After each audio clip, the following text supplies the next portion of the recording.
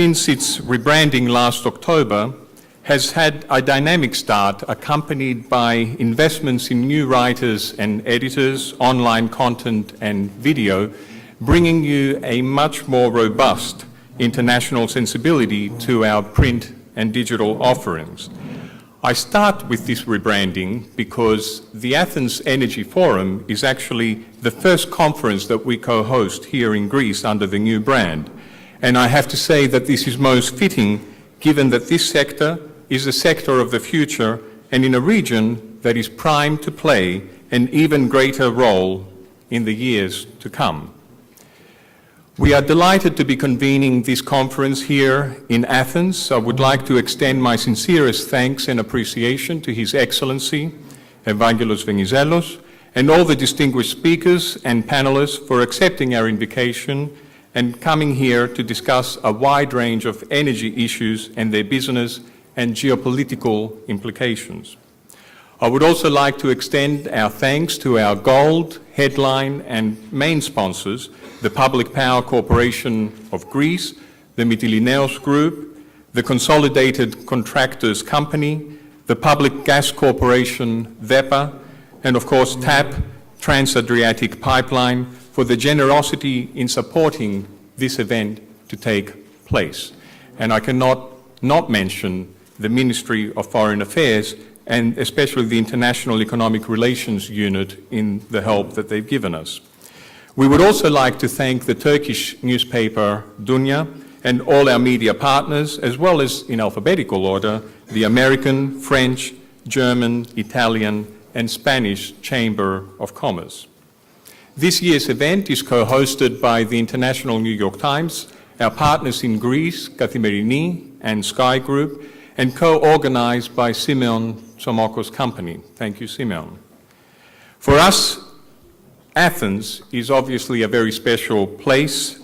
We have a great partnership with Kathimerini newspaper that has been printing and distributing us here in Athens for over 15 years with the Kathimerini English edition, making us the first international publication to print in Athens. Ladies and gentlemen, we gather here today to review the importance of Greece and the wider region for Europe's energy supply and how countries in the southeastern Europe are organizing, restructuring their energy sector to meet the challenges ahead at a time when the world is still going through intense economic difficulties. Global conversations are still very much dominated by the worries of recession, unemployment, and austerity. And now, on top of that, we have the Ukrainian crisis, the renewed tension with Russia, and the implicit threat to the energy supply and cost for the continent. So with all this, surely the question is, how can we guarantee a cost-effective and environmentally friendly energy supply? As most of you must be aware, the International New York Times has been convening the oil and gas industry's most significant and must-attend event in London for the last 34 years. So incidentally, this October we will be celebrating our 35 years of the Oil and Money Conference.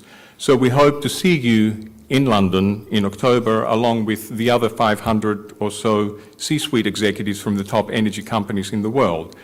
At that conference, at the Oil and Money Conference last year, Christophe de Margerie, the CEO of Total, played on the theme of the conference. The theme was a revolution in progress. So Christophe de Margerie said that the gas and oil industry is not as much in revolution as it is in progress. So in a way, I think he was lamenting that this industry needs to evolve at a much faster pace, especially given the technological changes and the rise of shale gas. In fact, some of our speakers at that conference last year suggested that perhaps we should rename our conference to Gas and Money, reflecting the growing importance of gas. And I guess this is one reason why gas is having such a focus in this conference today and tomorrow, which is after all so crucial in the southeastern Mediterranean region as a new energy map is being created, which is the theme of our conference.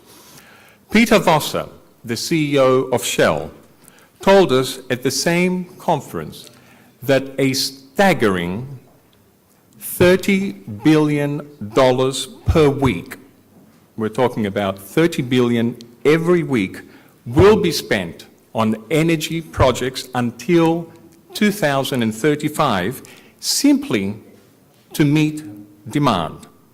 Some of this obviously will be spent in this region. So you can imagine the kind of pressure this is putting on the need for technological innovation. But on the other hand, the pressure this is putting on responsible and clean energy. And renewables, ladies and gentlemen, is part of our agenda tomorrow, as there is a need for a real revolution in the renewable energy sector. The recent announcement that gas has surpassed 400 parts, the level of 400 parts per million, is a stark warning that reminds us that the clean energy agenda is not something we can pick up and put down as other world events take focus. If we are to sustain a sustainable future, it falls upon us to ensure political momentum, funding, and technological innovation adequately reflects the urgency of climate challenge. The other challenge that always, but now even more sharply confronts us, is the need to navigate the terrain of geopolitics that this industry is so intertwined with. All we need to do is just listen to what is happening at the Ukraine today.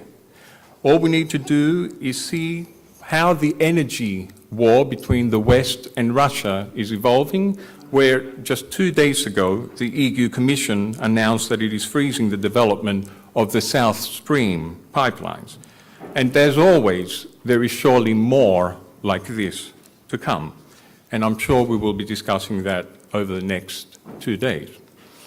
So we live in transformative times, ladies and gentlemen. And at the New York Times, our mission is to convene conferences just like this one in order to help you, our delegates, debate and navigate the complex terrain of this industry. So we thank you for your attendance, and we thank you in advance for challenging our speakers with your questions. It is important to make this session as interactive as possible, so that way we hope you can leave from this event with some new ideas and actions. Talking about new ideas and actions, we are very privileged to have with us the Deputy Prime Minister and Foreign Minister, Mr. Evangelos Venizelos, especially at this time of the Greek EU presidency. So we would like to hear from you, Mr. Minister, and I call on the floor Athanasios Ellis, Senior Editor of Kathimerini, who will introduce the session with a keynote from Minister Venizelos. Thank you.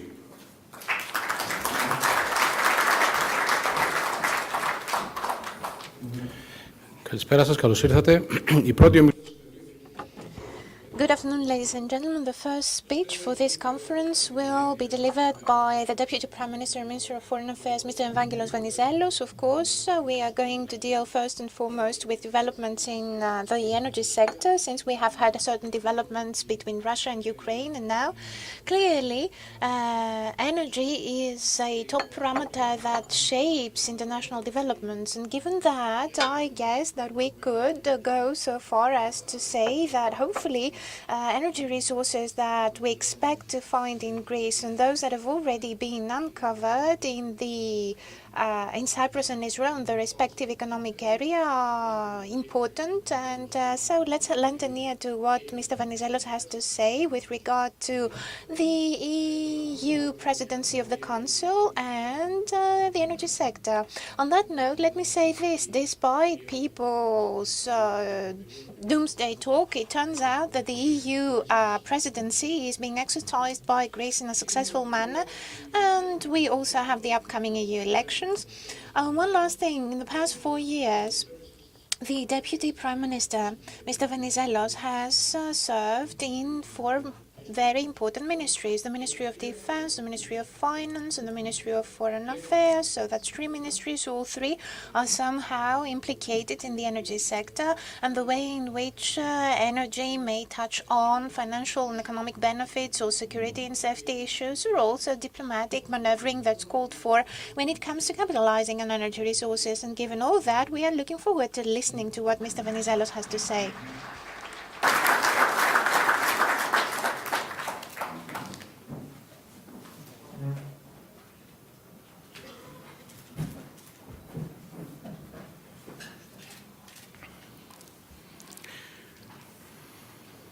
Κυρίες και κύριοι, Ladies and gentlemen,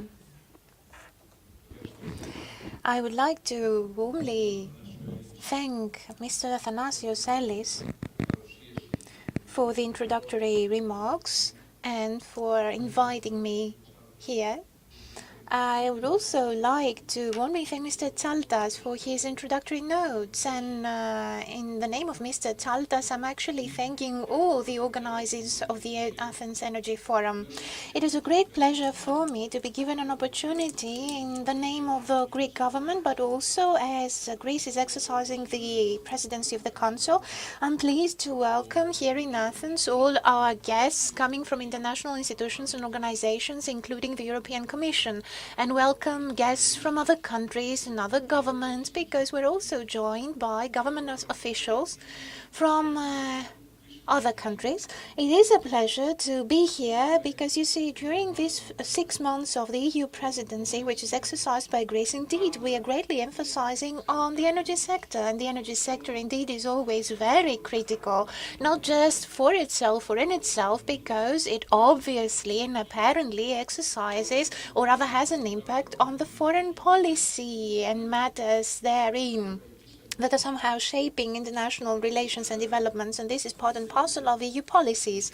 As Mr. Ellis has just said, the Greek presidency of the EU in this first 6 months is the 5th in the row for Greece. 5th in a row since Greece joined the then European communities in 1981, which means that we have a sort of institutional memory and we have a legacy and a background, given that we've also exercised previously other presidencies. And indeed, in 1994 and in 2003 are the 2 presidencies were closely associated with the recent enlargement of the EU. We kicked off with Europe of the 12 in 1994 in Corfu, in the summit in Corfu. We ended up with Europe of 15, almost 16, had Norway not rejected following a referendum twice its joining the European communities back then. And of course, in 2004, we accepted yet another 10 new member states, and this was the biggest ever such enlargement wave, and this happened in Athens. And among the new members, there was also Cyprus, of course. Our priority, as far as the EU presidency of the Council is concerned, our priorities mostly are determined by what the European societies and people need. We are our presidency is singular. It's shorter than usual, because in a few weeks' time, the mandate of the current European Parliament will be over. But then again, this is also advantageous in the sense that we, during an electoral campaign and in view of an upcoming election for the new European Parliament, we're exercising the presidency, and this is happening. This is so in a critical point in time, because due to the treaty, we're going to have changes that will lead to a new president for the European Commission, a new president for the European Council, a new High Commissioner for the EU. And mostly this electoral campaign, this pan-European electoral campaign, which coincides with our presidency, makes us face new waves of Euroscepticism. And indeed, there are people who deeply question and profoundly dispute the very ideas and values behind the European integration. We are called upon to present people, the citizens, with a new narrative, a narrative that will be convincing for people, especially the young, wrong, that the European Union does not equal austerity or high unemployment, but rather the European Union equals a new competitiveness model, a new growth and development model, another level of life and living conditions and a mentality that is enviable by everyone else around the globe. And we also need to talk everyone into really believing that the EU right now preserves the traditional and conventional advantages of the continent, the old continent, and such advantages touch on the field of history, society, finance, economy, politics, and everything. Now, it goes without saying that the top priority is right now, given the presidency, to achieve growth and development. We do need to reinvigorate the true European economy. The European Council, which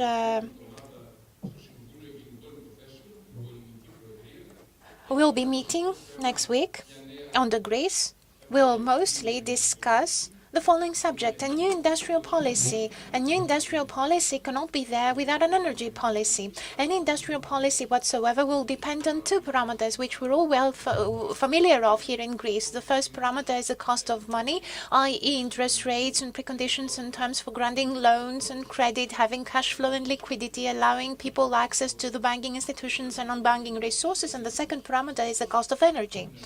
Unfortunately, here in Greece, despite the efforts we've exerted, we have been going through and seeing indeed that there are noticeable structural inequalities and inequities. We have a high cost of energy, and of course the cost of money is really high by comparison to our peers elsewhere, especially when it comes to SMEs, including the manufacturing and processing sectors in Greece. So our first priority is growth and development and employment, creating new jobs, that is. We are faced with a very unpleasant theory according to which we can have growth and development, growth without credit, and without new jobs or jobs whatsoever. Creditless and jobless growth is a theory we're faced with, and this is causing a sense of disillusionment and disappointment to the business people, but also the citizens overall, because they expect to get a solution to issues of human decency in Europe, especially since mostly the youth are faced with huge unemployment rates throughout Europe. This is our first priority. There's another two, but I'm going to omit them because they are not profoundly associated with the subject matter at hand, but I'm going to tackle the fourth priority of ours,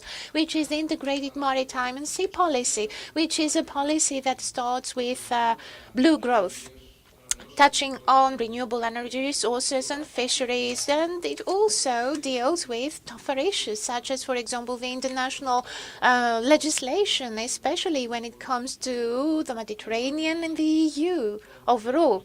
So this is relevant to the International UN Convention on the Right of the Sea, and this also makes reference to exclusive economic zones, especially in the region of the Mediterranean. After all, on that particular subject, we had a recent communiqué by the European Commission, and this is also a priority that is closely associated with research for new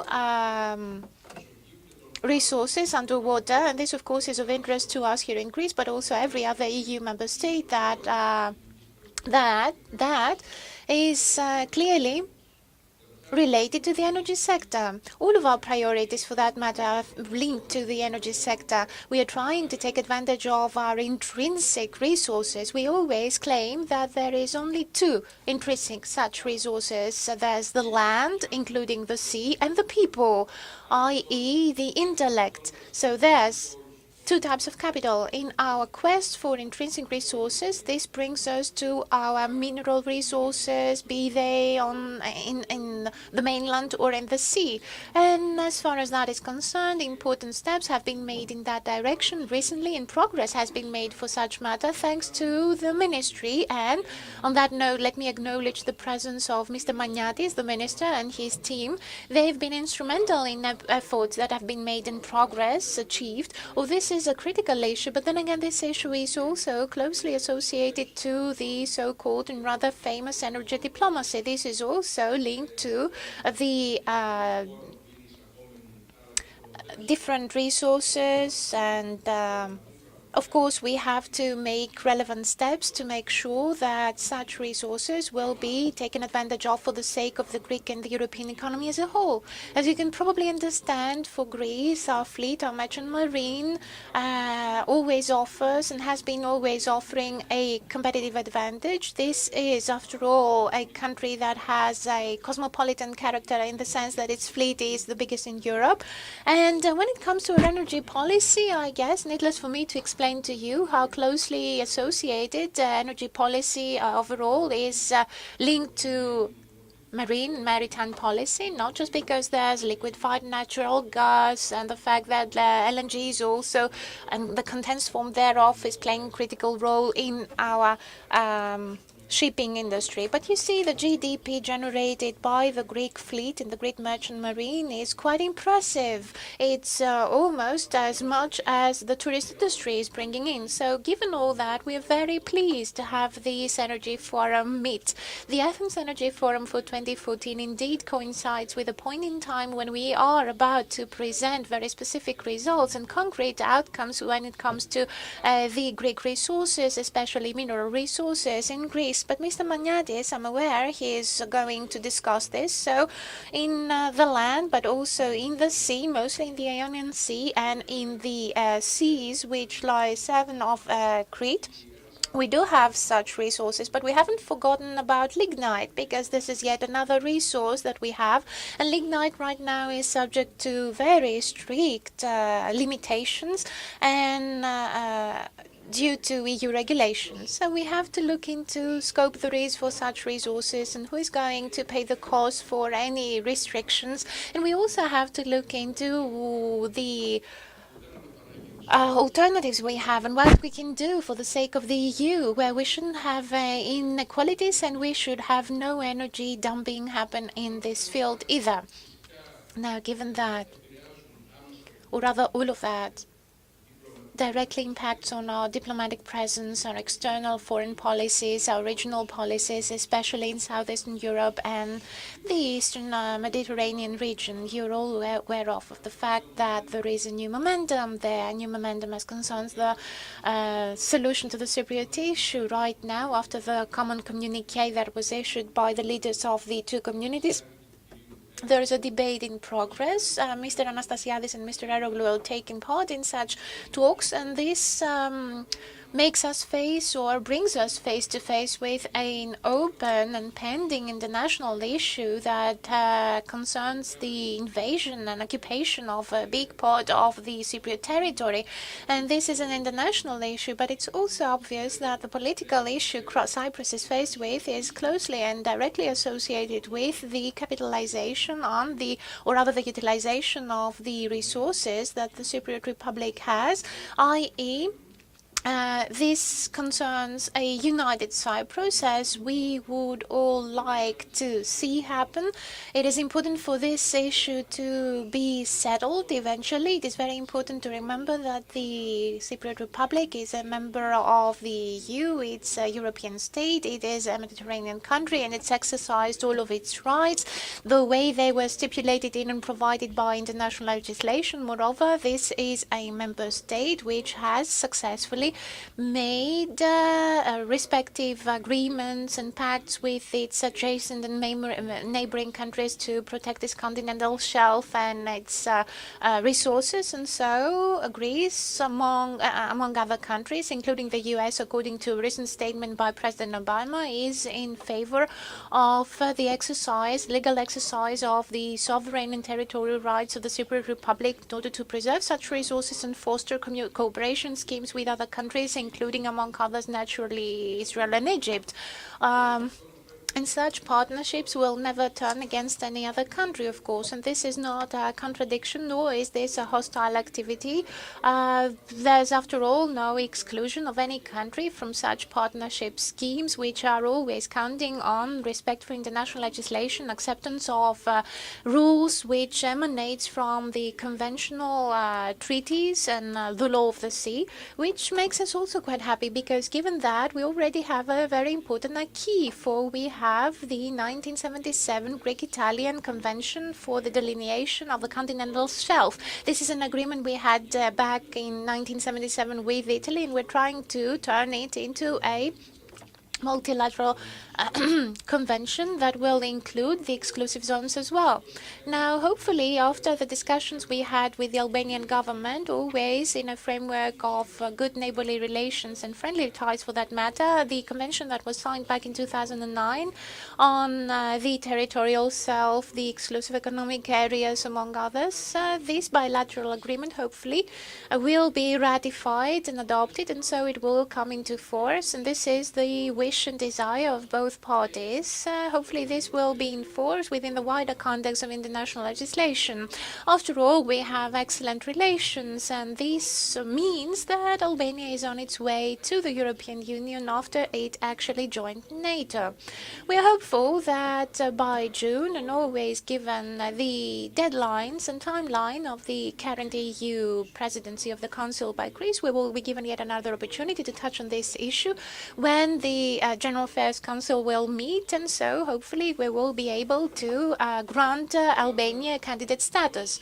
Greece has stated loud and clear on every possible occasion the ways in which it perceives itself. We are a hub for natural gas and also oil, to a smaller extent maybe.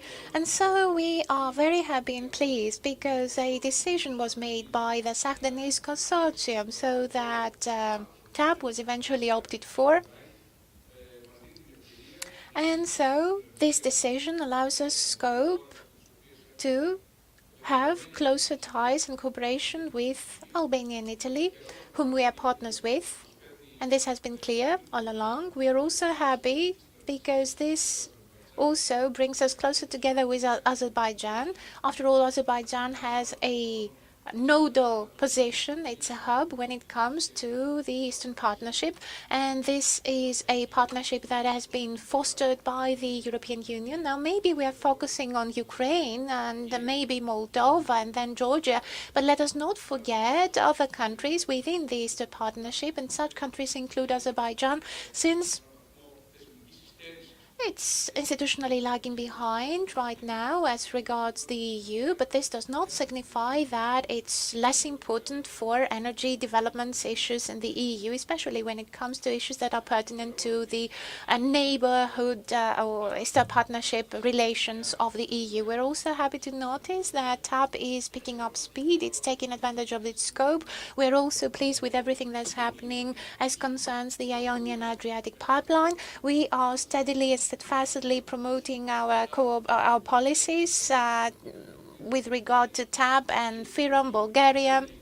A choice that was not made when TAP was eventually opted for can be somehow replaced, or now at the table we have various ideas and plans on projects that are low cost and pretty feasible. So they're there to fill in any gap or vacuum that people originally thought they would be there because the first choice for TAP, or the first option, did not materialize. So as a result thereof, I believe that there was always a latent dynamics for TAP, and now the fact that the definite option was selected offers new prospects for employment during the operation, but also the construction stage as well. Now, we can't help but notice that TAP also offers great scope for energy diplomacy, and much so, even more than what we expected.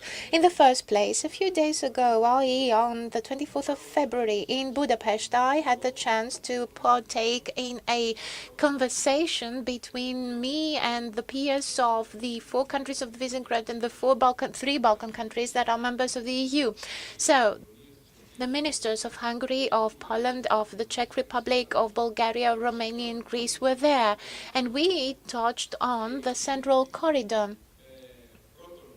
During that discussion of ours back in February, we first highlighted the relative simplicity of this plan, and we also secondly highlighted the great edge, strategic edge, that this solution provides, because the terminal for LNG in Revithousa is important, and thus Greece is on the map of the energy the energy map rather of Southeastern Europe and Central Europe for that matter, because this is an advantage we have and other countries in the area do not have such an advantage, at least not to that extent. Let us take into account scope there is for Greece in order for it to generally develop such terminals for LNG or condensated LNG. So given that, it is important for us to look into great prospects, because there are such prospects and we have to examine them. Let me not omit to make a reference to the fact that the Burgas-Alexandroupolis pipeline, the oil pipeline for that matter, is a political and business project which we unfailingly believe is feasible. We never gave up on the idea of having this pipeline materialize, and it's important for us to stress this, and we always stress the fact that we believe this is still feasible, and we always stress that in the face of our interlocutors who've been involved in such planning.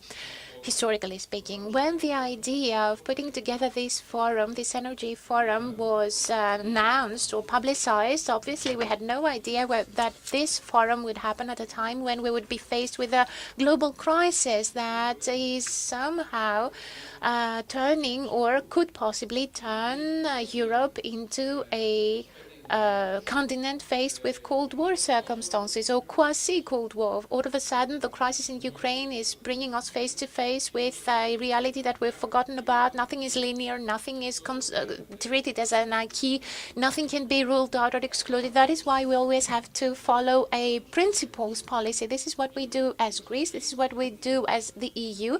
We count on international legality and legitimacy. We always abide by international legislation. We are fully observant and respectful of resolutions and decisions by the UN, and especially the UN Security Council, which is the guardian of international legitimacy and international stability and peace. It is very important for us to deal with situations in a calm manner, in a cool-headed manner, without actually having reactions that will be determined by specificities. We have to have an overall frame of mind which we'll stick to. It's also important for the EU to abide by its own, or rather abide to its own principles. Throughout history it's done so, and if we want to ensure a so-called political culture and civilization, then we have to ensure the energy sufficiency for the EU. We have to have energy safety and security in place, and we're there to do so.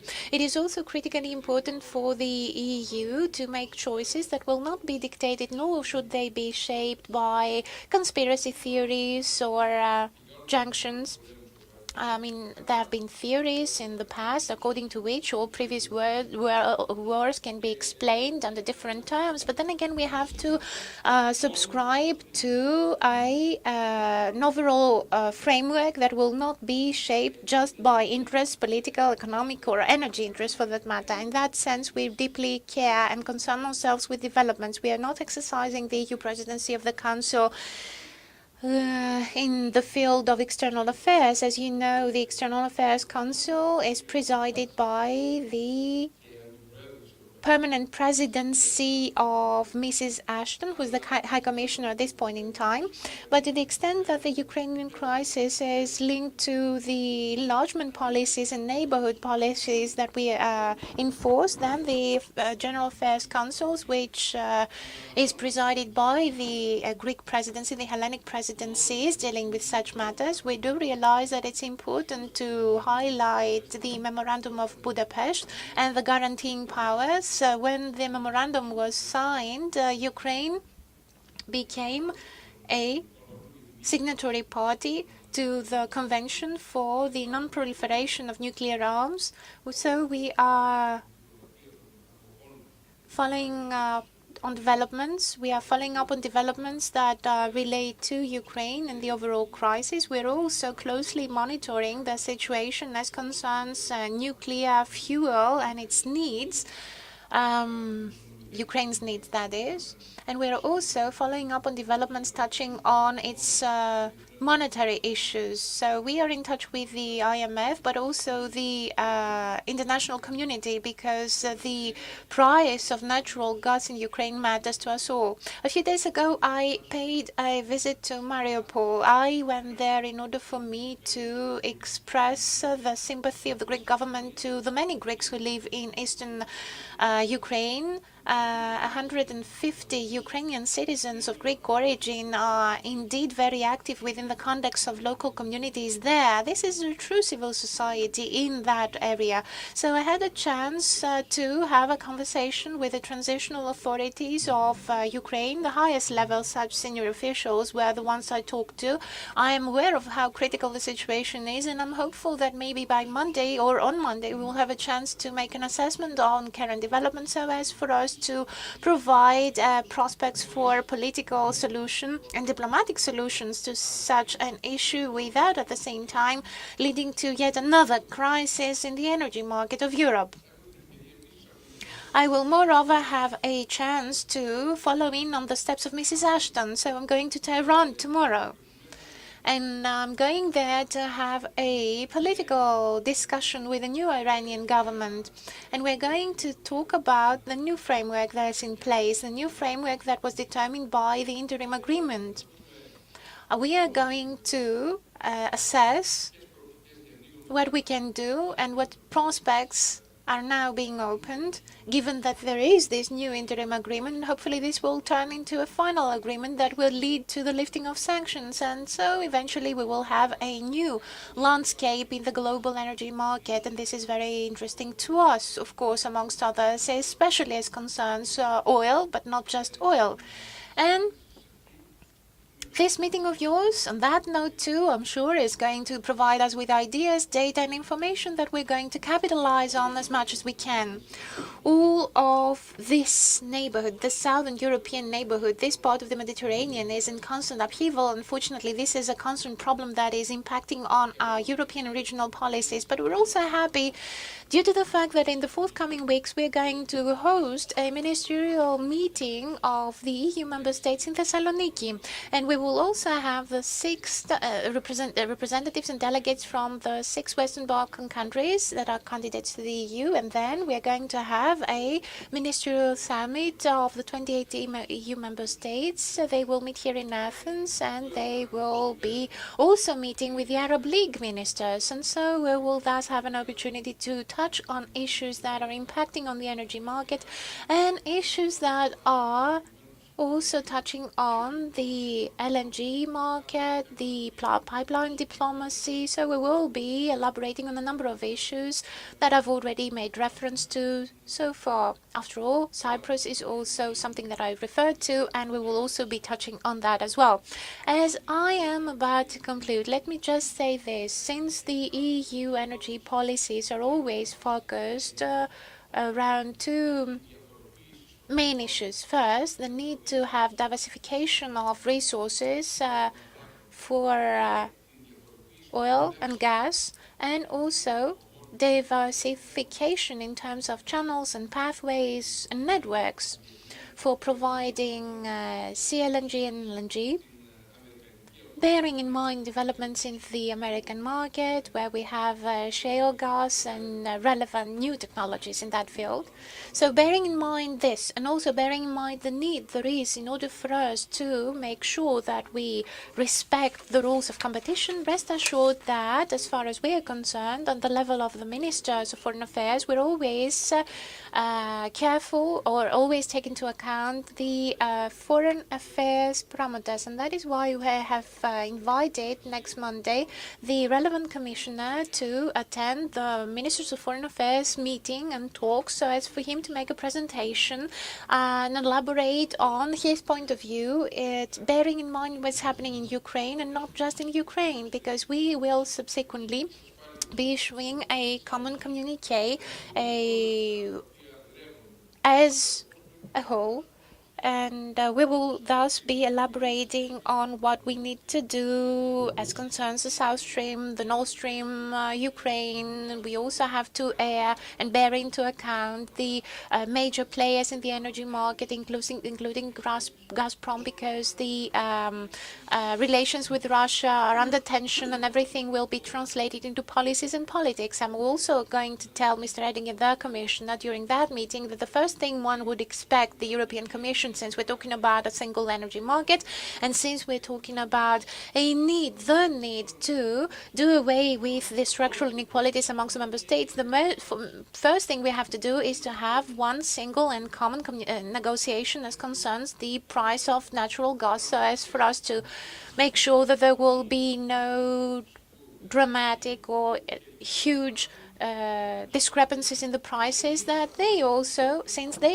lead to competitiveness issues and pricing issues and inequalities that are to the detriment of the small countries, including Greece, and first and foremost Greece, I'd say, because it's one thing to have a negotiation in your own name on your own, and it's another thing to have such a negotiation with or rather in the context of the EU.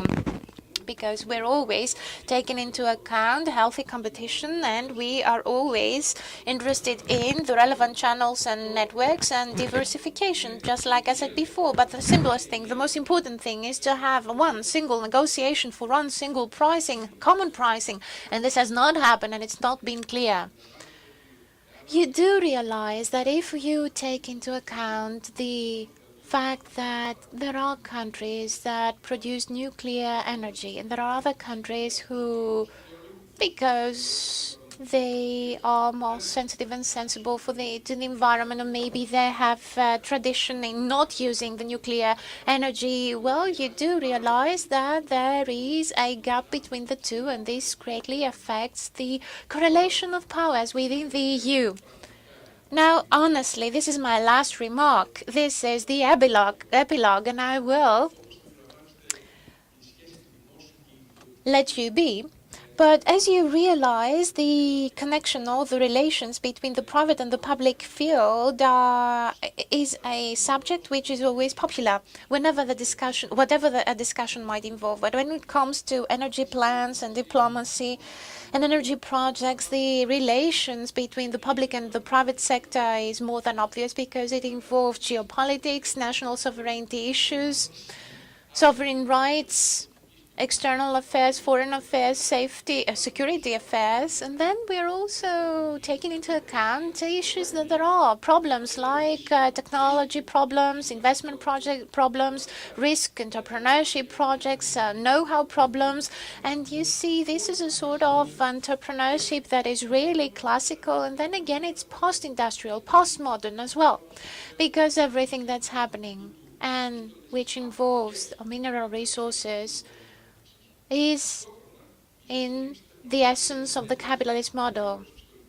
Now, take into account, for example, shale gas. Shale gas is actually a new development that makes us realize that leaps and bounds are happening in the field of resourcefulness and innovation. And such leaps and bounds are changing the landscape. They are changing the whole situation, even geopolitics. So this is a very appealing and interesting field, energies. So you have the public sector in absolute terms, or public involvement, and this is part and parcel of the fundamental prerequisites and standards for having a national strategy or supranational strategies, including the EU. So you have to plan ahead in view of new developments and safety, security and defense. And then you have a field, i.e. the private sector mostly, where you have growth, development, competitiveness and research. And this is the market at its best, or at its fullest. So you do realize that we have to somehow resynthesize all this. We have to bring them all together in one equation so as to have the best possible results, the optimal results for the sake of our economy, for the sake of our peoples, for the sake of welfare and security for the people. Given that all discussions touching on energy are at the core of debates that will shape the future of EU economy and the world. And that's why I'm pleased you decided to put together this event here in Athens, an event which coincides with the Greek presidency. Let me welcome you yet again and wish you every success.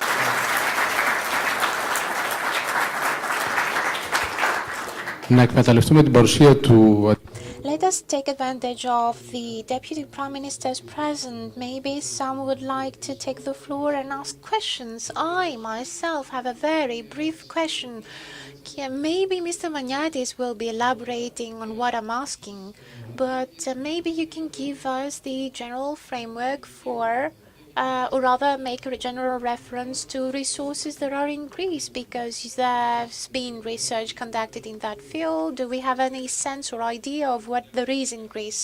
Well, listen, Mr. Maniatis is going to give you the details. Allow me to respond by making a comment on the way in which we've been handling this issue. We have been handling such issues with an unusually high degree of self-restraint by Greek and international standards.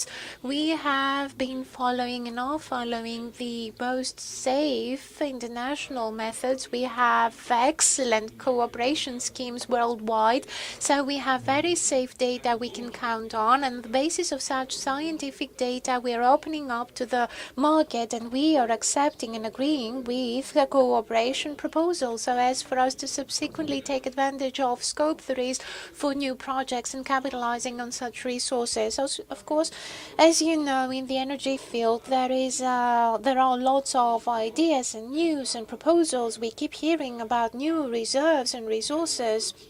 We keep hearing about scope there is for those to be somehow securitized, so as for securitization of such resources to provide solutions to big fiscal problems.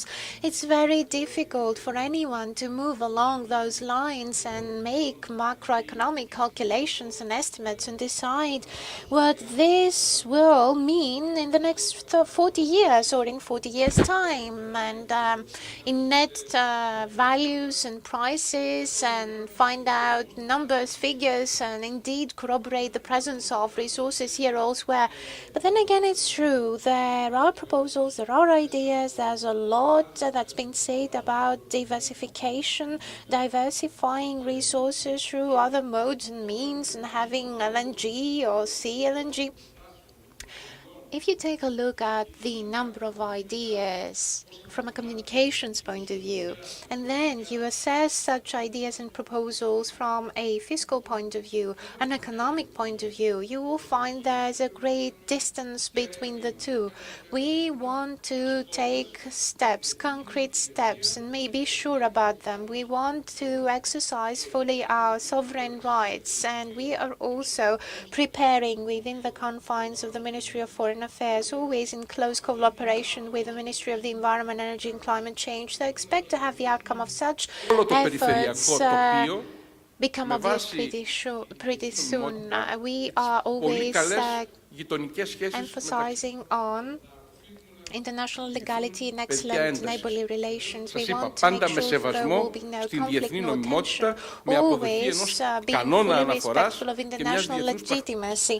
And we follow international practices that are there to provide solutions. In that sense, Greece has indeed great scope in that field. I don't want to use any other adjective. Great scope there is. And we are pretty anchored as concerns our position within the energy map. We never forget about the size of Greece. We are a middle size, or an average, if you will, country. We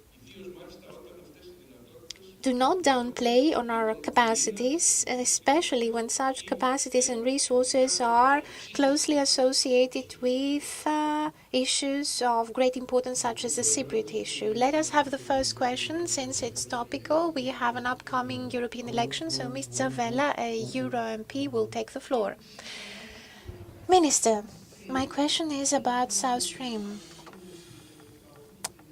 Mr. Oettinger made an announcement according to which, given the crisis in Ukraine, all talks and negotiations with Gazprom as regards South Stream, will be put on hold.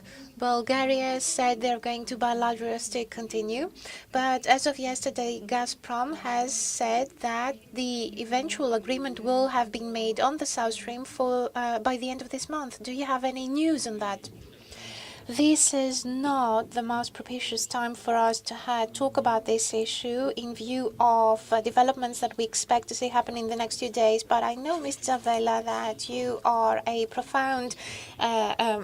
you have profound knowledge on such issues, and you've made respective reports before the EU, and quite successful have done so. Let's not forget that there's more than just South Stream. There are more pipeline projects and plans that are associated with Gazprom and Russia. And so Europe has to have a unified stance in the management of issues that involve Russia, because quite often people have the impression that there is increased sensibility or sensitivity vis-à-vis the South Stream, and άλλες ανισότητες στο εσωτερικό της Ευρωπαϊκής Ένωσης, δεν θα θέλαμε να πληρώσουμε μία ακόμη ανισότητα. Πρώτον αυτό. Δεύτερον, ο κύριος Έτιγκερ, όπως θα έχω την ευκαιρία να του πω και τη Δευτέρα, σε ένα πολιτικό επίπεδο, αλλά όπως του έχουν πει ήδη οι Υπουργοί Ενέργειας, on a political level. But then again, Mr. Maniatis has told me that his peers have already said so much to him. All countries that are involved in the South Stream have told Mr. Oettinger that he has to always consult with the member states involved. And this is what we will adhere to, or else we would be faced with another inequality. θερμοί υποστηρικτές του ρόλου της Ευρωπαϊκής Επιτροπής. Προσωπικά είμαι ευρωπαϊστής, πιστεύω στο ρόλο της Ευρωπαϊκής Επιτροπής ως βασικού μοχλού για την ευρωπαϊκή ολοκλήρωση. Είμαι οπαδός της κοινοτικής μεθόδου και όχι της διακυβερνητικής μεθόδου. Αλλά δεν μπορεί να είμαστε ιστορικά και πολιτικά αφελείς ή αδικούμενοι. Ως εκ τούτου, λοιπόν, πρώτον τον προτρέπουμε να αναλάβει την ενιαία διαπραγμάτευση για την τιμή, όπως είπα προηγουμένως, και δεύτερον, τον παρακαλούμε να είναι στη διαβούλευση με τα εμπλεκόμενα κράτη και τρίτον, να υπάρχει ενιαία αντιμετώπιση όλων των αγωγών και όλων των σχέσεων μεταξύ Ευρώπης και Ρωσίας στα θέματα αυτά. Επειδή βγαίνουμε εκτός προγράμματος με We're running late, as I'm told, so I guess this is the end of the Q&A. We're going to have a first panel discussion right away. Thank you very much.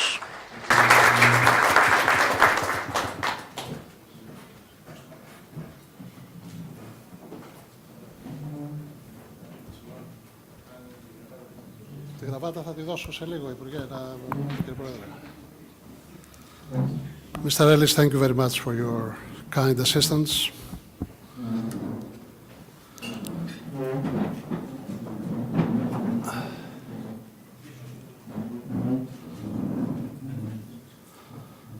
Mr. Vice President, we deeply thank you for your participation, for your remarks, which definitely stage the proceedings of this conference.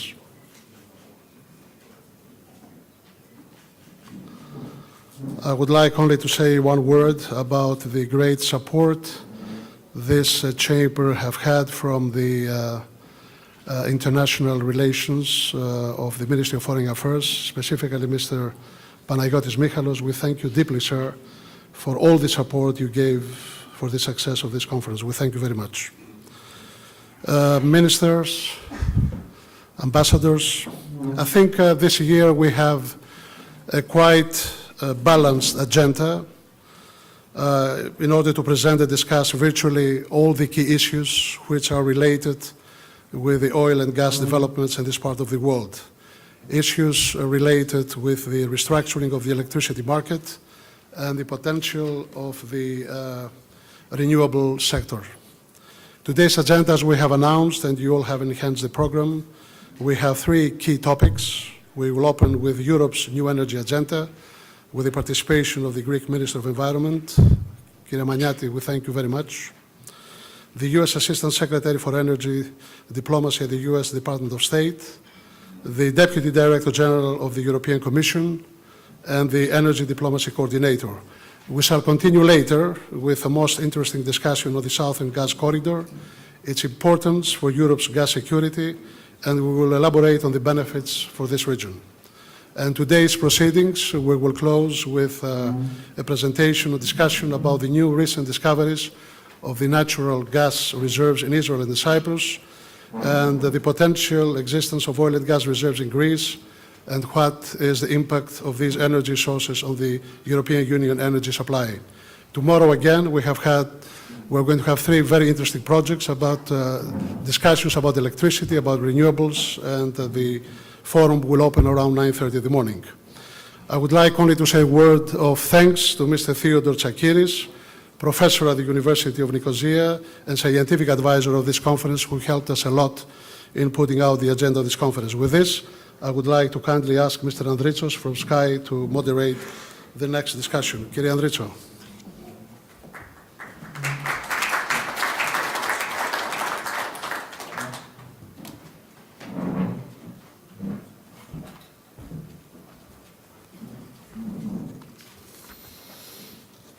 Κυρίες και κύριοι, Ladies and gentlemen,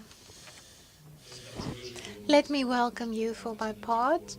Welcome to the Athens Energy Forum 2014. For the next hour or so, I will be privileged to be joined by interlocutors that are very critical to the Greek presidency of the Council of the European Union and Europe's new energy agenda. Today's discussion, of course, it is to be understood. We had the opening keynote address. This is the best point in time for having such a discussion, I think. If this is good or bad, well, that remains to be seen. It will be determined by developments. So developments due to the Ukrainian crisis go to show that we have the issues of energy safety and security that are still major concerns of ours if we want to make sure that we will transport relevant resources and fuel through Europe. Bearing in mind that, according to analysts, this is the most serious such crisis between Russia and the West, and bearing in mind that almost all EU member states are fully dependent energy-wise on Russia, it is imperative that we look into, or rather that we reconsider the ways in which Europe has been managing this ever-increasing dependence of its. At the same point in time, what Europe is still looking for is capitalizing on its own resources, finding new resources, taking advantage of them. And of course, this needs to be tackled on a European scale, which brings me to a challenging or provocative even question. Energy policies within the EU have, I wonder, been made the way that the single currency was made? Has maybe such a policy been created taking into account just the good case scenario and not the bad case? Well, I'm not going to dwell on this any longer, nor am I going to take up any more of your time. So I will invite the Minister of Environment, Energy and Climate Change. Maybe soon you will be Minister for Oil, Mr. Maniatis. In any case, please be so kind as to take the floor.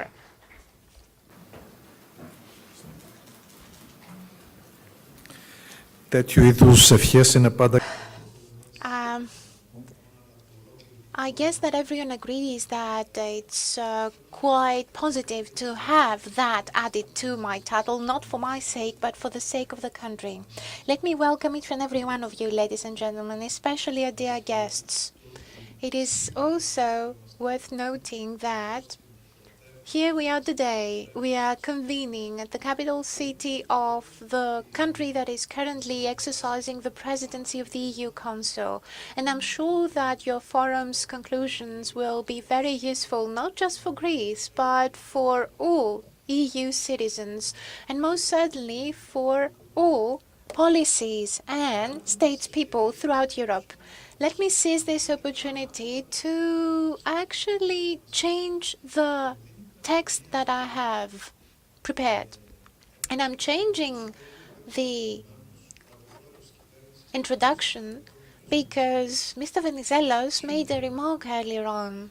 He actually said that it would be useful at the level of the EU to have a single and shared negotiation stance or point of view, an approach, if you will, especially with regard to raw materials and the prices thereof, i.e. natural gas.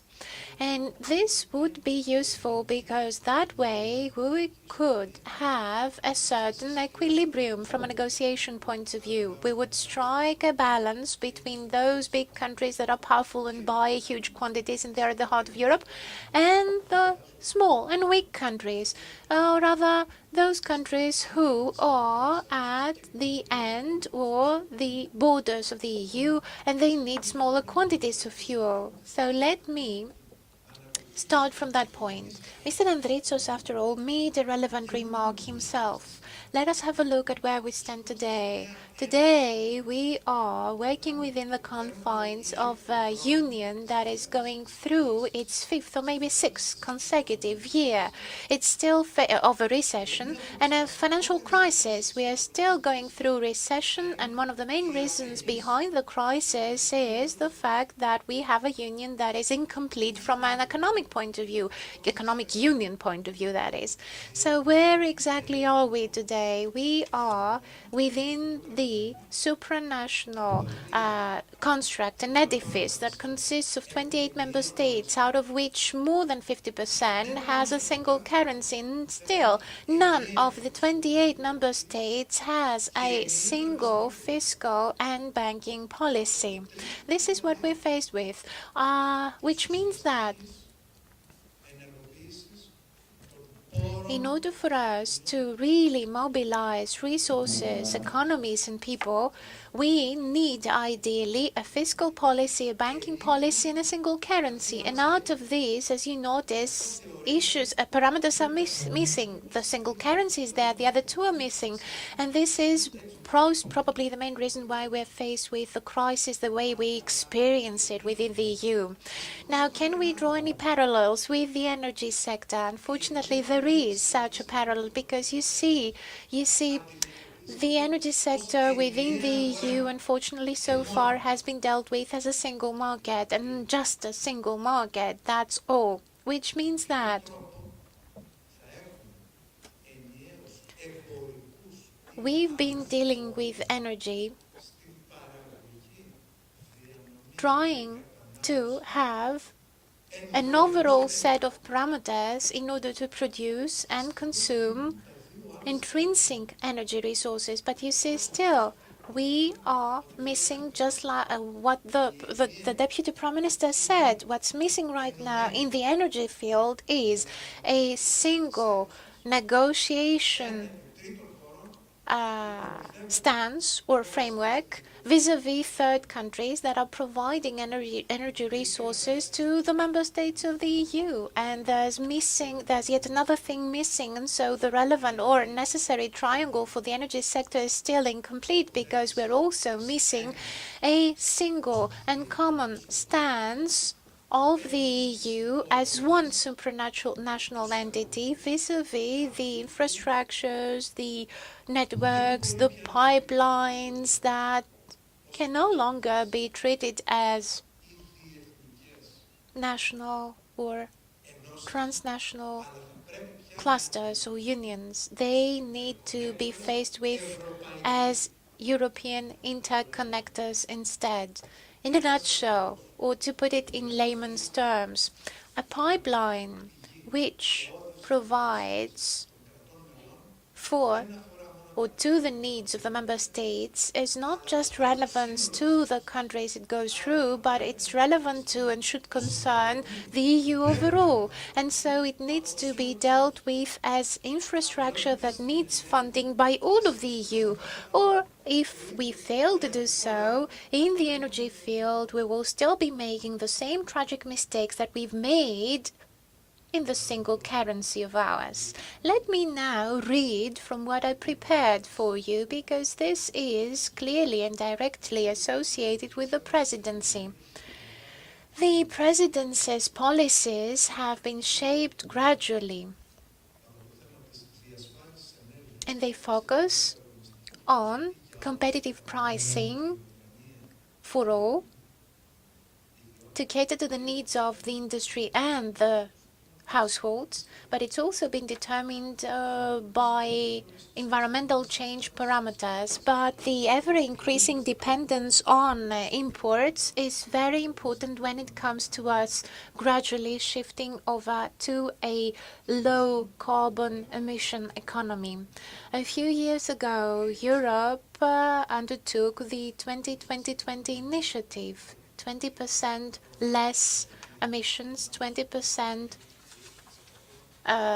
change in the mix and 20% energy saving. And Europe is doing quite well in that field, and I expect such objectives to materialize by 2020. As of that time, things have changed, or at least some things have changed. First, there's a crisis. The crisis is there. The crisis is real. And unfortunately, even when the crisis will no longer be there, it will still leave gaping wounds behind. And such wounds will force all European societies to look at everything anew, including energy. So we will be eventually faced with difficulties for finding new and generous resources for new energy infrastructure. That's point one. Point two, households and industrial plants or industries and industrial sector, due to specific developments in Europe in recent years, have been faced with exceptionally high energy prices, and this affects both the industry and the households. And shale gas developments in the US are also quite a telling example, because such developments are providing households and industries with scope to have significantly smaller energy costs. And this is so much so that it actually impacts and influences greatly the European economy. In 2012, 400 billion euros were spent in the energy sector in Europe. That's annual expenses, or 3.1% of the GDP of the EU. Or, in other words, about 1,000 euros per European citizen. And one last introductory remark. Obviously, there's a shift in the sense that in previous days, Europe and the United States of America were the leaders of the whole process and procedures, especially as concerned consumption. Now we have India, China, and please bear in mind there are also the Gulf countries, because they are no longer just producers, but they are also high consumption countries energy-wise. Let us also take into account the fact that countries such as Italy and Germany, who are using a lot of power and energy, decided nonetheless to close down or phase out their nuclear plants after the Fukushima accident. And these, of course, will exercise more pressure in terms of pricing, which is expected, prices in natural gas prices, for that matter, are expected to rise. The EU is currently importing 60% of natural gas it consumes, 80% of oil it uses, and 50% of coal. According to the International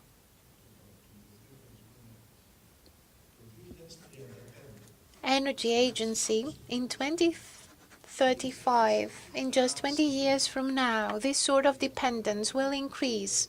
And so instead of 80%, we will get to 90% for oil.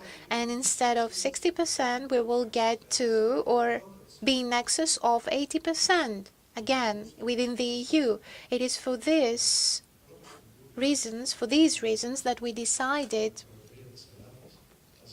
under the presidency of Greece, when we met, me and my peers, to discuss sustainability and energy policies and pricing energy costs for the industry and households, especially vulnerable ones, we decided that all of the aforementioned would be dealt with by the EU presidency, which is being exercised by Greece.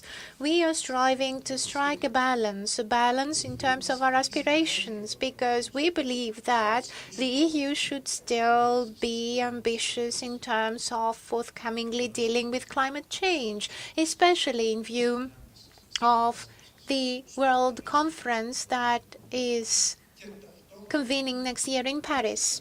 But we're always careful with competitiveness issues, because we want to ensure competitiveness of the European industries. In other words, energy and everything we do in this field is not an end in itself, because the end objective should be related to the energy poor citizens and European workers who are working within the energy sector, and we have to keep their industries going, or else they're going to lose their jobs.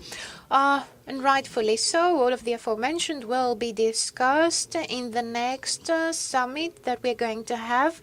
And in that summit, presidents, heads of state and government, including prime ministers and presidents, will convene and talk about competitiveness, energy cost, and protection of households. Which brings me to Greece. And since in the meetings we had in Brussels, we have, in our capacity as presiding country, to keep a neutral position. Quite often there are views that are at the other extreme.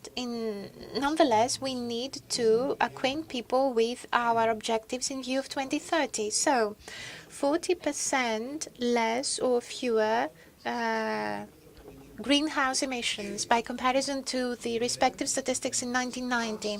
It's also important, that's point two, to go from 27%, which is proposed by the European Commission, to 30% in terms of using RES in the energy balance we are striking. Third, instead of waiting for the European Commission to complete its own evaluation and assessment this September of actions and activities to ensure energy efficiency, maybe we need to make a decision right now so as for us to save 30% primary energy in view of 2030. Fourth objective, 100% of energy or electric energy consumers, electric power consumers, should have so-called smart meters. And 100% of the Greek citizen needs to be interconnected from an energy or electric power point of view. In other words, islands which are still cut off from the grid should have such connections and be attached to the grid and do so at 100%. We need a competitive single energy market that will have increased cash flow. This is the type of energy market that needs to cater to the needs of everyone, especially by providing natural gas. Despite changes we've seen in the market, positive changes in recent years, we still have to strive harder so as for us to improve competition and deal with challenges. Such political events in suppliers or in transit countries, accidents or natural disasters, remind the European Union that we are very sensitive and sensible vis-à-vis any changes in the energy supplies and such networks. Each and every country is responsible for safe supplies, but solidarity amongst member states is a fundamental feature for taking part in the European Union. Within the single energy market, national solutions are quite often insufficient, given developments, the EU has to actually do something about protecting its interests.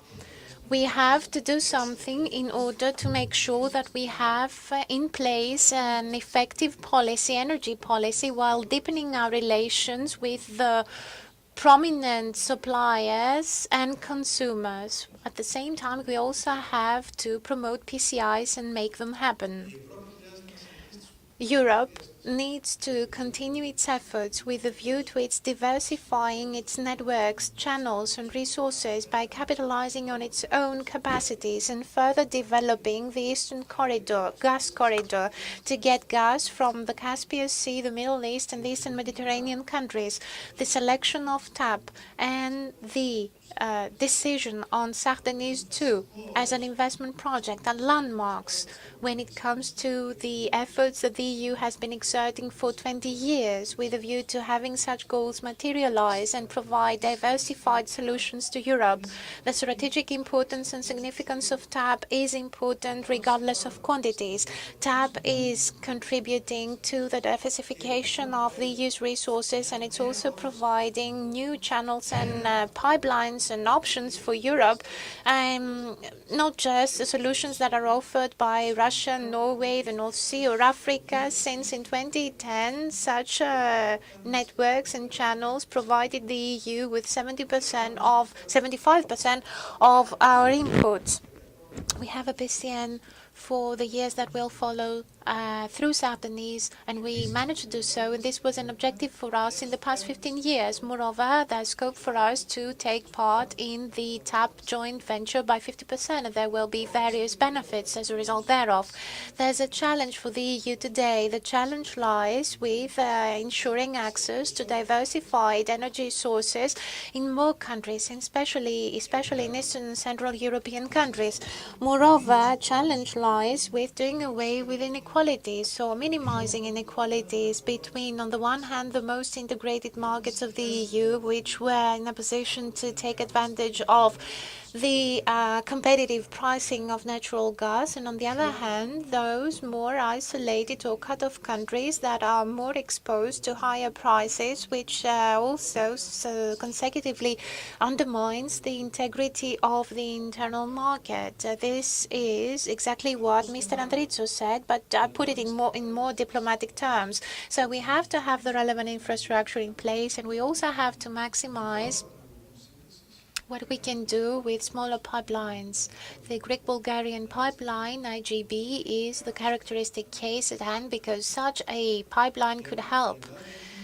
Greece has co-signed cooperation agreements to connect TAP and the Greek-Bulgarian pipeline in order for us to make sure that we will have more supplies into that part and cater to the needs of Romania and the Visegrad countries. We are also encouraging the interconnection of TAP with other EU partners of ours by fostering new synergies, and such efforts so far have led to the signing of a common declaration between the 8 parties or countries involved, including the Western Balkan countries, with a view to having cooperation within the framework of the Ionian Adriatic pipeline. In addition to that, as concerns the IGB, we had a meeting with my colleague, the Assistant Secretary for Energy from Bulgaria, and I'd like to welcome him. In 2016, we expect that, thanks to funds provided through various sources, we will be promoting a number of projects, and Revithusa will be taken advantage of. At the same time, we will also be using floating plants, LNG terminals, in northern Greece, and they can play an exceptionally interesting role.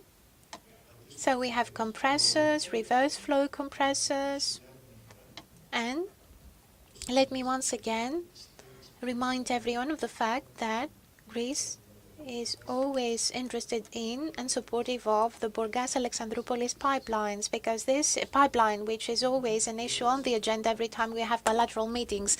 Greece, in Southern East Mediterranean, Greece, Cyprus and Israel. After we signed a relevant memorandum, an MOU, in the field of energy last summer, these three countries are now a new source for supplying the EU with energy. We have to deal with these three countries as such. And they lie at the end of the EU, territorially speaking, and they act and operate in an area that is always faced with tumult and upheaval, but they can also act as means and countries that will ensure stability and steadiness in terms of energy supplying for Europe. So this is a new source and new supply resources. Greece and Cyprus have already included the pipeline that connects the Greek-Israeli reserves, and it goes through Cyprus, the Peloponnese, through Italy. This is the so-called East Med. We've already taken note of it, and there is also the Vasilikon LNG terminal. We have included both among our projects of European interest, and they can act adjunctively and complementary to one another to ensure and guarantee there is a solution to what the EU is always agonizing over. For such are the means through which we can ensure peace and quiet in terms of energy and the supply thereof.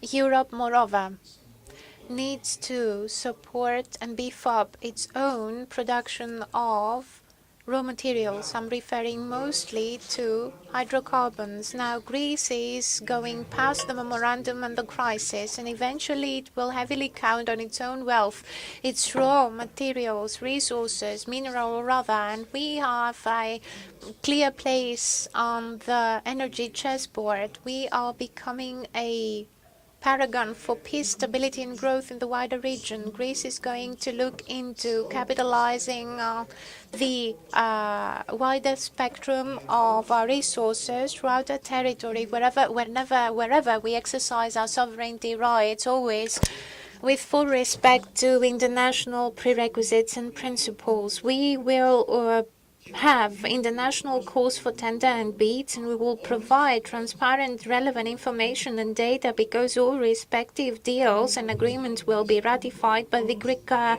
Parliament. We want the Greek communities to have a dividend out of growth and resources that the nature placed in specific areas and locations. Fully capitalizing on hydrocarbons will happen by focusing mostly on employing Greek labor force, and we will quote-unquote Hellenicize research on a scientific and economic point of view. There will be lots of jobs, direct and indirect employment for that matter.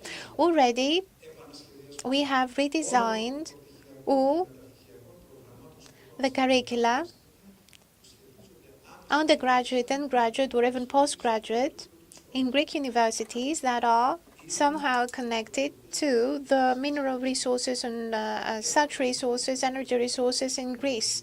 Already this has been revised, all the curricula, in cooperation with the Ministry of Education.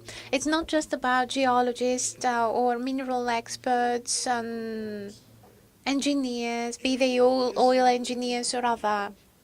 We expect to also get the law profession to pitch in, environmental experts to pitch in, the field of economy. So we expect all major disciplines to pitch in one way or another. So in essence, we are opening up a new market, a market that will be propped up by all sorts of experts. The Ionian Sea and the seas south of Crete are quite promising already. We've set up a data room in the context of our ministry. It's up and running, it's effective, it's also important to mention that today, as we speak, we are making a presentation in London, a presentation on Greek resources. We had such a presentation made a few days ago in Houston, US. Let me remind you, Minister, but that you don't have more than 5 minutes. I should be done in a minute or so. I know that I've actually taken up too much of your time, and thank you for being so understanding. One last thing, let me underscore the fact that the challenges we're faced with within Europe call for stronger cooperation, while at the same time it's important for us to beef up scope there is for negotiation to ensure energy safety and security. We have to insist on the fiscal and banking unification amongst us, and the fact that we just have the single currency, nothing else to work for us, ought to be taken into account if we want to do away with deficits that are in the energy sector. It's a fact that when member states act on their own, individually, they will just fail to deal with safety and security issues. And the EU has proven that whenever it's acted in unison as a collective body, it's managed to achieve results that were impressive, results that were impossible for any individual member state to achieve. And this is why it is important that further steps be made so that cohesion be increase for the EU in the field of energy. This has always been our position, and we, as the presidency, we will work hard to achieve so much. Thank you very much.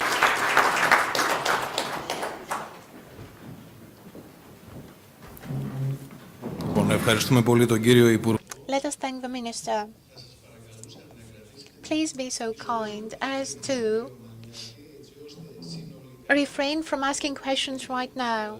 Let us instead give the floor to the rest of the panelists first, and then we can have a general discussion. And I know we are pressed for time, the way things are going. In any case, let me now give the floor to Mr. Fabrizio Barbasso, who is Deputy Director General for Energy. Mr. Barbasso, please join us up here, rather the panel. Let me also Please be seated, Mr. Barbasso, and let me also welcome Mr. Alexandros Yannis, who is an energy diplomacy coordinator working for the European External Action Service of the EU. Mr. Yannis will also be joining us shortly, hopefully, and let me also invite Mr. Barbasso. Would you like to sit here?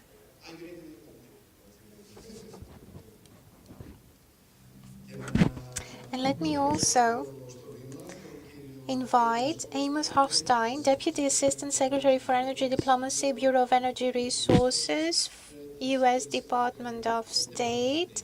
So, sir, you're kindly asked to join me and take the floor.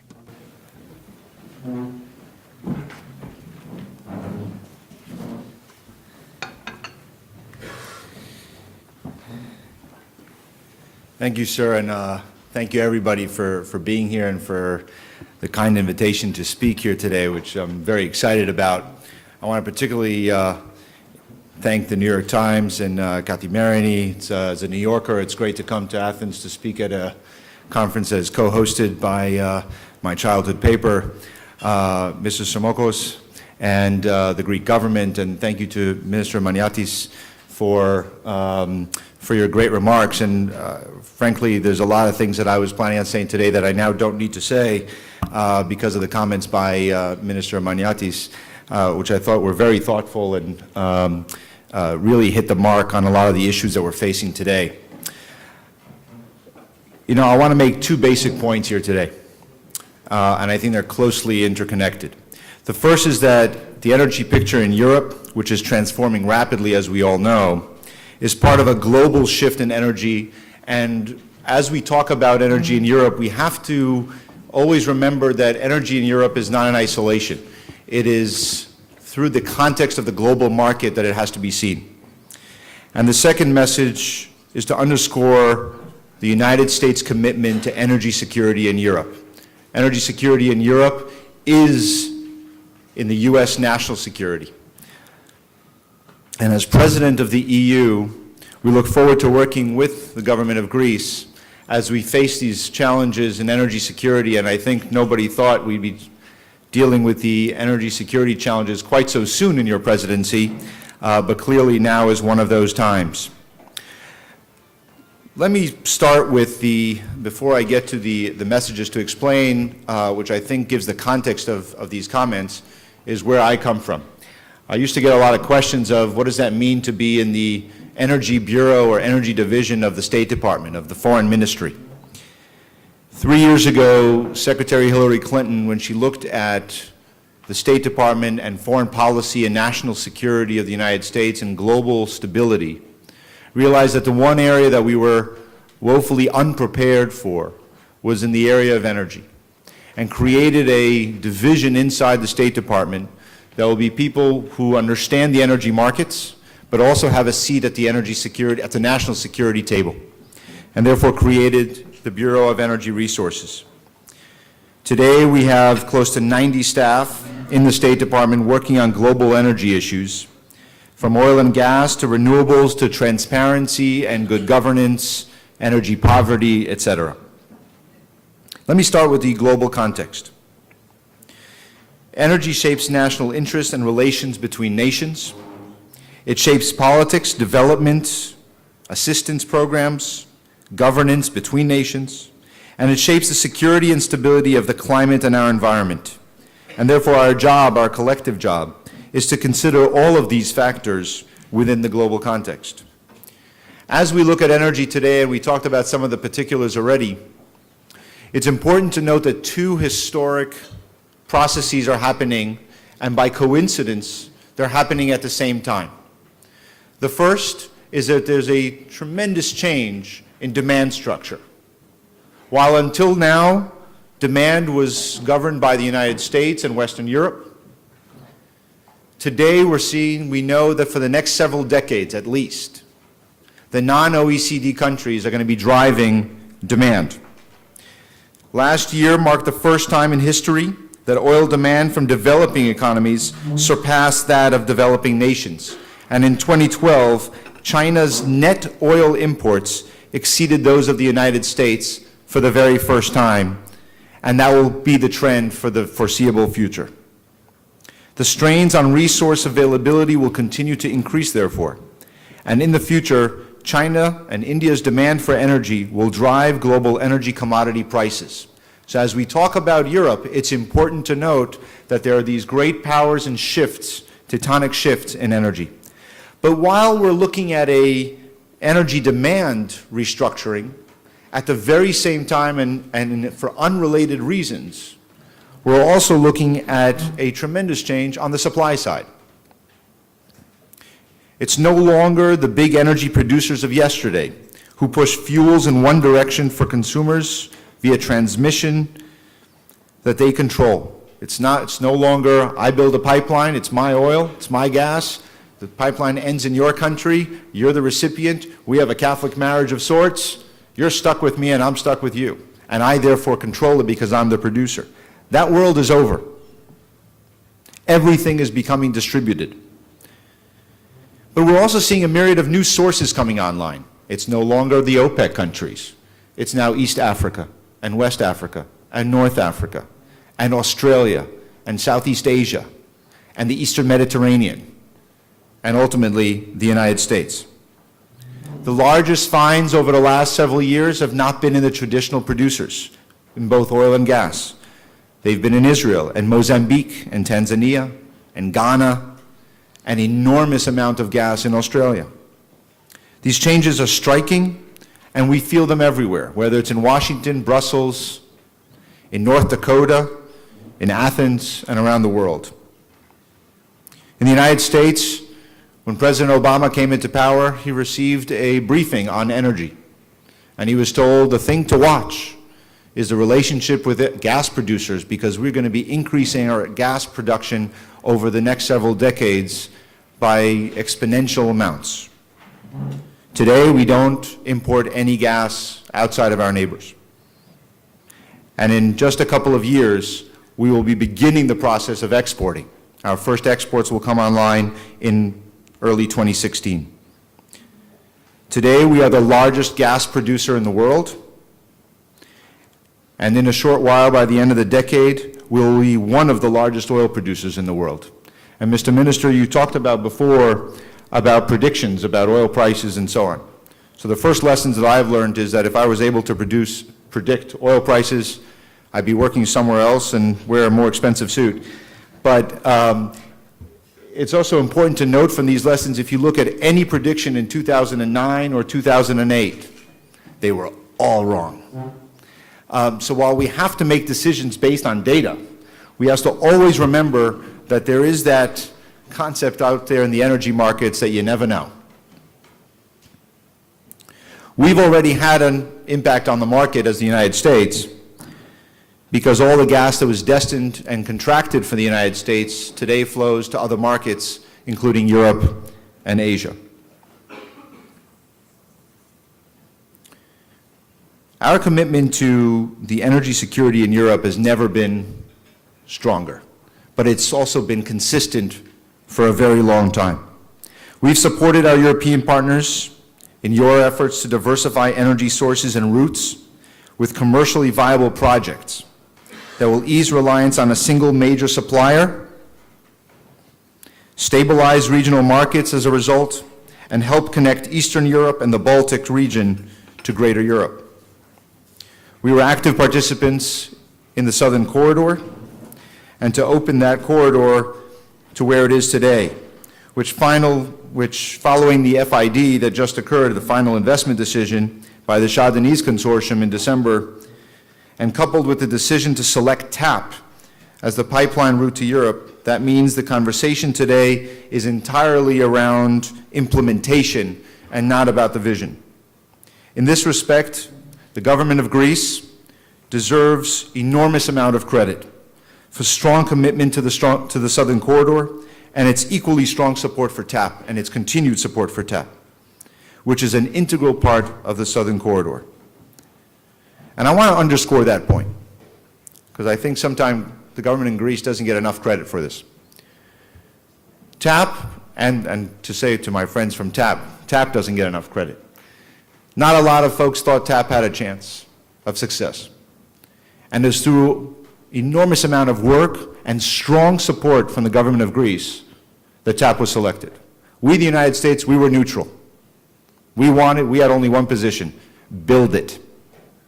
Get new gas supplies, new gas sources into Europe, and get it done as fast as possible. We urge the parties to focus on not the politics, but the commercial nature of it. And that's what Greece did, and that's what TAP did, and that's what led to its success. And as a result, TAP may be an 870-kilometer pipeline project that has 10 BCM, but it's part of a much bigger project for Europe, a $45 billion project, 4,000 kilometers of pipe. And what that means is that here in Greece alone, that's $2 billion of new money, of new investment, of private, not institutional, not the government's, new money to come into this economy, and somewhere between 2,000 and 10,000 jobs, new jobs in Greece. That's something Greece needs, and that's on top of the cherry of this whole thing, which is more energy independence, more energy diversification. As the EU project of common interest, I'm hoping that that also means that we get a lot of EU support, which we have had all along. But the Southern Corridor is not a magic silver bullet in the energy picture for Europe. Europe consumes over 500 BCM per year, and the Southern Corridor is 10. And it could be expanded. But even when it gets expanded, my hope is gas use and demand will expand as well. We need to see the project move forward. We need TAP to finalize the different areas that they need to with governments in the area, and I'm sure they will get the support, and that it serves the region as well as possible. That means that it's not just about the 3 countries that are recipients of the gas. It means that, as the minister talked about, and I was very glad to hear you say that gas to Bulgaria through the IGB, through the interconnector Greece-Bulgaria, is an important project. And while we in the United States have been talking about the IGB for a long time, and people sometimes look at us, all right, relax. I don't think in the last 2 weeks anybody has questioned why we have been so committed that IGB is important and it needs to be part and parcel of the project. And I'm glad to see that the Deputy Minister from Bulgaria is here. And I think that's a strong statement of the relationship between the two countries and the interconnection of Bulgaria to TAP. But that's not all it is, and I'm cutting what I needed to say about this because, Mr. Minister, you addressed it well. It's about all the interconnections that TAP can have. The Ionic-Adriatic pipeline that you mentioned, and I just spent the earlier part of this week in Croatia and in Hungary. This region, now that TAP has been selected, gives us the ability to look after the countries that were not taken care of as a result of not being selected through the Nabucco West. This is not a zero-sum game. This is not that TAP was selected, Nabucco lost, so we're now moving on.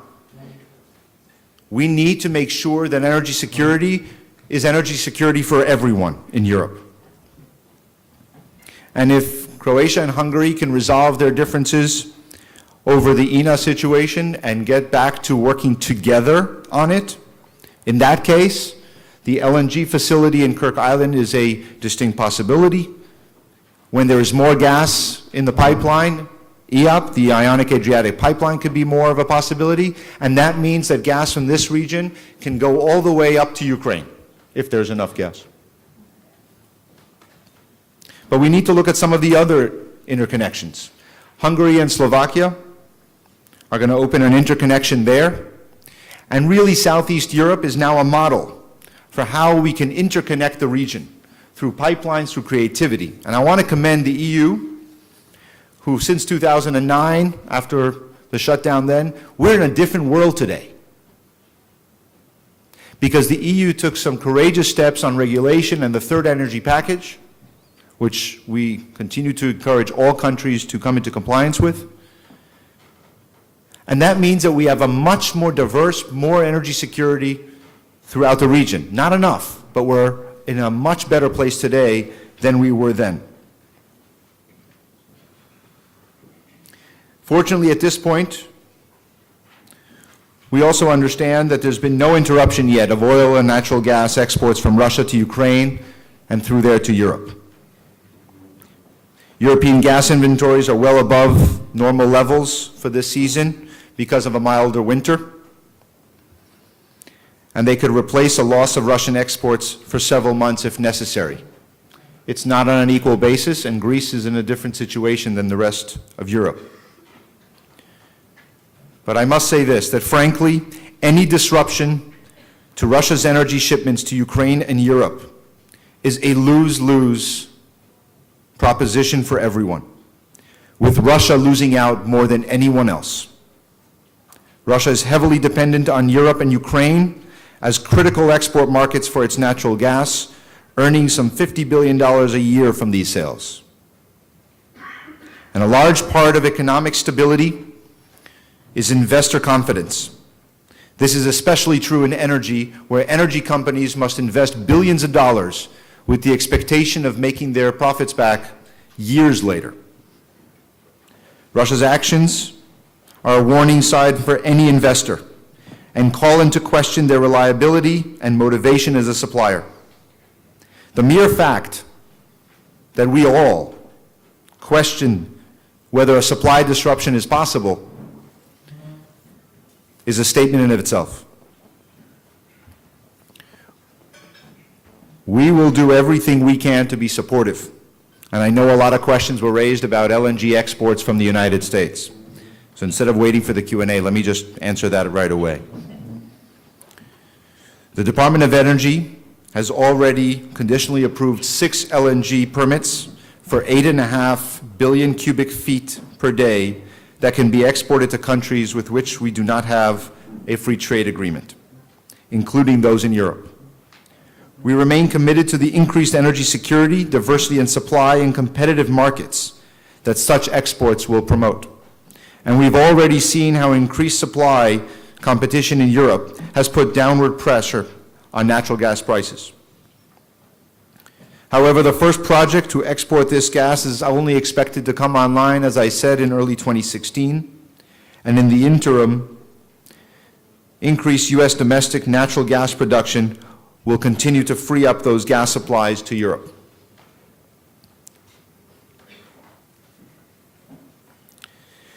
But Europe has a key role to play in supporting the shift to greater energy security. As I said, we need to see more countries adopting the third energy package.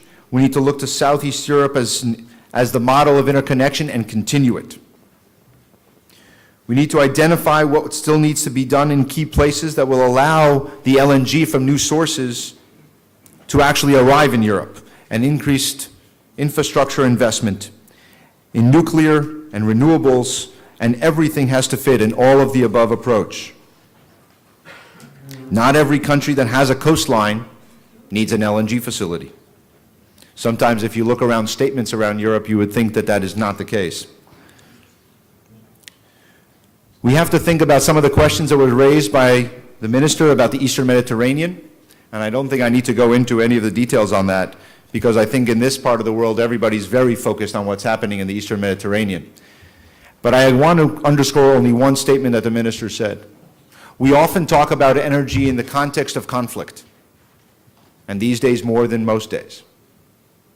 But energy could serve as an area of cooperation to change some of conflict dynamics, and we're already seeing that in the Eastern Mediterranean. I serve as a mediator to one of the more probable places for energy conflict, or for any conflict, between Israel and Lebanon, where there is a maritime dispute. And it's remarkable because we've been able to avoid conflict, when in prior times this kind of an area of dispute has caused great conflict. But Israel, Cyprus, Greece, Turkey, Egypt, Jordan, even though it doesn't have a coastline. These are all areas, all countries, that can get together around the concept of Eastern Mediterranean energy finds and better their political situation and their economic situation. May I remind you... I'm just going to close now. Thanks. Returning to the global context as I close, the decisions you make here in Greece, or in Rome, or in Tirana, are directly linked to those that are made in Azerbaijan, in Turkey, in Jerusalem, in Lebanon, and elsewhere. The global shifts in demand and supply raise those geopolitical questions, but they can be overcome.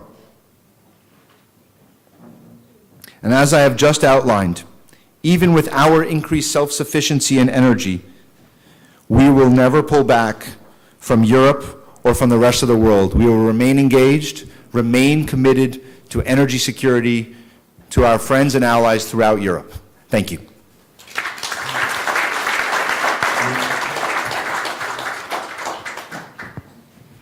Thank you, Mr. Hogstein. Very, extremely interesting point. Mr. Barbas, the floor is yours. From the European Commission. Minister Magnatis, Excellencies, ladies and gentlemen, good afternoon.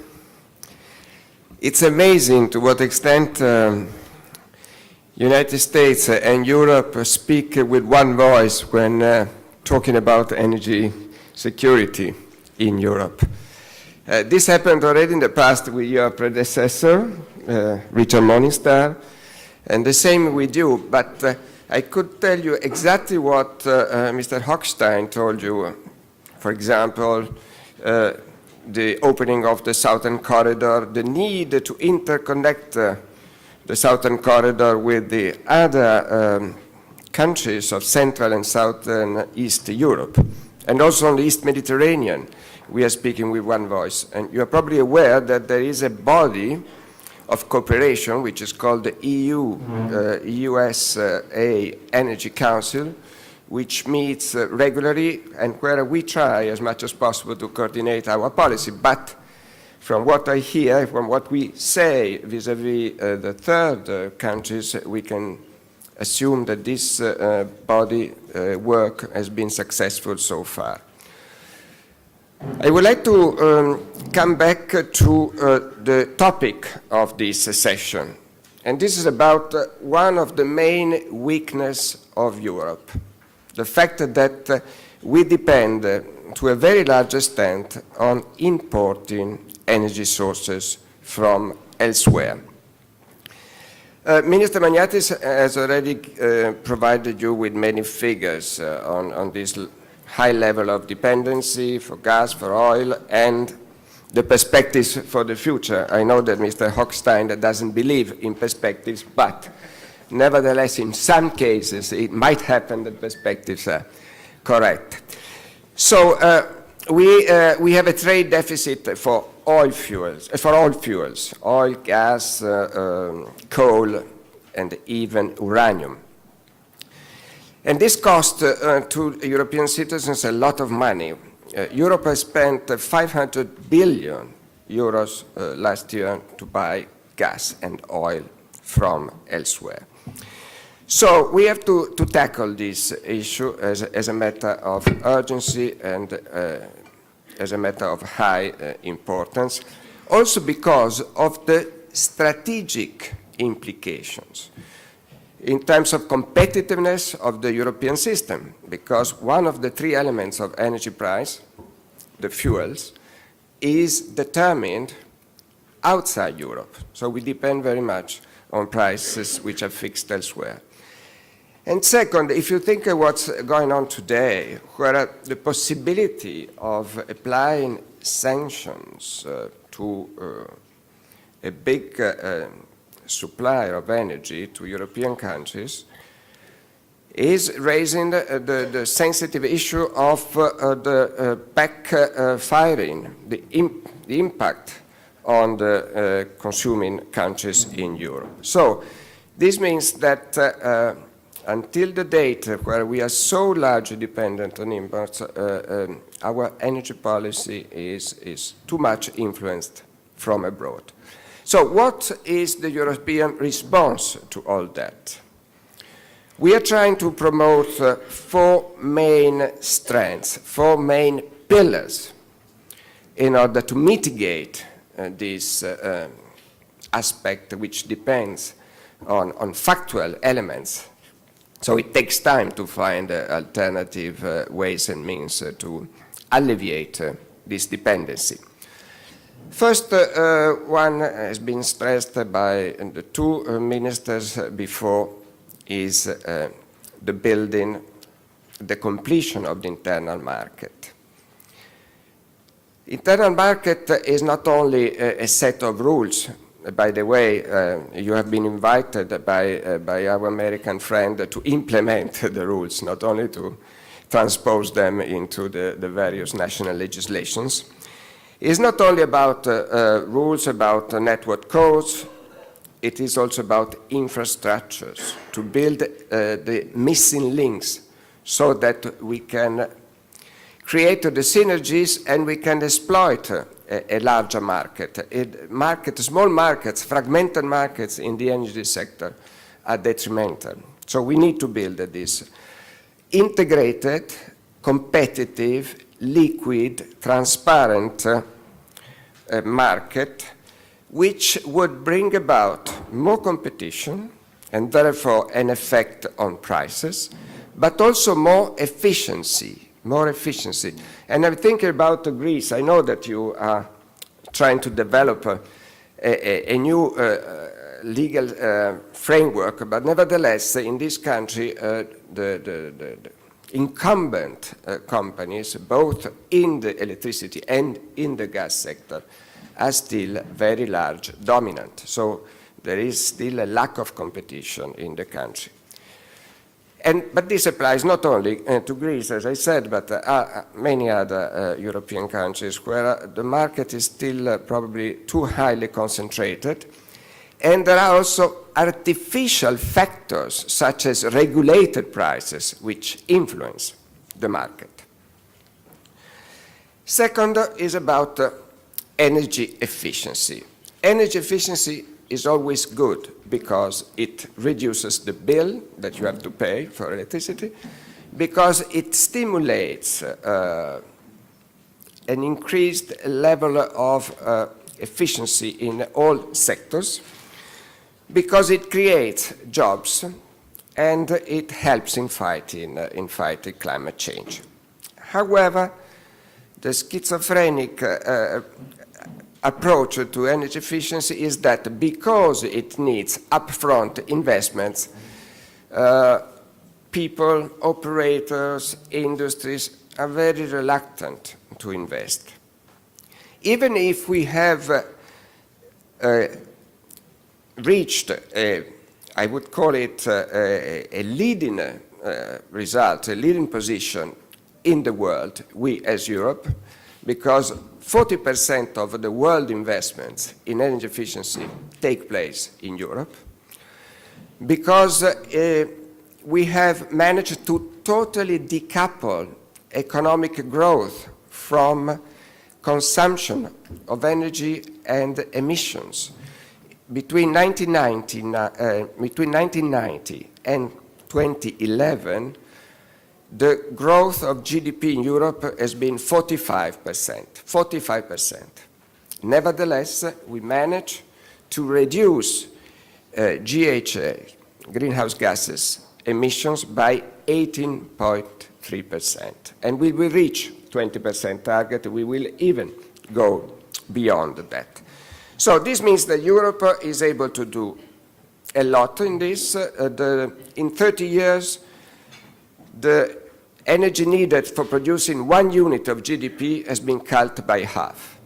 And in the next 30 years, we'll be able to cut it by another half. But nevertheless, more can be done. Take the example of transport, take the example of buildings, take the example of industry. So this is something where Europe can do more, even if it has a leadership role in the world. Third strand is about what has been discussed at length by other speakers. We have to promote indigenous resources. We have to do more with what we have in Europe. This is the area of the renewables, mainly.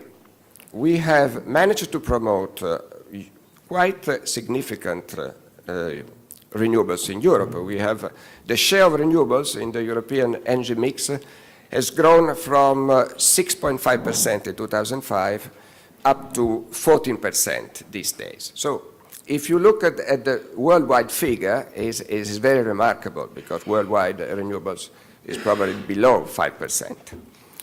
But everything has a but.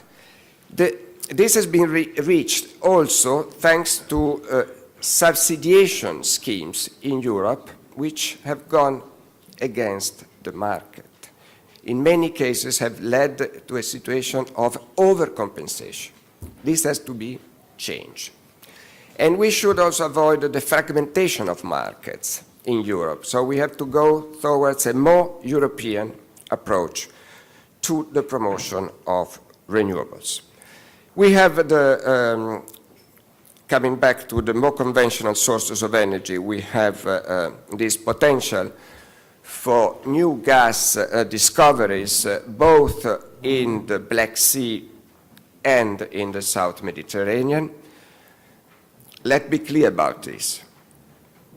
The potential is not massive, which means that probably by 2025, if everything goes well, between 10 and 20 BCM might be available for European consumers from this part of Europe. And this is between 2 and 4% of the consumption in Europe. But nevertheless, this is important because this offers a new source, and this, as has been explained by Amos Hochstein, will create investment, attract investments, create jobs in this part of Europe. And everything has to be interconnected, interlinked, as it has been explained before. Shale gas is also an opportunity. The European Commission has issued recently a recommendation which allows member states which wish to invest in shale gas to do so, and as you know, some are about to do it, or some have already started to do, like the UK, like Poland, provided that they comply with important environmental rules. In particular, they have to carry out, before granting licenses, a strategic environmental assessment. And finally, the fourth pillar of this strategy is about diversification. The foreign ministers has insisted very much on the need to diversify sources, diversify suppliers, diversify routes. This applies not only externally but also internally. In Europe, building the lacking infrastructures. But the key issue is what can we do in order to have a stronger weight in negotiating with third countries. And certainly we had some favorable cases and results. I mean, even Greece was able to renegotiate, as you know, the price of gas with Gazprom recently, and many other European countries were able to obtain a rebate of the gas price by Gazprom. But this mainly because we have promoted alternative sources, thanks to buying more from Norway, thanks to LNG, thanks to the change which happened in the American market on gas. So the Deputy Prime Minister was suggesting, let's go together and let's negotiate together with third countries. This was a joint proposal by the former President of the Commission, Jacques Delors, and the President, at that time, President of the European Parliament, Jerzy Buzek, who wanted to promote what they called a European energy community, which was based also on this principle of joint negotiations, joint purchase of raw materials. Is it feasible? Of course, we as the European Commission, we can only welcome such a step. I think that it would be already remarkable if we could be able to better coordinate our action vis-à-vis our suppliers. We have had recently some examples where the 28 member states of the European Union have asked and given a mandate to the European Commission to negotiate on behalf of those countries with our energy suppliers in view of reaching an international governmental agreement. One example is about electricity between the Baltic, the network, the interconnection between the Baltic countries, Belarus and Russia. Second example is the Trans-Caspian pipeline. We have been negotiating, we hope to make progress with both Azerbaijan and Turkmenistan in view of building this Trans-Caspian pipeline, which would allow to bring throughout the southern corridor, throughout TANAP and TAP, additional volumes of gas from Turkmenistan. May I remind you of time, please? I'm going to just to give you a third example, which around the table probably Greek and friends know very well, and this is about the intergovernmental agreement that we are today asking the Council of the European Union to agree in view of the negotiation for between the European Union and Azerbaijan in view of certifying the possibility for SKAI, which is a company owned by Azerbaijan, to become an EU TSO and therefore to buy DEFSA and to play fully its role in the European market. Thank you very much. Thank you, Mr. Barbas. Αφού ακούσαμε από τον κύριο Hochstein για την παγκοσμιοποιημένη... After we lend an ear to what Mr. Hochstein had to say vis-à-vis a globalized view of energy, and then Mr. Barbasso talked about the mutual understanding there is between the EU and the United States of America when it comes to energy issues. And there was also reference to the fact that you shared the views of the Deputy Prime Minister, who also discussed the single and shared negotiation stance the EU has to have vis-à-vis its suppliers. Let us now lend an ear to what the EU diplomacy has to say about energy. Mr. Yannis from the European Commission.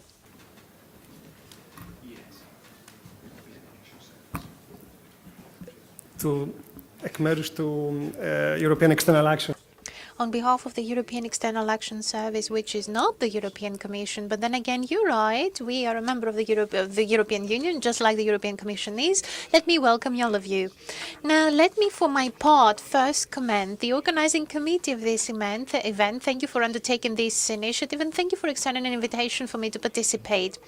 Let me also wish the Minister all the best, especially successes in view of the fact that we're still at the start of the presidency, and I will switch to English. Comments which, given that most has been said already, can be cut short.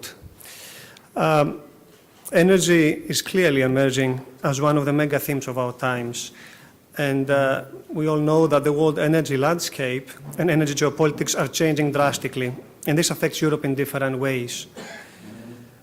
Southeastern Europe, Eastern and Southern Mediterranean are also becoming new important regions in the European and global energy maps.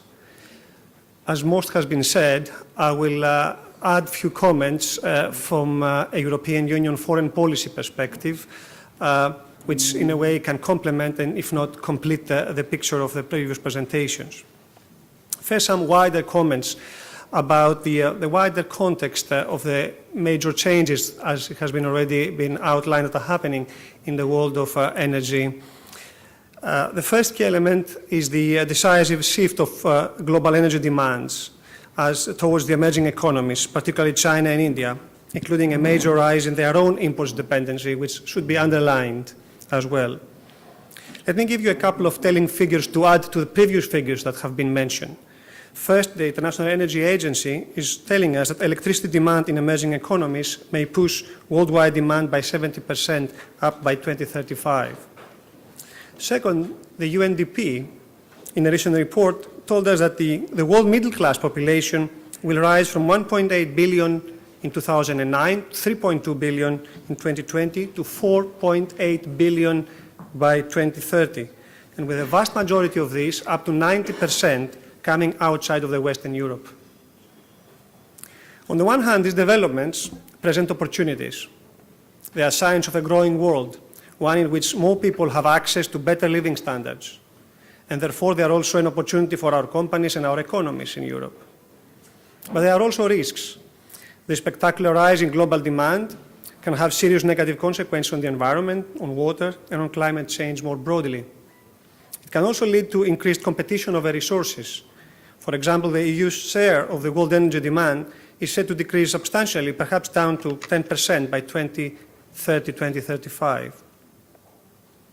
There can be economic consequences as well, affecting the European Union's access to resources, our competitiveness, issues that have been touched upon by previous speakers.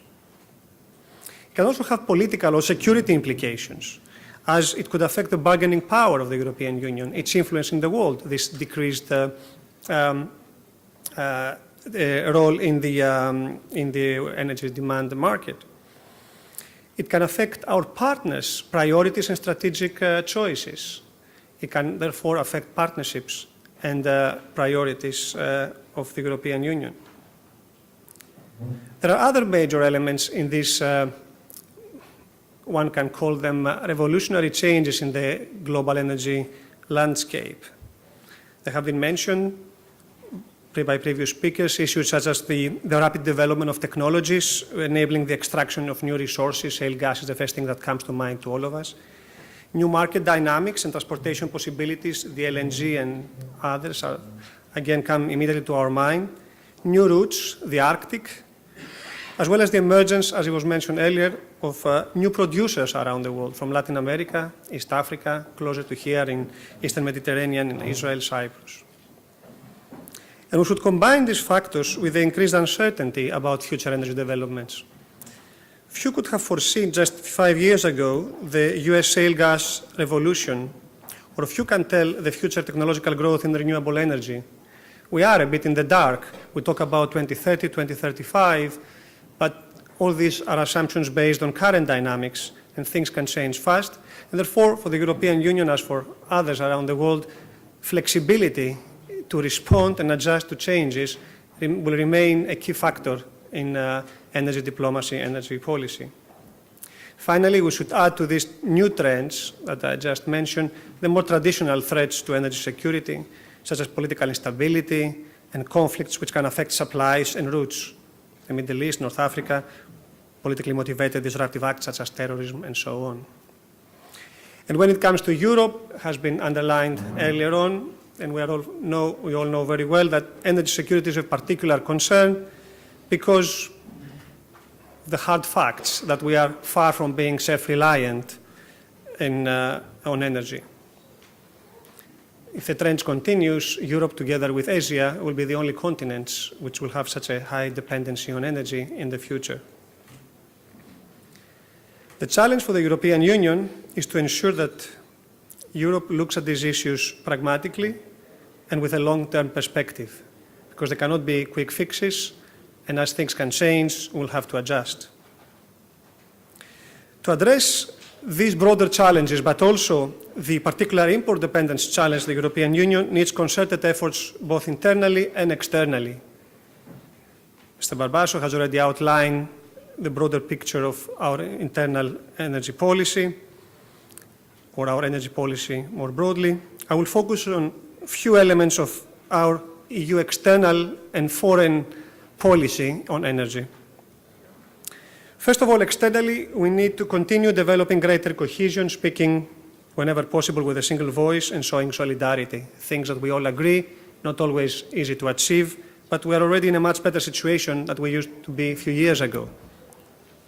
The EU foreign ministers discuss energy diplomacy increasingly frequently over the last couple of years. The European External Action Service, the EU diplomatic service of the European Union, is working closely with the Commission to coordinate policies and messages, and the EU delegations around the world are becoming more active and more energy sensitive. Second, diversification remains a major pillar of the EU energy policy, and EU energy diplomacy has a major role to play in support of our diversification policies. For example, has been mentioned earlier already, by helping to ensure that we send coordinated and common messages to key EU partners for the implementation of the Southern Corridor, for example. But also foreign policy and energy diplomacy play an important role in helping to deepen our relations in our neighborhood from where the vast majority of our imports arrive today. And this is particularly relevant these troubled days we are going through, both in the east and the south of our neighborhood. Third, looking at the bigger picture, we also need to further enhance our bilateral energy security dialogues with key players and strategic partners around the world. The EU-US Energy Council, it was mentioned earlier on, it was established in 2009 and has become a very useful regular platform focusing on addressing global, regional and bilateral energy challenges and working together to foster competitive, transparent, secure and sustainable international energy markets. We have also regular dialogues, more technical, with China, India, Brazil and many others. But we should also be able to expand, and we are working on this, our engagement with such important new players to include more systematic dialogue on energy security, on climate change, sustainable development, because without them we may not be able to address these enormous challenges. As has already been mentioned, countries such as China and India are the new players in the energy world map, and without them we cannot address the enormous challenges we are facing. Finally, energy security ultimately also relies on stable and transparent energy markets and on inclusive and rule-based energy governance. This is what Europe stands for, and this is what can ensure energy security in the long run. There are important initiatives underway on strengthening multilateral and global energy governance, for example, in the International Energy Agency or the Energy Charter, while new organizations such as IRENA are becoming important players, expanding their membership and engaging in global energy more widely. The EU is active in looking how to support efforts to strengthen energy governance and will remain one of the pillars of the EU energy diplomacy the years ahead. Few final remarks on the region, coming closer to our area here, the Southeastern Europe, East and Southern Mediterranean. First, has been mentioned a lot, the importance of the Southern Corridor, which is a major pillar of the EU's diversification policy. Recent decisions on the Trans-Adriatic Pipeline are particularly encouraging steps. Establishing the Southern Corridor is hopefully only the beginning of a process which will enable in the future even bigger amounts of gas to reach Europe and even greater number of countries and peoples in Europe. And the significance of the Southern Corridor goes beyond energy. It can also constitute an important additional bridge between Europe and a wider area in our neighborhood that promises to bring mutual economic, trade, political, and other benefits. Να σας υπενθυμίσω το χρόνο μόνο. I'm about to conclude because this was my concluding points about the region. I mentioned the Southern Corridor. About the Eastern Mediterranean, according to independent experts, constitutes one of the biggest seabed gas field discoveries in the world over the last 10 years. The discoveries of natural gas in the Levant Basin offshore Israel and Cyprus have opened new perspectives for the region. The next few months and years, as we all know, will be critical. The European Union is following developments closely. With close cooperation with the European Union, we believe that there can be success. There is an energy dialogue with Israel, promoting cooperation on issues related to EU gas market access, gas pricing, infrastructures. There is cooperation with Lebanon, as examples, and there is, of course, cooperation at the level of the Union for the Mediterranean. There was a ministerial meeting on energy in Brussels in December. The objectives are to have a multilateral regional energy regulatory framework as in the long run. Difficult to achieve now, but this remains the long run. I conclude by saying that the region is a difficult one, but there are opportunities. Energy potentials are a double-edged sword. They can bring solutions, they can bring problems. Turning the energy potential of the region to an opportunity for solution is a distinct challenge for the countries in the region and for the European Union for the next years and decades to come. Thank you. Thank you very much. Επειδή από πλευράς χρόνου είμαστε... And since time-wise we are running late, I would kindly ask you to ask your questions as briefly as possible. Yes, there's a gentleman here.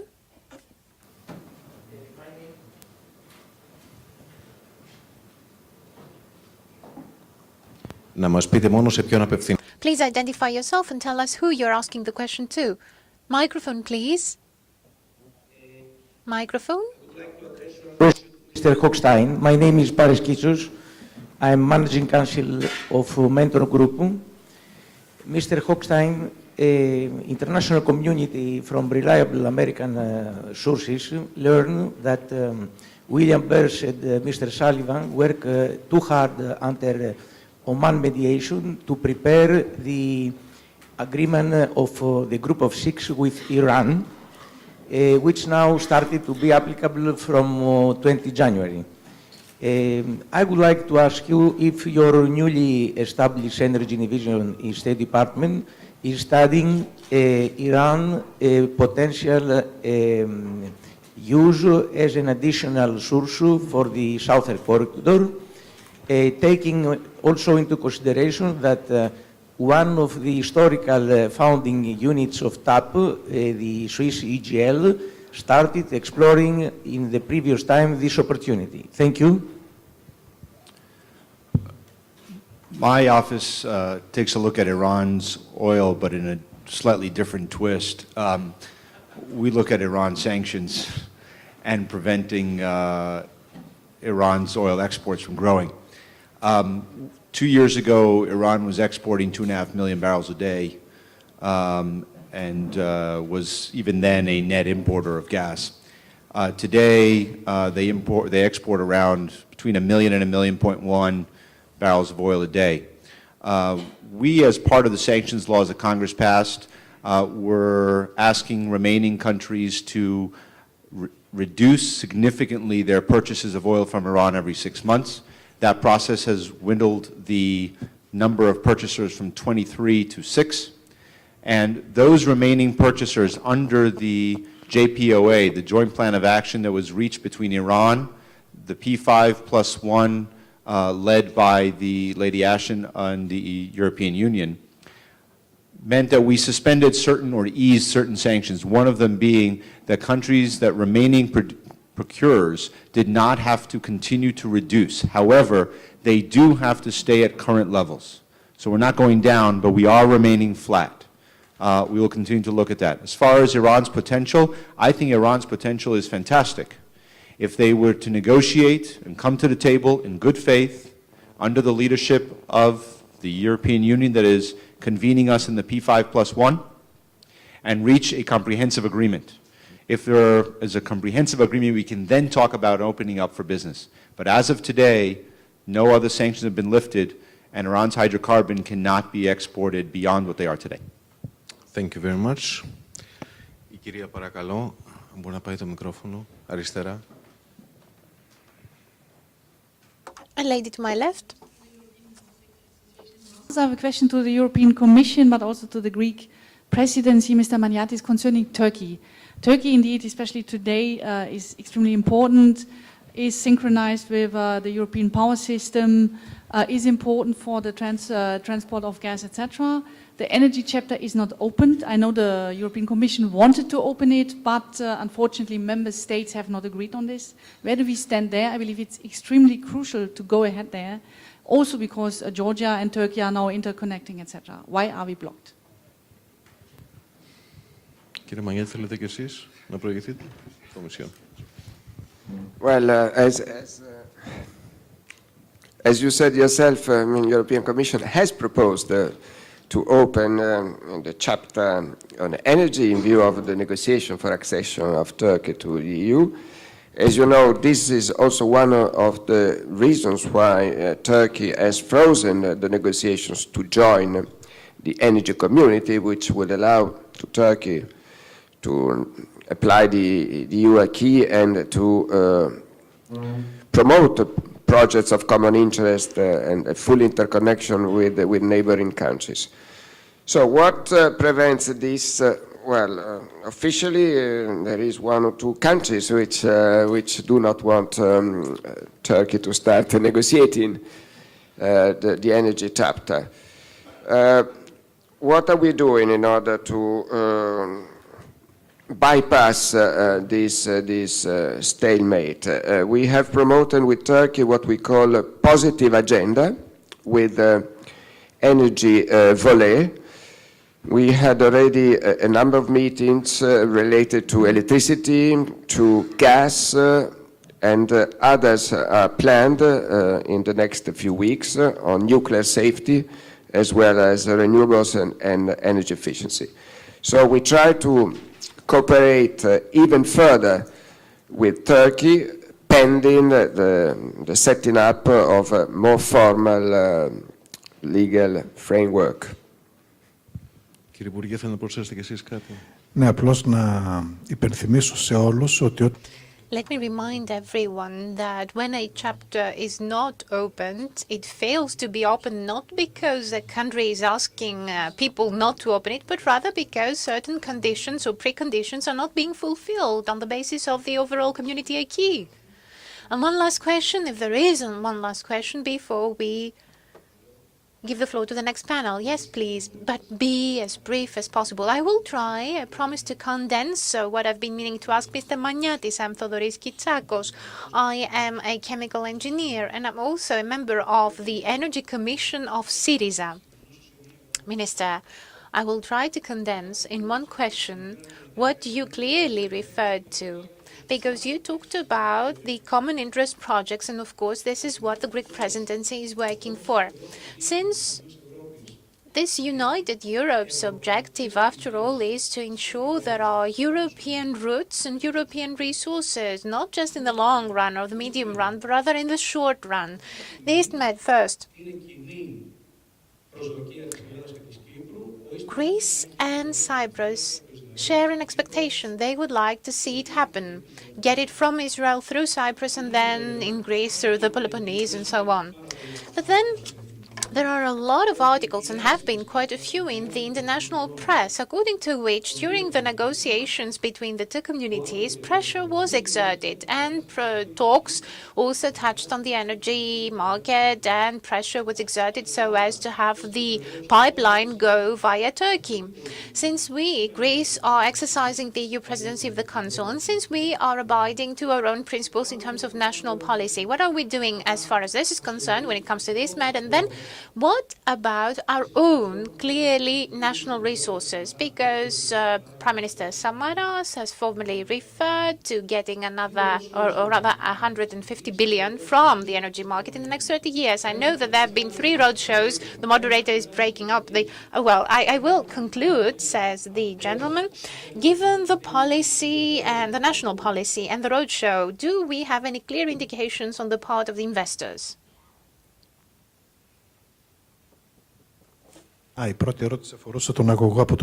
first question was about the pipeline possibly going through Turkey, right? The reply of Greece, the response of Greece was very clear. It was crystal clear, and it was provided this week. DEPA, after the instructions of the ministry, has decided, or rather has already gone ahead and asked for a feasibility study for the East Med. As a result thereof, we are moving forward, i.e. this project is maturing. As you probably understand, I wouldn't make a comment on any article published in the press whatsoever, because I fully trust the bargaining and negotiating power of the Cypriot government. In close cooperation with the Greek government, the Republic of Cyprus is managing the issue, and I'm sure that eventually the best possible solution will be opted for the sake of the people of Cyprus, always in line with international legislation and UN resolutions. Now, as to the second part of your question and statements made by the Greek Prime Minister, as you know, the state, i.e. the Greek public sector, in the past 2.5 years has had at its disposal something that was missing in previous decades. What we now have in the disposal is the National Archive and records for hydrocarbons, and it's according to the estimates that have been made based on the research conducted. So whenever we or the Prime Minister makes a statement, this statement counts heavily on specific statistic and scientific data. Now, my response is this to your last question.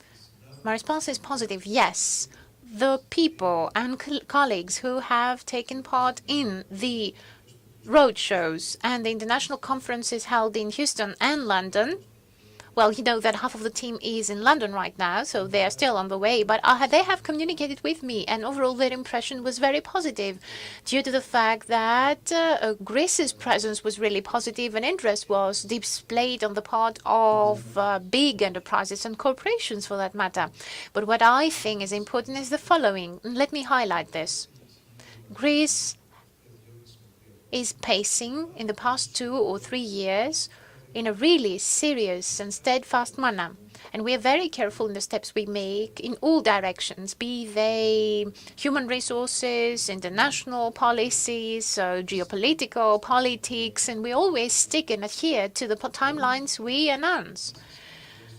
And all of this is happening within a wider context and a framework which is really appealing to investors. Moreover, this framework is a framework of absolute and full transparency for the sake of the Greek citizens. And this context is really powerful in terms of environmental protection. This is the direction and path that we're going to continue walking on. One thing is certain, once international and global investors are faced with countries that have shown clear indications of geological continuity and presence of reserves, then investors do come, they show up, but of course everything will depend, and I guess will be clear by the end of the first half of 2014, or maybe just a little later, when we have the Cretan and Ionian Sea reserves bid, and we will have concession agreements eventually. Hopefully we will get the interests of serious corporations and investors so as for Greece to be on the chessboard of the energy sector. Thank you very much on that note. Let me thank each and every you, gentlemen, each and every one of you. Και σε πολύ λίγο συνεχίζουμε με την επόμενη θεματική. And we will pick up from where we leave off in just a little while.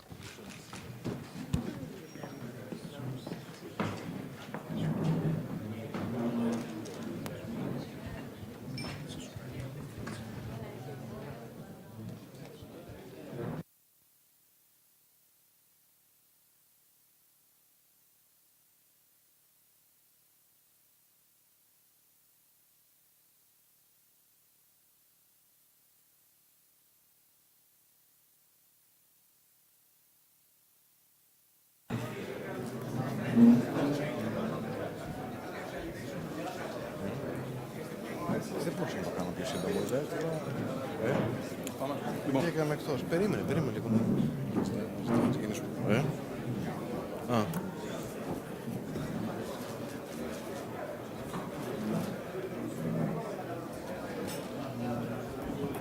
Ας δώσουμε λίγο χρόνο λοιπόν για να διορθωθεί η αίθουσα, να φύγει το πρώτο τραπέζι, το πρώτο μας πάνελ. Έλα, προχωρά, κάνε το intro. Λοιπόν.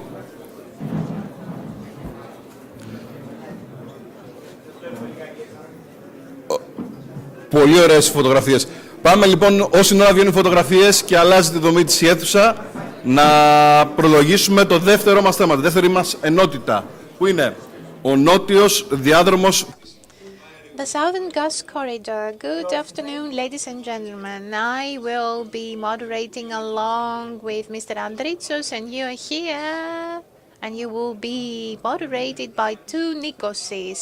Here we are, on behalf of the International New York Times. Thank you for attending this forum. Would you be so kind, my dear colleagues, the photographers, please? Is it possible for you to help us out? So as for us to move ahead, let's put together the next panel. Please be seated, those of you who will be attending this panel discussion. Ωραία, πάρα πολύ. Ευχαριστούμε κύριε Πατεράκη. Ευχαριστούμε.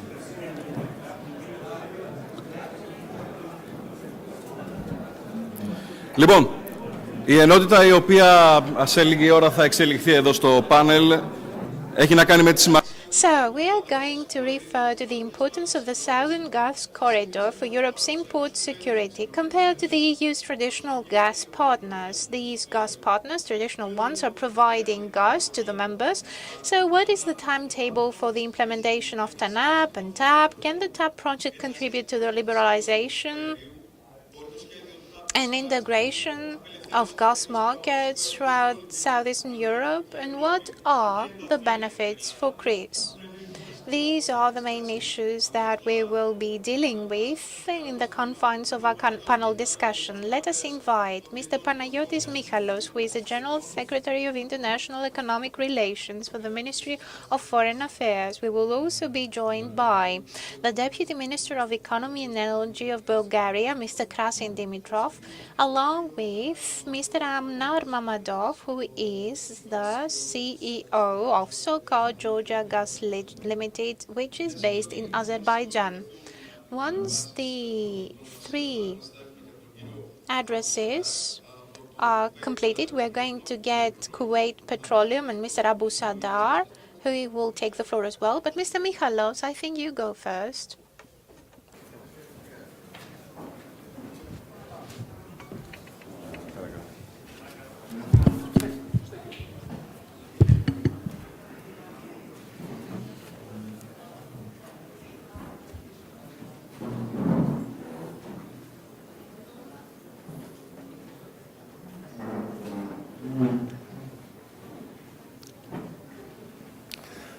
Minister, Excellencies, ladies and gentlemen.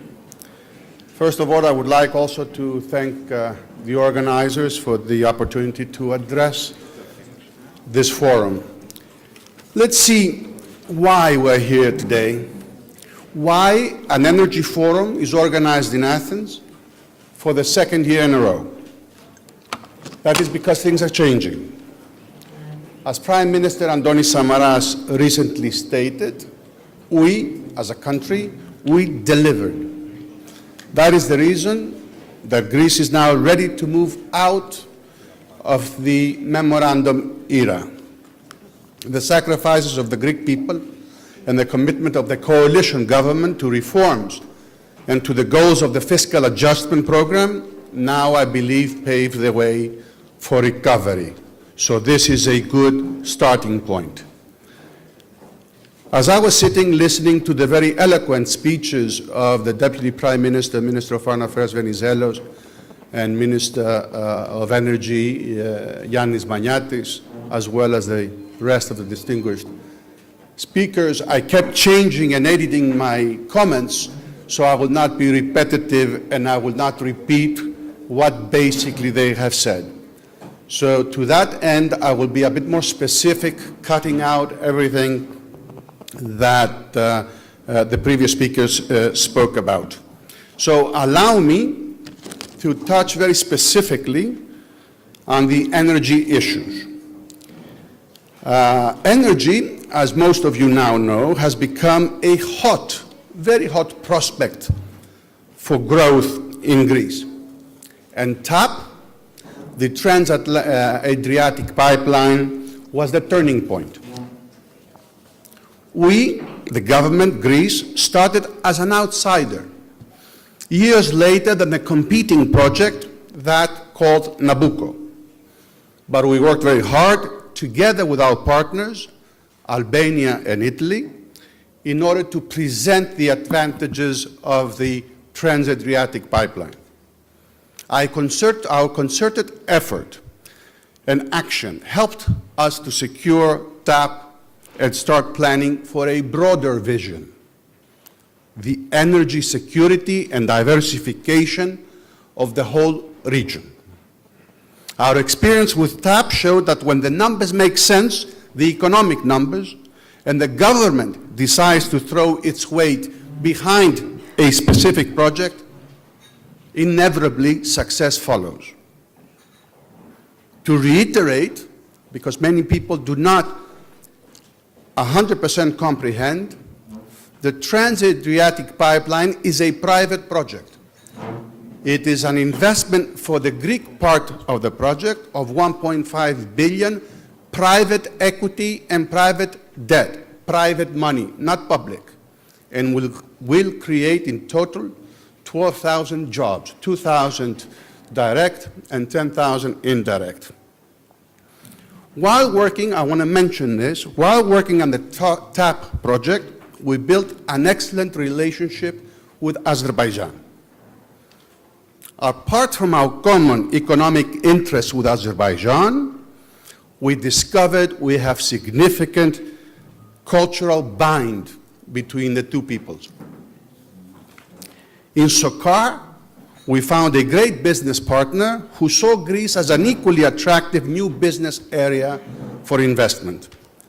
The seal of proof came, of course, with the acquisition of DESFA, the Hellenic transmission system operator, by SKAI, which made a long-term commitment in Greece with a significant investment. However, TAP is just part of how we envisage Greece into the energy landscape of our broader region.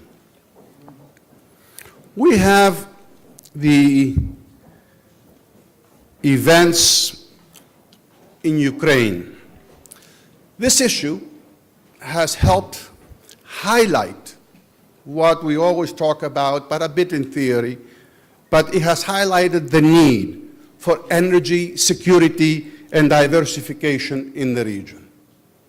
Thus, a vertical corridor. A vertical corridor that will connect all the natural gas flowing east-west, the Mediterranean gas, the TAP gas, and other LNG, into Central and Eastern Europe.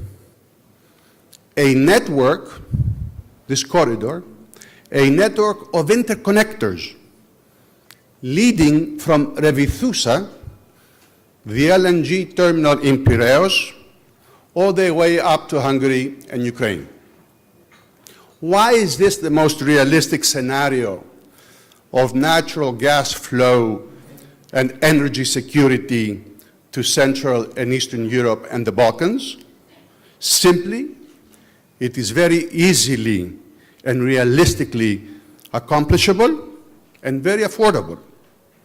It does not require a huge new investment, which would take perhaps years to put together. This vertical corridor consists of three pieces. The national natural gas grids of the countries involved, and these are already in place. Two, the interconnectors linking the national grids to one another. Some of these already exist. Some have to be constructed. But in any case, these are rather smaller projects. And specifically, they require much smaller financing. The interconnector of Greece-Bulgaria, the IGB, which was mentioned before, and I would like to re-emphasize our commitment, the Greek government's commitment and support, and we thank the Deputy Minister of Energy of Bulgaria here today. That project is a mature project. We are reaching the final investment decision this year, and I think it will be operational by the end of 2016. And third, we need new inlets to this vertical corridor, to this system, and Greece offers 3. The first one is Revithousa. This is the existing LNG terminal with a significant excess capacity for regasification, which will even be larger by 2016 following an investment that we have started of 160 million euro. This LNG terminal in Greece is already here. It is already operational. And I would like to point out, in stark contrast to other projects that were mentioned here before, of similar scale currently under consideration. The second inlet will be the floating LNG terminal in northern Greece, which will be linked to Greece's national grid and provide additional quantities. And 3, TAP, the Trans-Adriatic pipeline. The Trans-Adriatic pipeline, at its second phase of development, will contribute additional volumes to this vertical corridor. I mentioned our commitment to the IGB, the Greek-Bulgarian interconnector. An MOU for connecting TAP to this IGB has already been signed. Therefore, I believe the combination of the vertical corridor together with TAP and the Greek LNG terminals will provide energy security and diversification for Central and Southeastern Europe before the end of this decade. In this picture, one should also add the recent developments regarding newly found reserves in the Eastern Mediterranean, in Israel and Cyprus. Bringing these new reserves to the market will considerably affect the supply side of current energy projects.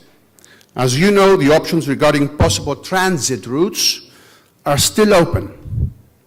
Energy decisions in such a sensitive area of the world are by definition, one can say, political. They must be based, though, on clear and strict economic merits. Otherwise, no international investor will put the required capital into these projects, which no state, I believe, can afford or has the knowledge to manage. We have to be realistic, though, and take the economic aspects of such a project into consideration.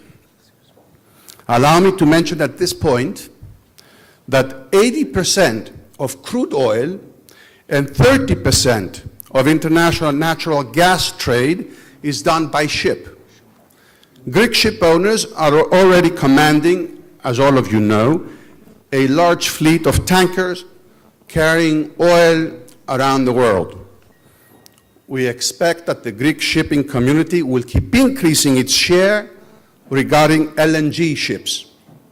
The current level at which new LNG ships are being built or have been ordered around the world supports the view I just mentioned. I mentioned the basic parameters that give shape to a greater energy vision for Greece and the entire Central and Southeastern Europe.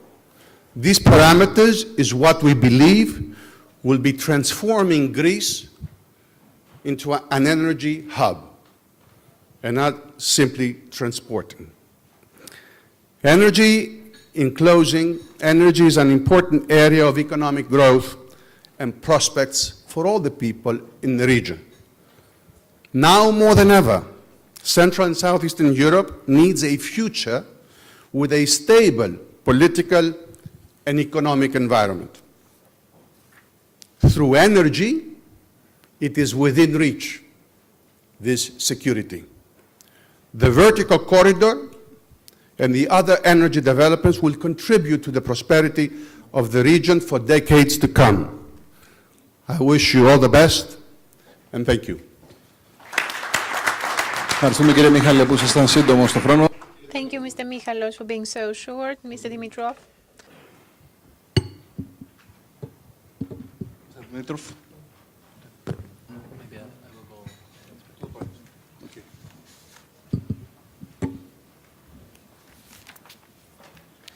Thank you very much. It's a great pleasure to be present at this ambitious forum co-hosted by the International New York Times and Kathimerini newspapers. And with so many distinguished experts that have talked before me and that are in the panel here in Athens, in the beautiful Greek capital, I think that we can put a lot of contribution for the Southern Gas Corridor, which connecting Europe with the Caspian Sea, but also with other points of entry like Middle East, the new Eastern Mediterranean possible deposits, and also the interconnector between Bulgaria and Greece. Building a sustainable energy system is the most important task for all of us. All of us realize the security challenges become more than ever interconnected, especially in the view of the current situation between Russia and Ukraine, and Bulgaria is among the most affected countries in that regard. The security of energy supplies and the challenges we face today are well and very well known by all of us. We speak about international prices of energy resources, about increasing of energy demand, about of new supplies of gas and new resources and deposits. So the whole map and interconnection between the countries in regard to energy resources has changed, and we need a new policy and new solutions. There are few priority areas on the way to ensure security of supply, such as development of the necessary infrastructure and diversification of energy supplies, and coordination of external energy relations, and stronger solidarity, improvement of oil and gas stocks, and crisis response mechanisms. Additional urgent efforts to integrate renewable energy into the existing networks and to improve energy efficiency, best use of its indigenous energy resources. The development and upgrading of an adequate energy infrastructure facilities would secure uninterruptible and diversified energy supplies, as well as to the physical operation of the regional energy markets, including Southwest Europe market. The Black Sea area is an important region for the security of the energy flows from Central Asia and Middle East Europe. The presence of extremely diverse in their character problems requires the broadest possible approach to find optimal solutions to ensure economic, political, and social development of the countries in this region. In that regard, it was not particularly mentioned before, but all our interconnecting projects with other countries and including the South Stream project are extremely important for the ensuring the security supply of energy resources into the European Union. For Bulgaria, as pointed out before me by the speakers and Minister Maniatis, we strongly support the IGB connector between Bulgaria and Greece, because this is the project, the most mature project, the project that took 4 years until to come to this stage, and now is in the phase of actual investment decision and starting up of building and construction of this project. This project, of course, combines perfectly well with the LNG floating terminal that was also mentioned as an extremely important entry point for Greece, together with the current existing Revituza entry point and regasification terminal.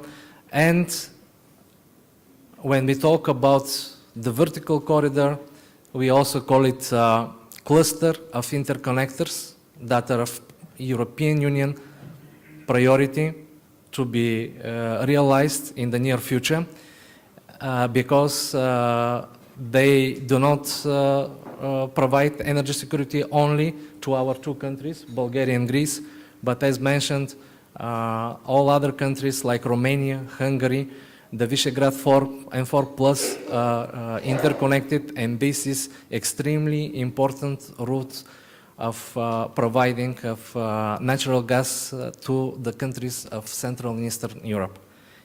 In some way, yes, it was the TAP project that won to the Nabucco alternative, but now through this vertical corridor, through this interconnector of clusters, we will achieve again similar way energy security of supplies of all our countries in Central and Eastern Europe.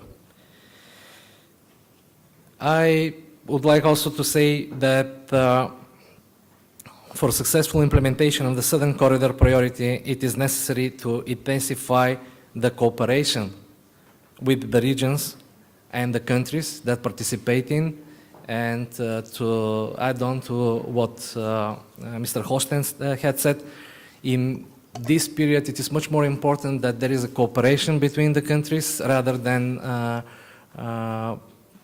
providing a different type of sanctions, because all of us are interconnected, and in that regard we are interdependent. So there is no zero game in this.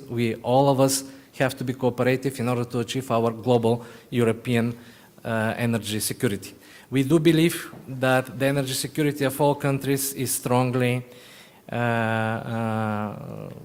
not only supported by all our countries, but it is also a matter of an absolute priority, especially in the times of crisis like the one that we have now.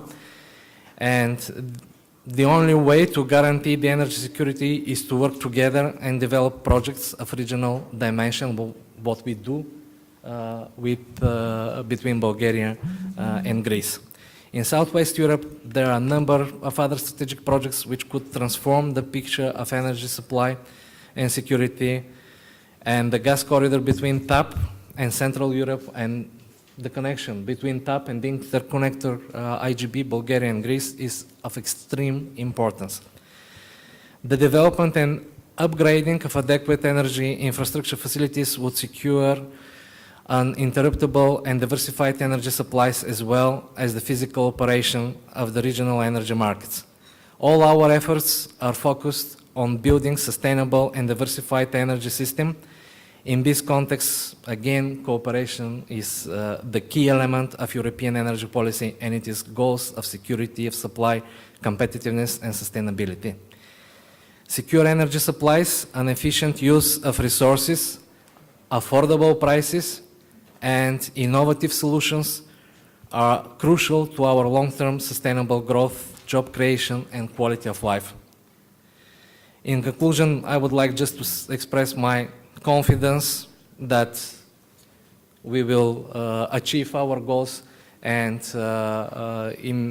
during this year we will start implementing the further steps of our interconnector IGB between Bulgaria and Greece. Everything currently is going by plan, and I don't see any particular reason why there will be any more delays in that regard. Thank you very much. Thank you. Thank you. Στις δύο εξαιρετικά ενδιαφέρουσες. These were two very interesting speeches that were pertinent to the political analysis of the Southern Gas Corridor. Let me now give the floor to Mr. Mamadov.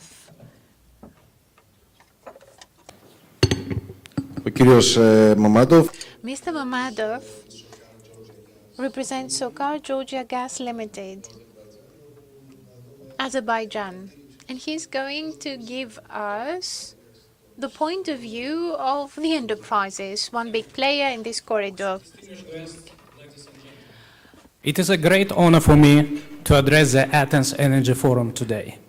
The main aim of my today's speech will be to enlighten the recent developments underpinning Azerbaijan's progress in becoming an important and reliable supplier of gas to Europe. Azerbaijan has historically played a key role in providing Europe with diversified energy supplies. And nowadays, our main goal is to strengthen our partnership further by helping to build a new gas corridor. The Declaration on Strategic Cooperation in the Energy Sector between Azerbaijan and the European Union was signed in Baku at the beginning of 2011, and it has played a major role in the implementation of the Southern Gas Corridor. Today, we can already see the actual results of this declaration. The final investment decision for Shahdanis 2 project was signed in Baku in December 2013, marking the essential milestone in the history of development of the Southern Gas Corridor. A few months prior to the FID, the Trans-Adriatic pipeline, supporting the European Union's strategic goal of securing future gas supply, was selected as the preferred route for Shahdanis 2 volumes delivery. Having been designed with a potential expansion option in transportation capacity from 10 to 20 billion cubic meters per year, TAP will transport natural gas from Shahdanis 2 field via Greece and Albania across the Adriatic Sea to southern Italy and further to Western Europe, offering the shortest, the most direct, and the most economically efficient route from the Caspian Sea to European markets. In addition to its main function, it is also expected that TAP will promote economic development and job creation along the pipeline route and contribute to the development of the region as a whole.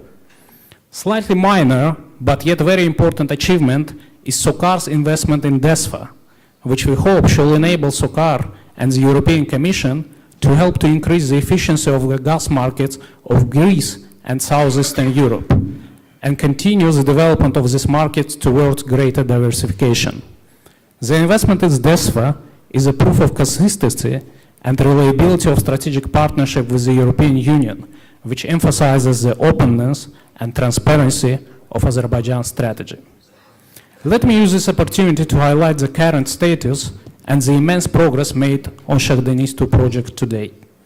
Working closely with the Shahdanis Consortium, SOCAR, and the government of Azerbaijan have committed substantial financial and human resources to each element of the project, from field development to getting gas sales agreement in place to engineering some 4,000 kilometers of pipeline to the markets. In addition to drilling and infrastructure works offshore, preparation of the Sangachal terminal for additional volumes is well underway, as is the expansion of South Caucasus pipeline in Azerbaijan and Georgia. In Turkey, SOCAR is working closely with its partners on development of TANAP pipeline. Total cost required for realization of Southern Gas Corridor, consisting of Shahdanis 2, SCP, TANAP, and TAP, is estimated to be over $45 billion. The execution of final investment decision and the selection of TAP support our commitment to delivering Azerbaijani gas to Europe. But it also must be emphasized that the Shahdanis Consortium has plans to work with European interconnector projects to deliver gas to multiple countries across Southeast Europe. Since the European Commission has already started to prioritize and support the development of interconnecting pipelines in order to contribute to the development of the gas network in Southern and Southeastern Europe, the Shahdanis Consortium is working closely with the European Commission on various gas transportation options. We believe that these interconnecting pipelines will lay the foundation for future growth in the region. As it was stated by the President of Azerbaijan, Mr. Ilham Aliyev, The Southern Gas Corridor will change the energy map of Europe and open up additional opportunities for our country and countries of the region.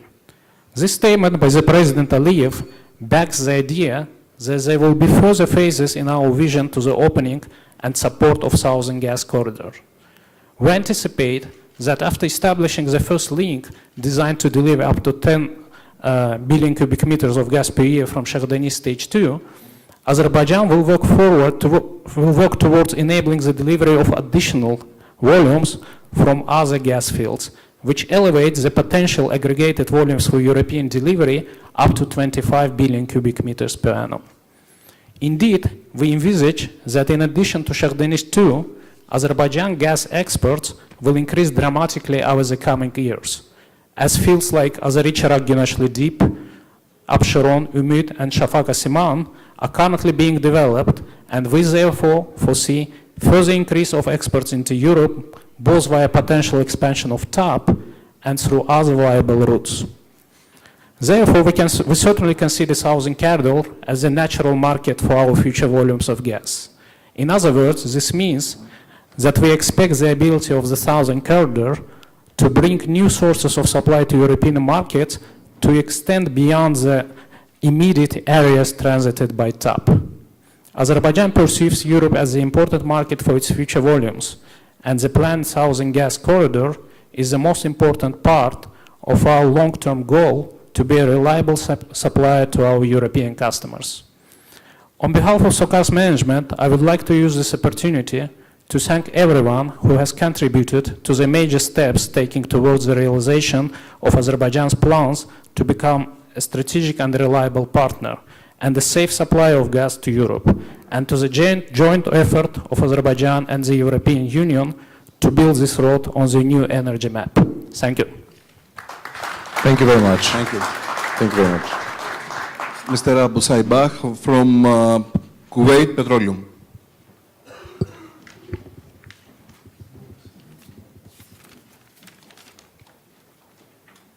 Thank you very much.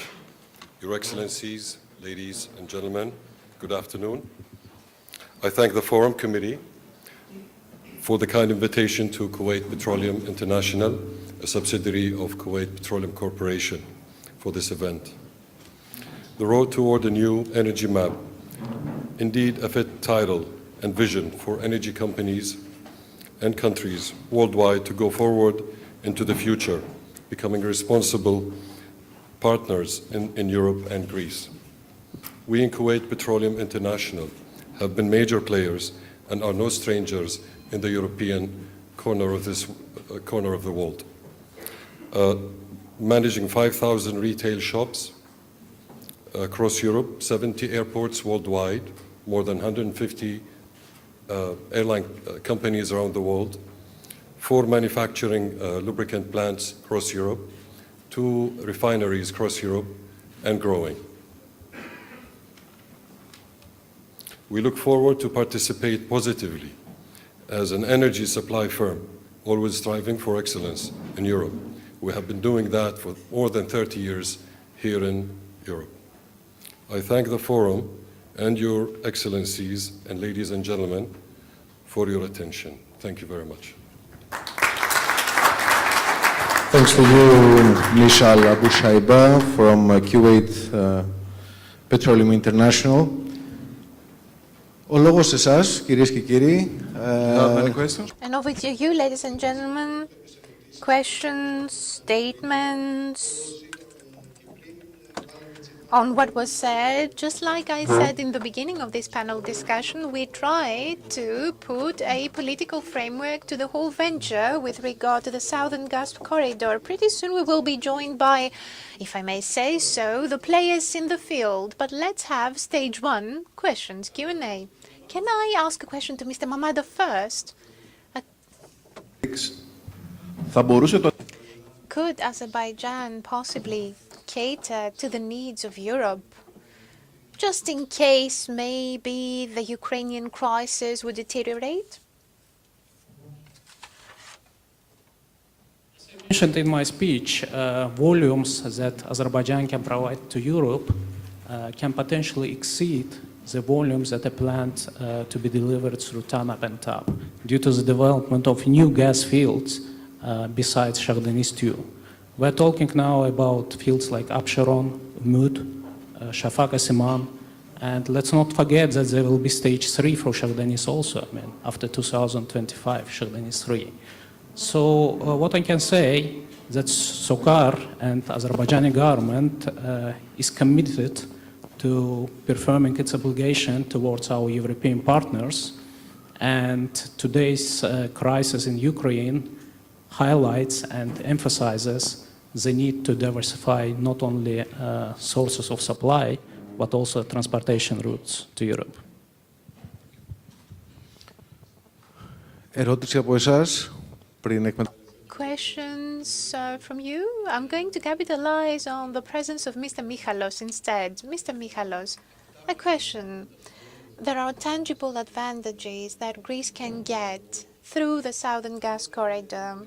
But if we try to summarize, say, just in 3 points, bullet points, what makes the Southern Gas Corridor interesting, what would those points be? In Greek? Good. I'd say that this is the very first time when I do believe Greece has a political and diplomatic, geopolitical and diplomatic role to play. This is the first time when Greece has a tool in its hands, its energy. And we have to use this tool in the best possible manner through what we call the energy diplomacy. Just like I said in my speech, the fact that we kicked off with TAP is important. To me, TAP is just the beginning. TAP, this is a pipeline which, instead of Nabucco, we got TAP, and this project has put us on the map. This is a starting point for Greece in terms of this diplomatic tool, and this is making us obvious. We are no longer just spectators to developments. There are also surveys that have been conducted, or rather, there has been exploration for deposits, and there are hints and indications for deposits here and fields. Security and diversification are keywords. We've heard them time and again today. Security and diversification can be there just as long as we play our own role, and just as long as we try to establish this vertical corridor, which links the east to the west in terms of gas flow and LNG terminals, which are also being connected, and thus we will be able to supply Central and Eastern European countries. So I do believe that this fact, the fact that we had this development within 1 year or so, has changed significantly the role Greece is playing in the energy map. And I think we will play this role well. A question from the panel to Mr. Dimitrov. In the 2009 crisis involving Russia and Ukraine, that was a tough fortnight. And back then, we were really worried and concerned in Greece. What was the case in Bulgaria? You mean in 2009, or how it compares to today? For the crisis, Ukraine, Russia? Russia, yeah. Yeah, it was very tough for Bulgaria because the supplies of gas to Bulgaria was stopped. So we have to depend completely on our gas storage capacities, because currently, as you know, we have only possibility to supply at that time, we had only possibility to supply gas through Romania. Currently, our transit gasification pipeline with Greece has a reverse connection, and we can supply about 3 million cubic meters per day. But because it is already springtime, there is no so big consumption. And because this situation between Ukraine and Russia is already developing in a new light, I don't expect any energy supply problems for Bulgaria in the current situation. Actually, I have a report from our energy security department from today early in the morning, 9:30, and the energy supply has not changed even today and even now when I'm talking to. Thank you very much. So, κάποια άλλη ερώτηση? Other question? More questions, maybe? Apparently not. On that note, let me thank all the members of the panel. Thank you for taking part in this panel discussion. Gentlemen. Ευχαριστούμε πάρα πολύ. Να περάσουμε στην... And let us stick to the same subject matter. It's still about the Southern Gas Corridor, but we're going to be joined by new panelists, and so we will be more technical in our analysis now. Nikos Ipofandis is here to help me do so.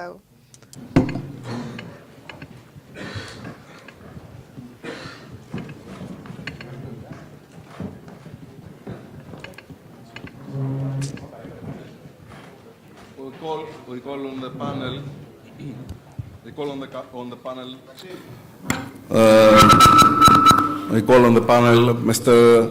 Katie Dougland, CEO of TAP, τον κύριο Σπύρο Παλαιογιάννη, τον Αντιπρόεδρο και αναπληρωτή Διευθύνων Σύμβουλο της ΔΕΠΑ, τον κύριο Αντώνη Νάτσικα, τον Πρόεδρο της ΔΕΣΦΑ. Έτσι. Mr. Anthony Natsikas, Chairman of DESFA, Mr. John Baldwin,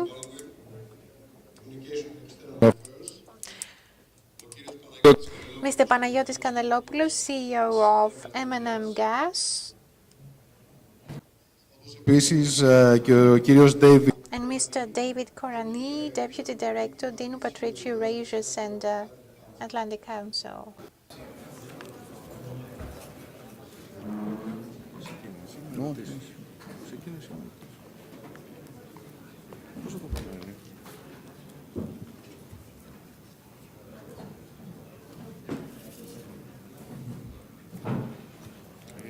Mr. Dougland? Yes. Me? Yes, yes. The floor is yours. Thank you. Hi, by the way.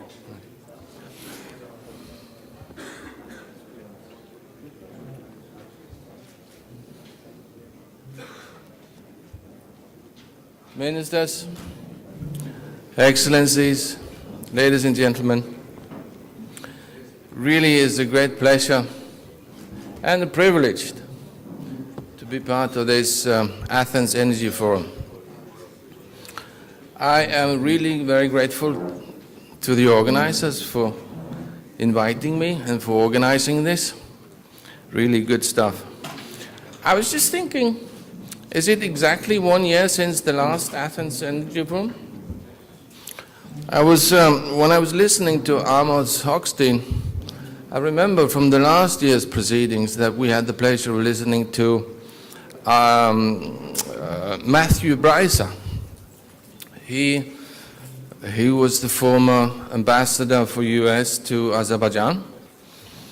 And in this very forum 1 year ago, he offered the opinion that Nabucco West would be chosen over TAP. He also offered the opinion that the Azerbaijani government and the president were also in favor of Nabucco West.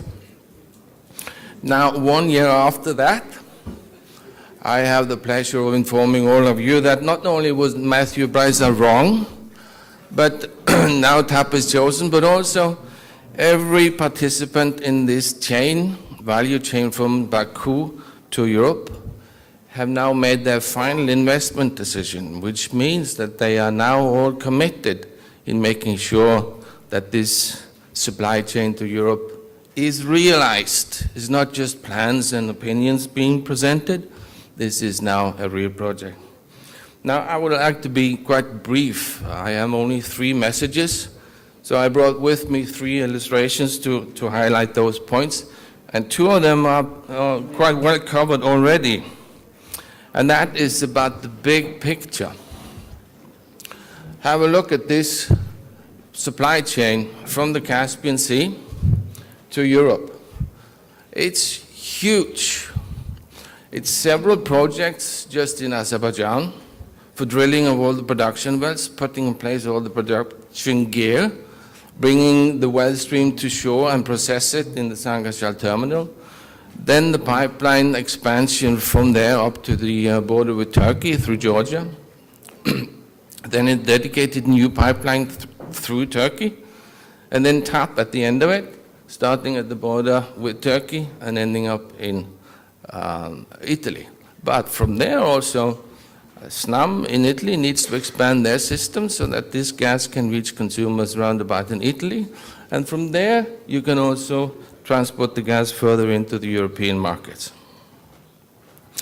Where we are now is that, like I said, TAP was selected in June. Just before Christmas, Shahtanese made their final investment decision. And that comes on the back of everybody else in this supply chain having made their final investment decision.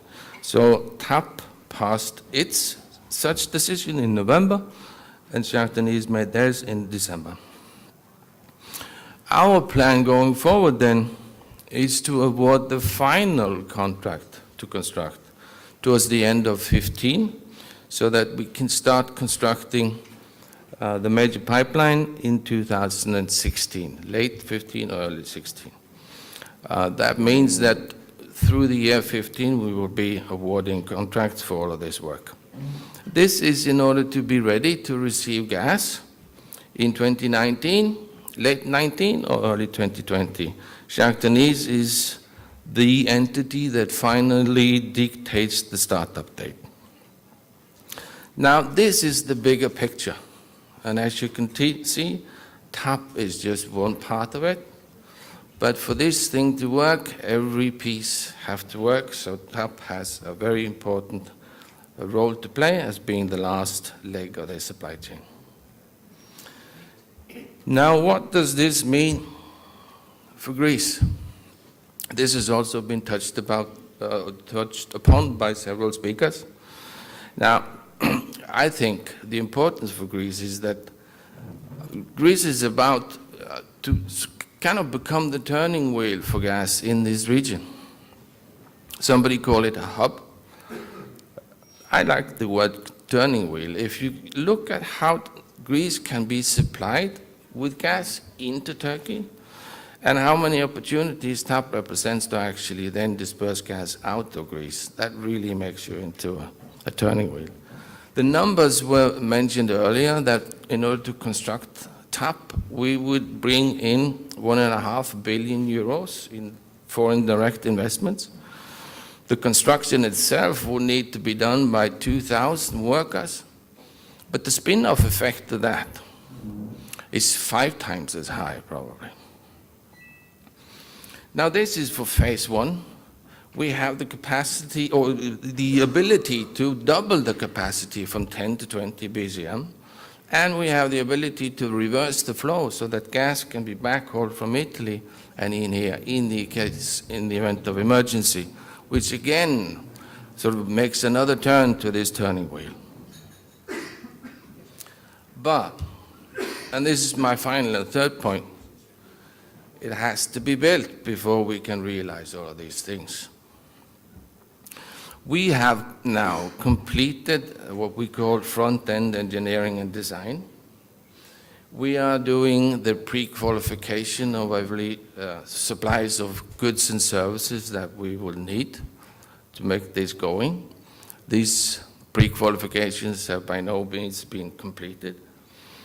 We are in the process of having our environmental and social impact assessment application and study approved, which means that we are disclosing every minute detail of the pipeline and the project to the stakeholders involved.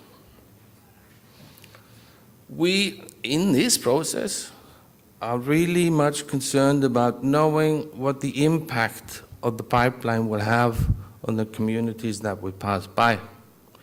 We tried to assess it in this report, but now we need to hear it from the horse's mouth, how this actually affects people's livelihood and their business and their life.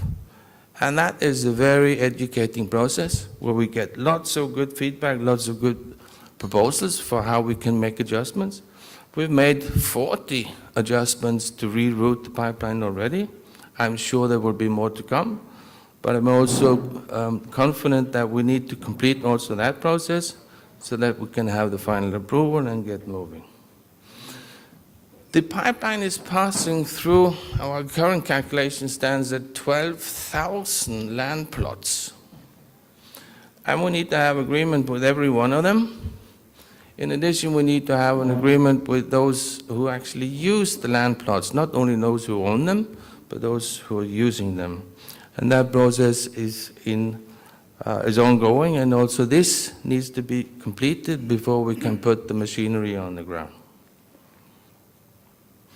All in all, we are envisaging around about 15 huge contracts that TAP will sign, but these contractors will then need a lot of local support to do their work, so there will be a multitude of sub-suppliers and subcontractors to allow us. Then, as I said, we will start constructing late 15, early 16 in order to be ready in 19, so we are envisaging 3.5 years of construction. The only exception to this is actually that we, in your neighboring country, Albania, will start to construct earlier than this, because there we need to construct roads and bridges to get access to the construction sites. This is what building a pipeline is about. We have moved away from all the competitions and all the plans and all the expression of points of view. Now we need to get on the ground and get the work going. And so I'm actually trying to make this point because we have had such fantastic support from the Greek government in getting this far. Absolutely wonderful. We would not have been able to do this without the support of the Greek government. But please keep that support coming, because we are going to need it when we are going to do this work. Thank you very much for your kind attention.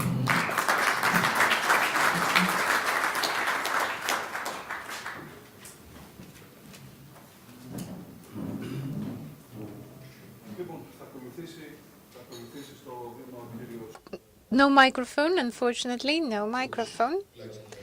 All right, now we'll give the floor to Mr. Paleogiannis. Let's just make sure that we stick to time allocated to each and every one of us. It's a real pleasure to be here and have the opportunity to address the 2014 Athens Energy Forum. I would like to share with you some views concerning the energy security in southeastern Europe, as well as our efforts in DEPA and Greece to promote gas market integration in the region. Looking to the challenges that currently are around in the Europe, we realize that Europe as a major energy consumer faces a number of these challenges, mainly connected with its supply and demand equation, its energy security and sustainability, as well as a number of other issues related to gas market characteristics and vulnerabilities. And speaking for the latter, I would like to show this slide that give an idea what happens around the world in the regional markets. The red line is the European prices. The green line are the Asian prices, and the blue line is the United States prices.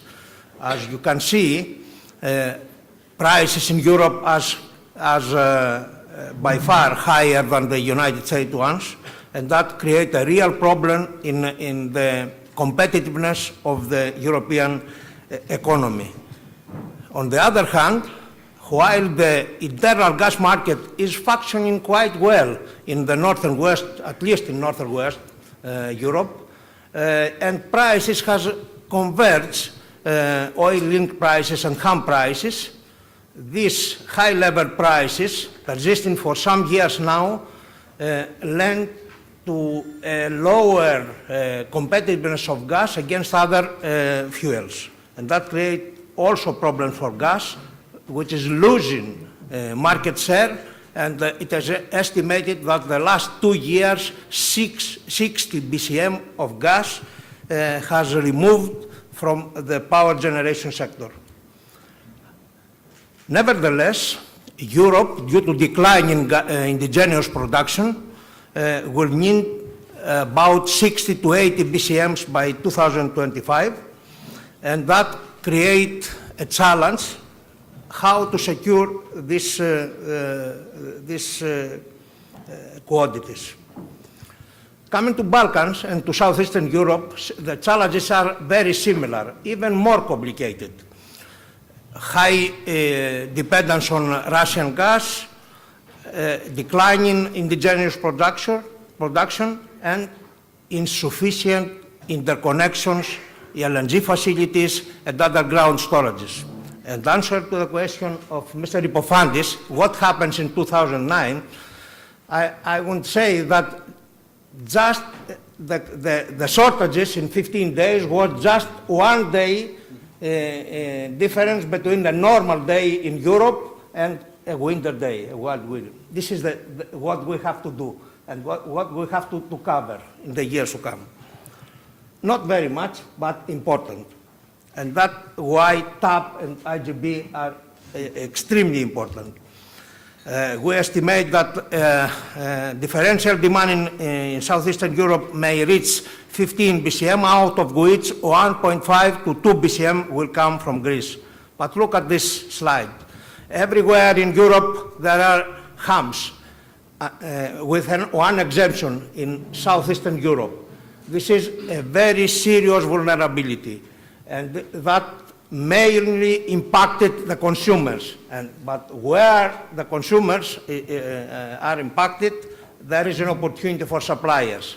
And that's why Southeastern Europe is an important area, a growing, but very close to a number of gas-producing countries, and that's why a number of gas producers are looking at.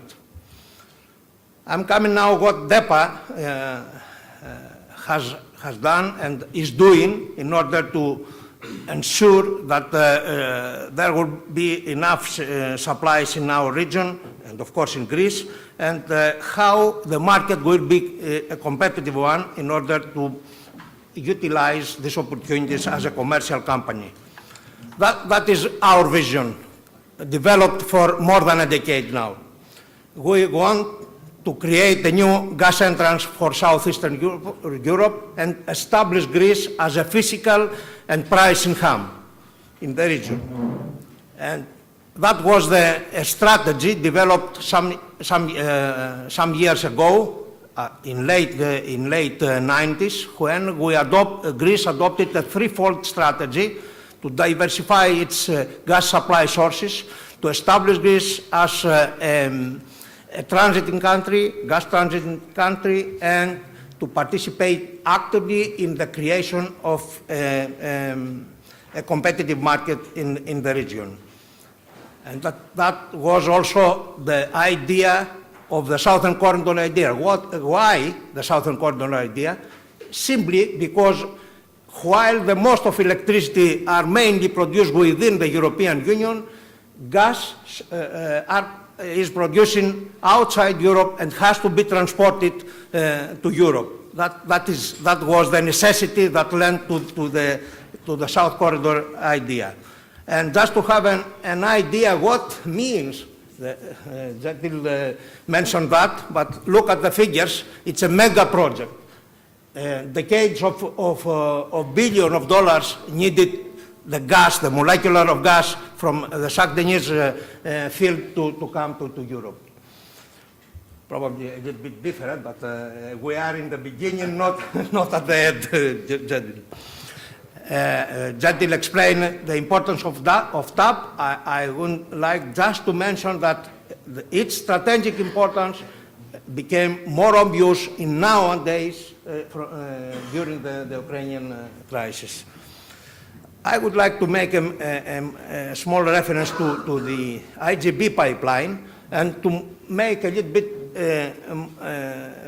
obvious its importance.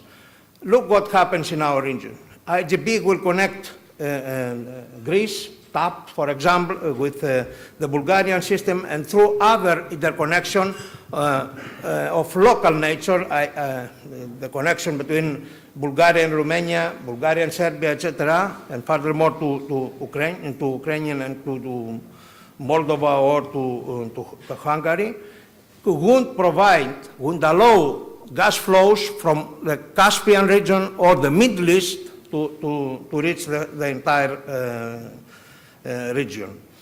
And in conjunction with the Aegean LNG or Rebithusa, would provide also LNG to the area. That is very, very important, and it was one of the measures promoted by the European Union after the crisis in 2009. Mr. I'm right. This is the status and the importance of the IGB project. We are progressing very well with our Bulgarian colleagues and partners, and as you know, Edison is participating in this project. We are monitoring now some and promoting some actions in order by next September or October to receive the final investment decision. And by doing that, we wouldn't expect this pipeline to be operational by the end of 2016. The Aegean LNG, it's another initiative of DEPA in our strategic agenda. It's very, very important. It would be an FSRU. We have made some feasibility studies, and we are now carrying out an environmental impact assessment, and it is to be completed in the next month. It would have a capacity of about maximum 5 BCM, and it could be done and could be operational also by 2016.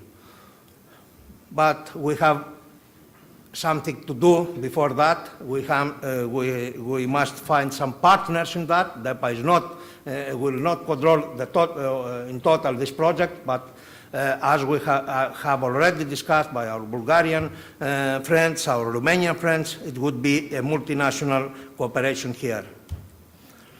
And some conclusion. The main of that is that Greece, by virtue of its position, is well prepared and thus able not only to transit significant gas quantities from the Caspian Sea, Middle East and Eastern Mediterranean through the TAP, ITGI and East Med pipeline mentioned before by the Minister, but also to provide gas from other sources through the planned Aegean LNG and the IGB. Thank you very much for your attention. Let us thank Mr. Paleogiannis, and now let's give the floor to DESFA. Mr. Natsikas is up next.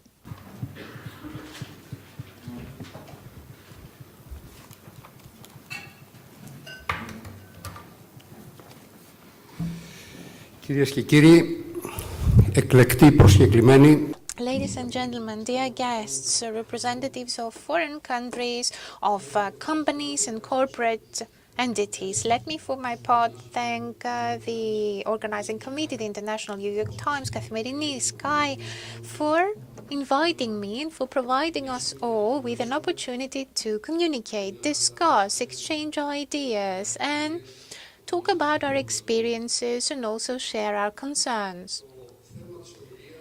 The subject matter I'm going to tackle is actually the role of DESFA within the integrated European natural gas market. The title of this forum has a subtitle, The Road Towards a New Energy Map.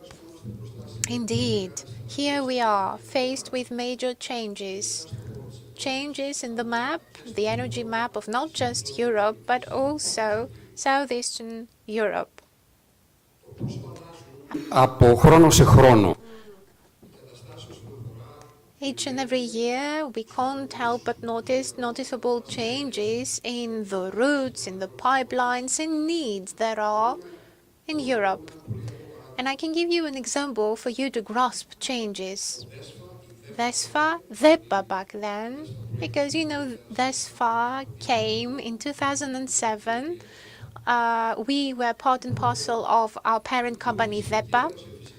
DESFA, or DEPA back then, first provided natural gas in 1996, so it's been less than 20 years. And in the meantime, here we are, we have a high-pressure grid for storage and transportation, and this is quite mature in less than 20 years' time. Moreover, we have a very promising future ahead of us.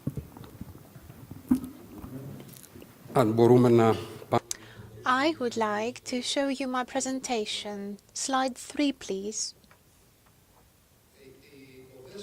So here we are, DESFA. Allow me to switch to English. Originally, I was asked to deliver the speech in English, so I'm switching to that. I've also prepared a presentation. In 2007, by an effective unbundling of transmission and storage activities from DEPA SA, which was the public company that introduced gas in Greece in 1996. Greece was at that time one of the last European countries to introduce natural gas in its energy balance. However, in the last 10 to 15 years, the evolution of the European gas market scene made DESFA a significant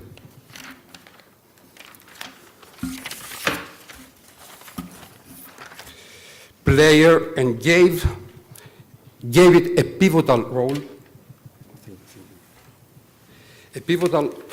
for the import of gas into European Union, which is an expression, it's a phrase of the Commission. In this presentation, I will try to review some of the factors that contributed to the transformation and the evolution of DESFA. European Union adopted in 2009 the Directive 2009/73, aiming to ensure the functioning of the energy market and energy supply, to promote energy efficiency and interconnection of energy networks, to improve the legislative framework and increase the transparency in the market, enhance market integration, improve the access to end users, facilitate third-party access to key infrastructures, improve the security of supply, and achieve higher standards of service. The implementation of this policy included further to the directive regulations and finally network codes, which establish common rules in the energy transmission sector. In accordance with the Regulation 715 of 2009, the network codes are drafted by ENCHOG, which is the European Network of Transmission System Operators, following guidelines set by ACER, the Agency for the Cooperation of Energy Regulators, and approved by the Commission through the comitology procedure. Next slide. DESFA has an active role and participation in all levels of ENCHOG in Brussels. Participates in the General Assembly, participates in the Management Board and all working groups, and contributes to the drafting of the network codes for gas in Europe. The experience gained from this activity enables DESFA to play a creative role in the adaptation of these codes to rules applied in the local market. DESFA is also coordinating transmission system operators from 9 countries in the region in drafting the 10-year Southern Corridor Gas Regional Investment Plan. Next slide, please. This contact with the European partners has provided the possibility to DESFA to understand and face the changes in the international gas market scene. In the recent years, such changes in the European gas market, but also in the global gas market, the closing of nuclear plants in Japan and some other countries like Germany, the revolution of shale gas in the United States, which increased the coal exports to the European Union, affecting the energy mix for power production in Europe, the penetration of renewables, which was a European policy for the protection of the environment, the economic crisis since 2008, which resulted to a reduction of the gas demand forecast all over Europe, the increase of LNG prices in the Far East, combined with the renegotiation of contract prices between several European importers and Gazprom, that influenced the competition between pipe gas and LNG in the last 2 years. Another change which is taking place, the slowly emerging new uses of gas as road and marine fuel. The disruption of gas supplies through Ukraine in 2009, which increased the interest and the efforts for the construction of new routes and establish new counterparts. In 2010, the strategy Europe 2020 was launched, which put energy infrastructures at the forefront and underlined the need to upgrade and interconnect Europe's networks. Next slide. This experience contributed to the adoption of Regulation 347 of 2013 and the expansion, upgrade, and interconnection of European Union energy infrastructure. Following the provisions of this regulation, a list of 131 projects of common interest, PCIs, or clusters of projects was finally adopted in December 2013. Projects of common interest must contribute to the market integration, the security of supply, the competition, the sustainability. Projects of common interest must allow and provide cross-border flow of gas. These projects of common interest benefit from priority status within their national legislation, a reduced permit granting period, which is more or less 3 or 3.5 years.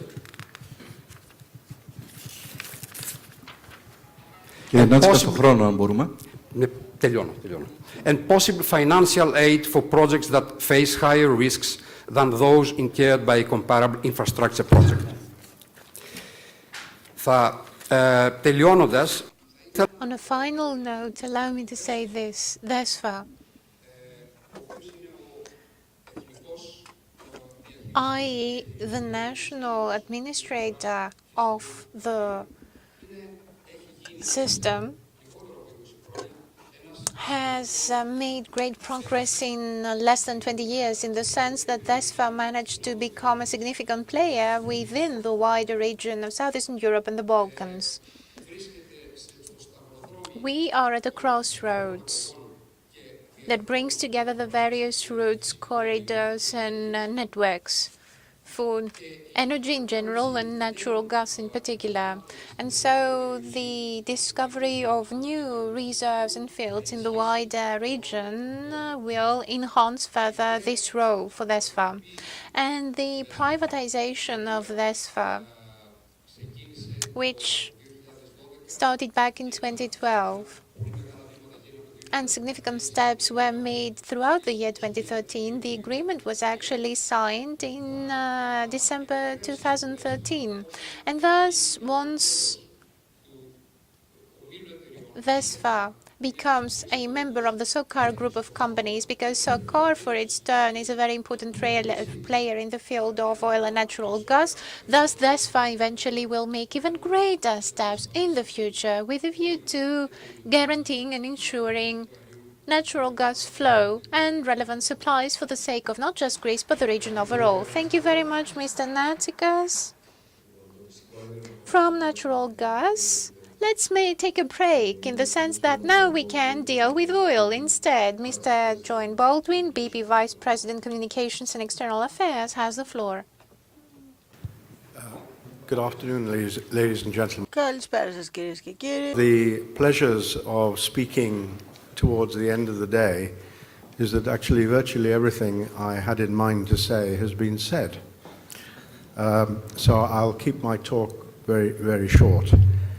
But it does give me an opportunity perhaps to underlie from BP's perspective what the really, really important points are in this Southern Corridor activity. First of all, it would be remiss of me not to start with a big thank you, particularly to the government of Azerbaijan and SKAI, who have been drivers, I think, of the process of commercializing Shah Deniz gas, and in particular, their desire to see some of that gas going to Europe. Equally, there's a big thank you to the Greek government, who've done so much actually to make TAP a reality, as we've heard earlier. The second point I'd like to make is, I don't know how you feel in the audience, but there's been a lot of people talking about the Southern Corridor today, and I think what's remarkable is how consistent the story is from everyone. In a project as large as this one, I think that's actually quite extraordinary, that an awful lot of people are saying the same things, which is the decision by Azerbaijan to see diversification of its buyers, the decision by Europe to see a diversification of supply to Europe, and the need for that diversification of supply, in particular because of declining indigenous production in Europe, and also the need for security and diversity of supply. But of course, all that's very well, but speaking for a company like BP, who has shareholders, they actually like us to make money as well. So not only do we need a strategic project, but we also need a project that actually provides an adequate return to the shareholders. 45 billion in anybody's terms is quite a lot of money. And it's worth asking, well, what are the sources of money? And I think this comes back to one of my themes. Whilst it's terribly important to have strategic clarity, which we have, it's terribly important to have political support, which we have, but it's also important to have a project that actually makes some money for the investors, because that 45 billion has got to be paid for. What's interesting about Shah Deniz and Shah Deniz 2 is actually this is rather a unique opportunity. We saw earlier on the difference in gas prices in the US, in Europe, and indeed in the Far East. And of course, part of the reason for those big differences in price is that gas is pretty expensive to transport over long distances. I think this is correct, but somebody once said to me that in order to transport a molecule, a thermal equivalent of gas from Norway to the UK, you can actually send the same amount of oil twice around the planet. It's because oil, of course, is energy dense and gas is not, and so therefore it's relatively, per unit of energy, cheaper to transport, a lot cheaper to transport oil rather than gas, which is why we see the big differences in the gas prices between the markets. Nevertheless, you begin to see convergence within those markets as you build infrastructure, and of course as people get innovative about looking at ways of reducing the cost of gas transportation. So it is quite a challenge to put in major piece of infrastructure, and you heard already today how much infrastructure needs to be put in here. It's drilling in the offshore, it's the platforms to process the gas, it's the terminal to process it onshore Azerbaijan, it's expansion of the pipeline from Azerbaijan through Georgia, the SCPX pipeline, it's the pipeline across Turkey, the TANAP pipeline, and of course the TAP pipeline that goes through Albania, Greece to Italy. One source of money is, of course, the European buyers. We've sold 10 BCMA of gas in Europe, 8 in Italy, 1 here in Greece, and 1 to Bulgaria. Those projects, gas agreements were announced last September, and the total aggregate value of those gas contracts is around about $100 billion US. 6 BCMA has been sold to Turkey, making the 16 BCMA in total for Shah Deniz 2. And also, Shah Deniz 2 is a gas condensate field. And so not only does that field produce gas, it also produces condensate, which is the light form of oil, and that will be put into the BTC pipeline, another major source of revenue for the project. That all enabled us on the 17th of December to take, along with all the partners in this project, of both their resolutions to construct, and that decision effectively fired the gun on actually getting really serious. Upstream needs to be put in place in advance of the pipeline projects, of major contracts in Azerbaijan to contractor. Now, my colleague from TAP here, of a smart way, which takes into account the concerns of the communities and the local authorities and the regional authorities in the area, not necessarily the same as our concerns, and they need to be taken into account. And I'm glad to see that actually TAP is working to do this, supported by the shareholders in TAP.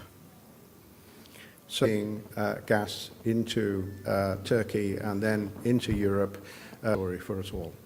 Thank you very much indeed.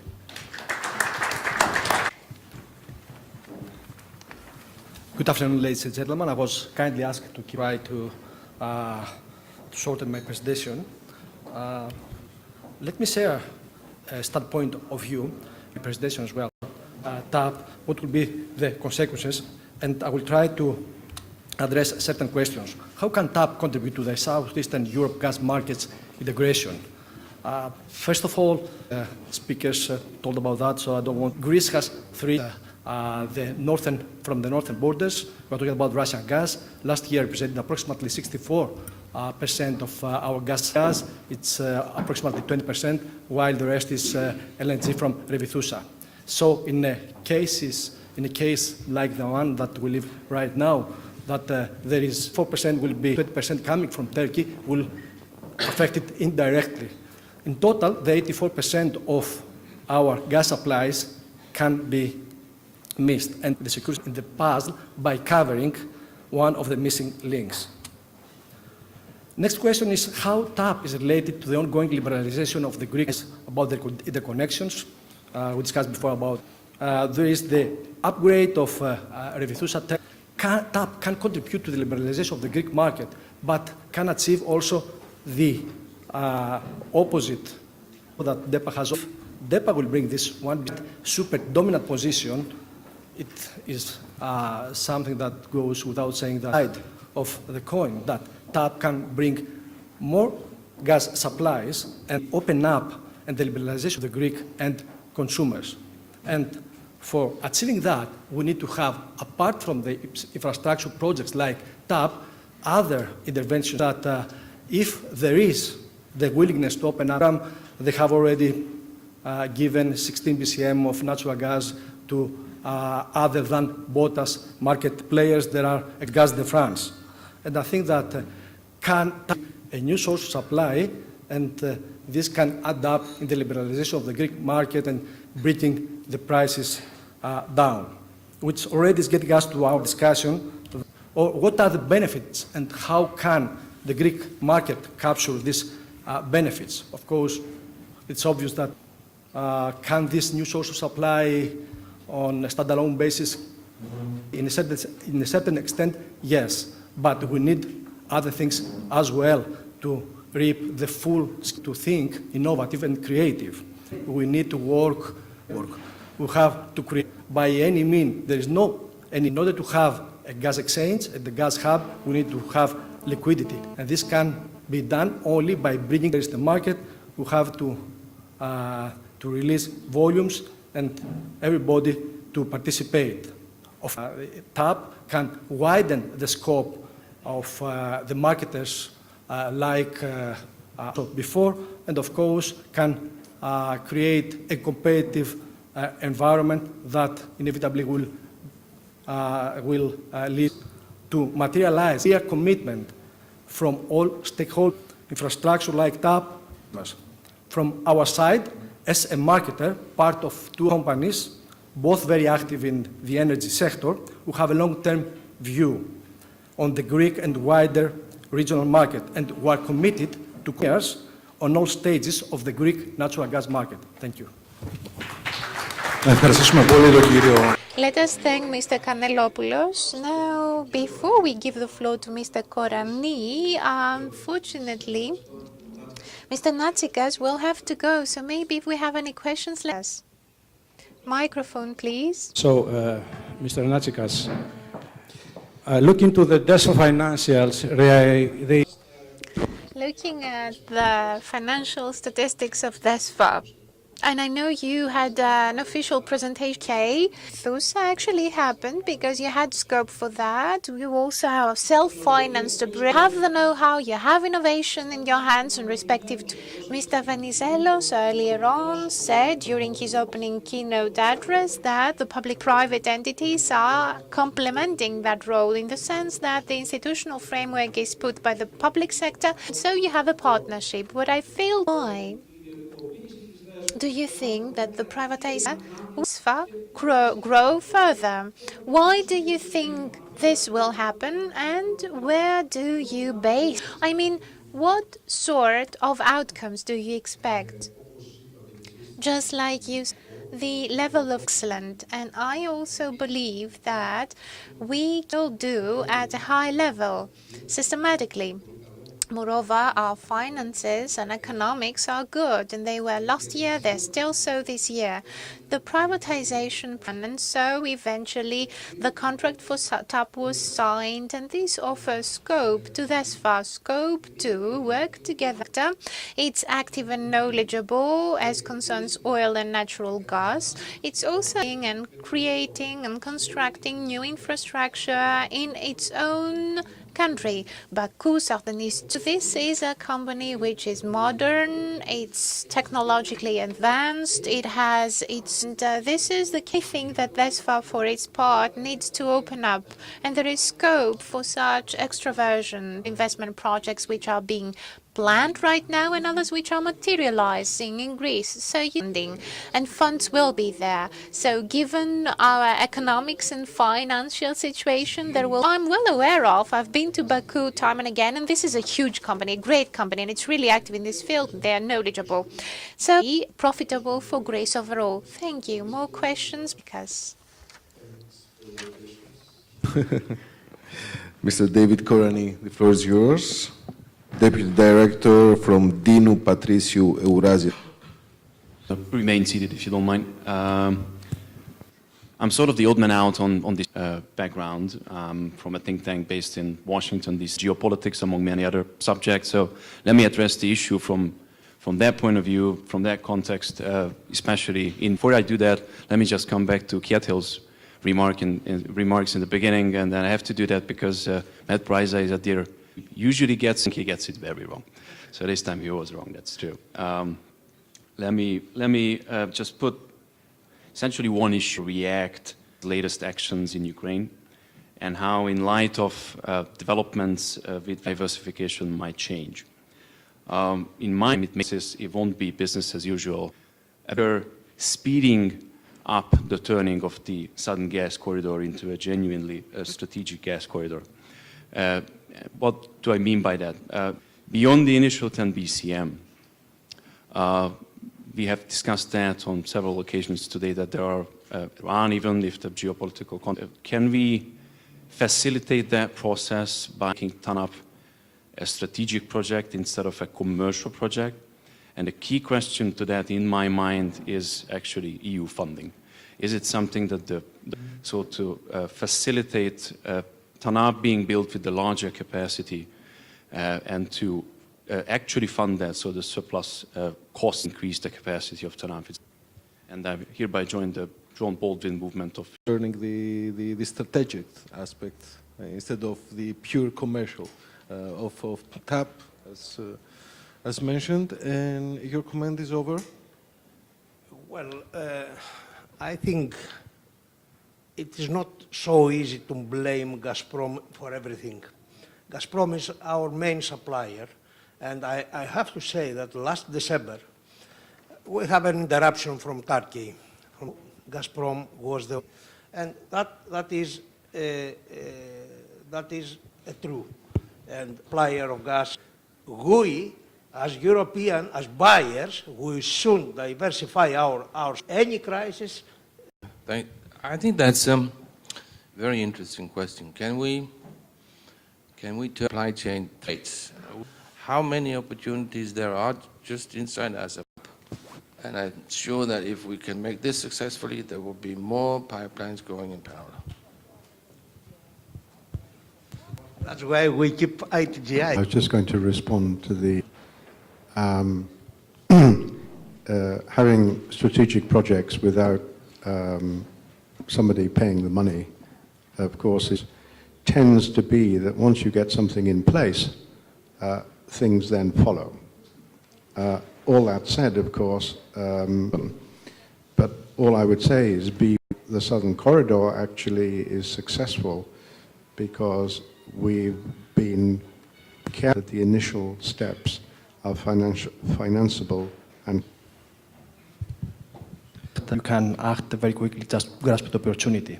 And if we take the current crisis, the commercial aspects that everybody wants any European country to remain without natural gas. And of course, the same thing, other issues, you can having that. What we have to do in order to avoid such things to happen. Again, John said before about the money, who is going to pay in the bill? And we have to do projects in order this cannot be done overnight. We have to invest and we have to do very careful steps and we have to plan carefully. You take we are defending long-term commitments. And by saying all these things, I think that we have to find a picture of supply. Thanks to all of you.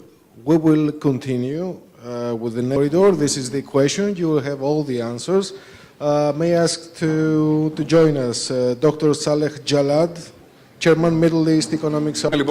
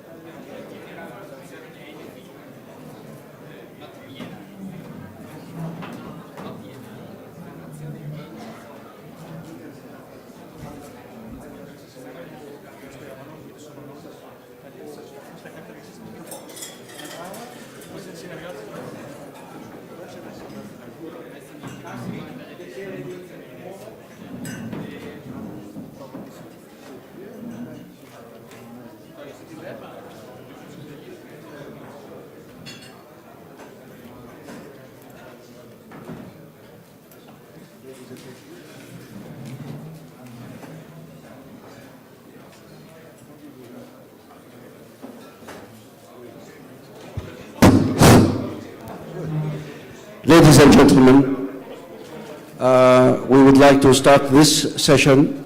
There will be no coffee break. And if you all leave, we will still be here. So could you please come in here so that you can leave very quickly? It didn't appear as a threat. Huh? It didn't appear as a threat. Yes. Yeah.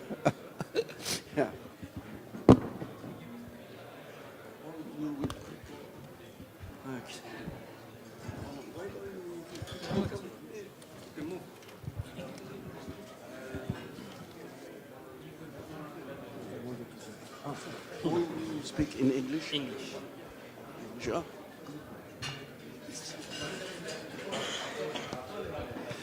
Okay, we have here in this panel a wonderful team, and we would like you all, at the end of their speeches, can you hear me please there? Thank you. We are here to discuss the certain issues by very intelligent and capable people. So, I would like to start this session with Mr.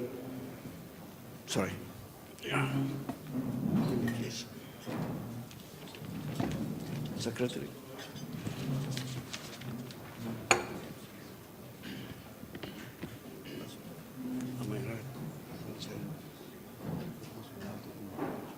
With Professor Arkomanis. He is the ambassador of the Hellenic Republic for Energy Policy and New Technologies. He's Deputy Vice Chancellor, City University of London. Thank you.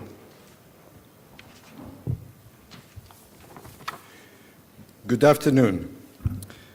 For someone like me who has spent many years outside Greece, it is not uncommon to be the frequent recipient of questions about my country of birth.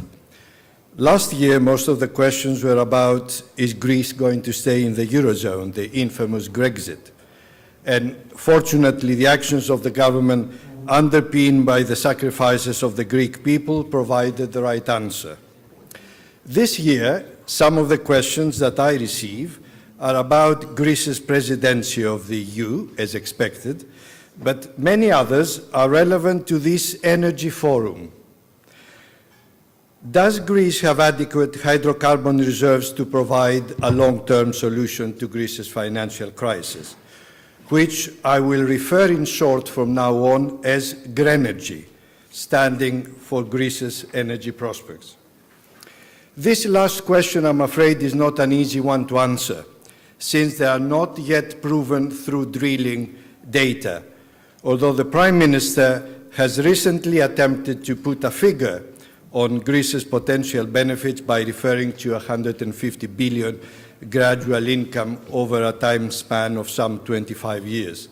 For me, however, the main point is not how accurate this prediction is, but the fact that he confirmed Greece's position on the energy map as a future hydrocarbon transit and supplier country. Similar to stock markets, where the psychology of the investors determines to a large extent the value of the shares, discussions about Greece's hydrocarbons can be the catalyst for attracting investments, which are a prerequisite for successful discovery of oil and gas reserves. What complicates revenue predictions further is the uncertainty about the verifiable qualities and quality of hydrocarbons, the investment appetite of the oil and exploration companies, as well as uncertainties in the prevailing legal framework. All these factors contribute to the consensus that roughly about 10 years are needed from the start of exploration until producers see a financial return, provided there are no major environmental concerns during the process. Let us now consider the factors that contributed to the recent generation of interest around GRENERGY and the raising of the market expectations. First, the selection of TAP for bringing the Azeri gas to Europe, which is expected to become operational in 2019. Second, the agreement between Israel, Cyprus, and Greece, following the discovery of natural gas in Israel and Cyprus, with Greece becoming a key player in transporting it to Europe until Greece develops its own resources to be added to those of its partners. Third, the perception that Greece has been largely unexplored, at least over the last 15 years, for energy resources, especially in deep waters, despite frequent voices from experts pointing to the structural similarities of the sea basin as an indication of substantial reserves. Fourth, existence of a strong political will and consistency of approach through collaboration, probably for the first time, between the Ministries of Foreign Affairs and IPK, the Energy, Environment, Climate Change, under the supervision of the Prime Minister. Fifth, the completion of the first phase of the exploratory test by PGS, the Norwegian exploration company under license to the Greek government, and the communication of the results to interested parties. And sixth, the emerging realization that the Southern Gas Corridor could become one of the main mechanisms for reducing EU's energy dependency on Russia. Having explored the reasons why Greece is attracting attention on its energy policy, we need now to describe some additional factors which may or may not facilitate Greece's gas-oil exploration plans. First, good partnership is needed between the interested oil giant companies as well as between commercial and state oil companies in recognition that none of them is big enough to undertake alone such a project of huge risk and investment. Second, close collaboration between the supplied and the transit countries through intergovernmental agreements. Third, and very important, political stability in supplier transit countries.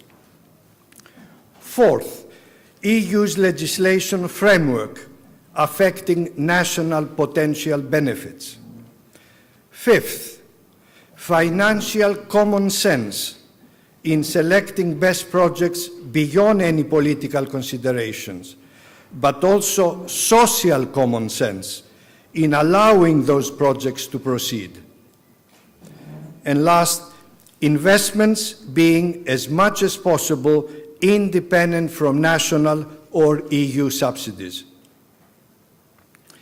Let us now make the assumption that Greece does become the main energy hub or the turning wheel in Balkans and a key player in the East Mediterranean region. What could be the implications for Greece's and EU's foreign policy? It is widely accepted that TAP, the Israel-Cyprus-Greece agreement, and emerging hydrocarbon discoveries present serious challenges and opportunities for the EU, but also for the traditional oil gas suppliers, such as Russia, Algeria, Iraq, Qatar, and others. Interestingly enough, within Greece and beyond governmental challenges, the above energy developments may also have an effect on the medium-term plans of the Greek shipping community due to the emerging transportation opportunities and new exploration markets. Concerning the EU itself, its foreign policy could be shaped by taking into account some global considerations such as, first, EU and the US have experienced over at least 20 years a world over where 80% of fossil fuel resources were in the hands of OPEC and Russia. Over the next few years, we expect the US to replace Russia and Norway as the largest gas producer and Saudi Arabia as the largest oil producer, which both may have serious geopolitical implications for Europe. Second point, EU is vulnerable as the only major economic bloc without domestic fuel resources.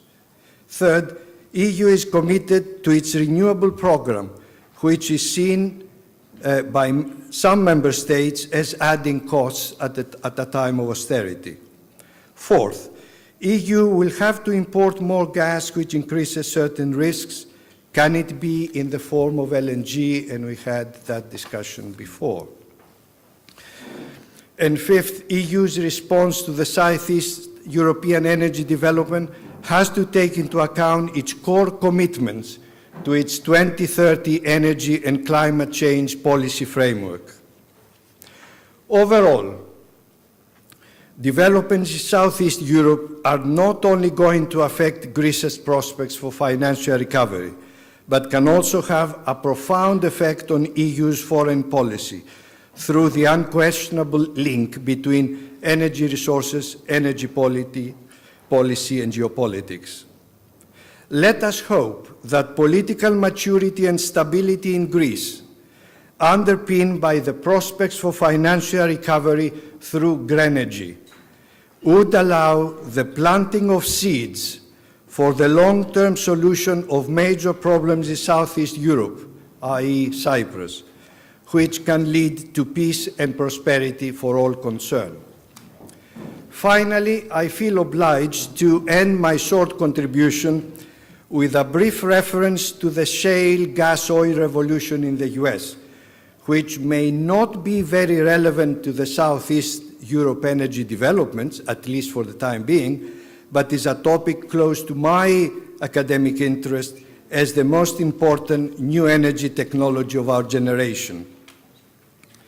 Most of you are probably aware of the frequently exaggerated press claims about the discovered shale reserves in the US and the lack of enthusiasm in Europe.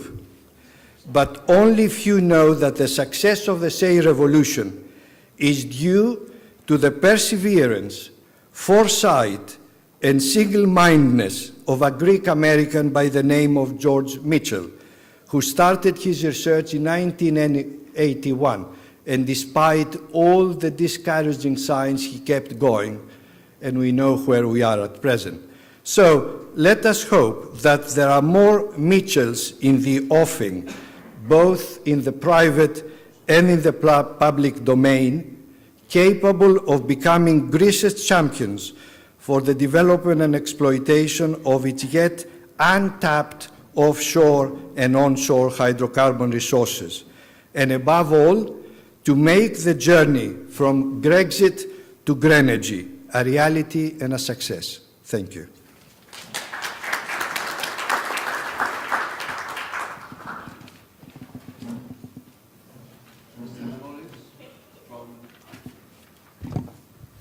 Mr. Manolis from DEPA, and he is the International Head Deputy Division, since 2007, he has been focusing into that field. Thank you. Thank you, Dr. Jalad. Ladies and gentlemen. Now, the topic of today's summit, the road towards a new energy map, lies at the heart of DEPA's broader strategy. In this framework, we will present to you the Eastern Mediterranean pipeline, which is considered a new energy corridor.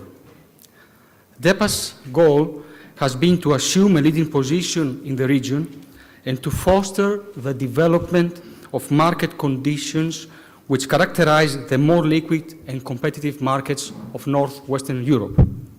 And this, not as an end in itself, but because greater market integration will enable us to provide more secure, affordable, and competitively priced gas for our residential and industrial customers in Greece, but also in the broader area.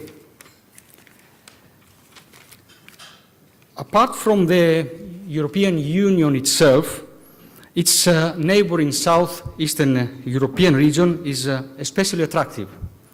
And this is because southeastern Europe is a growing market in urgent need for both diversified sources of gas, but also of the corresponding infrastructure to deliver these diversified supplies. since many of its states have a high degree of single source dependency, it is also one of the regions with the most catching up to do in order to bridge the gap with Northwestern Europe. It is for this reason that DEPA's projects, namely the interconnector Greece-Bulgaria, which has been made reference before, the Aegean LNG, the floating FSRU in the northern area of Greece, IGI, but as well the Eastern Mediterranean pipeline, will all potentially serve Southeastern Europe and Europe itself, and have been recently recognized by the European Commission as priority projects of common interest, PCIs. Now, let's now focus a little bit in the Eastern Mediterranean pipeline, the so-called by us EastMed project. As we have stated in several occasions, the Eastern Mediterranean pipeline is technically feasible because this has been conclusively demonstrated in the pre-feasibility study carried out by J.P. Kenny, nowadays Wood Group Kenny. This showed us that while the maximum water depth, that is approximately 2,900 meters, is challenging, the engineering required is similar to projects already implemented or ready to be constructed, such as the Medgas pipeline or the Galsi project. Moreover, the project's feasibility has been confirmed by a study conducted by the MIT and delivered to the Cypriot government in August of last year. Now, what are the next steps that we are planning for the EastMed project? DEPA has launched a couple of days ago an international tender for the feasibility study of the Eastern Mediterranean pipeline with a restricted procedure. The deadline for the submission of expressions of interest has been settled for the 16th of April. The study may be backed by funds from the Connecting Europe facility, where the EastMed pipeline, as a PCI project, is eligible to apply. But our next steps also include to establish a joint working group consisting of initially DEPA and entities that are involved in the exploitation of gas in the Eastern Mediterranean basin that will develop the pipeline and optimize the monetization options. Finally, to conduct a specific market research that will examine the prospects for the sale of the Eastern Mediterranean gas in Europe. To conclude, we believe that the pipeline option to Europe provides many advantages compared to any other alternative, since it offers more competitive tariff to the target markets. Supply via pipeline is traditionally the most secure way of marketing natural gas, since it allows long-term contracts of the duration of 20-25 years, fact which also secures the viability of the investment on the entire value chain. The participation of buyers and of the sponsors that will develop and operate the pipeline provides additional guarantee for the immediate marketing of the gas. For producers, the pipeline's destination market is attractive since Europe, although currently oversupplied, still remains in urgent need for supply and route diversification. Our efforts from now on have as main target the completion of the feasibility study as soon as possible in order to obtain clarity regarding technical and economical details of the project. We believe that soon we will be able to share with you encouraging information on the matter. Thank you very much for your attention. Thank you, Mr. Manolis. The next panelist and speaker is Mr. Forgive me if I... Simone Tagliapietra, Research Fellow di Fondazione Enrico Mattei in Milan. Thank you. So, thank you very much, Mr. Chairman. Thank you to the organizers for the kind invitation, to the scientific coordinators of this conference. It is a pleasure to be here with you today to share some ideas on the Eastern Mediterranean gas issue, or if you might prefer, about the potential Eastern Mediterranean gas corridor. One of the Eastern Mediterranean is one of the biggest stories recently emerged in the natural gas industry. Everything started in 2009 with the discovery of the Tamar field in offshore Israel, a discovery which was followed by the discoveries of the Leviathan field and then of the Aphrodite field in offshore Cyprus.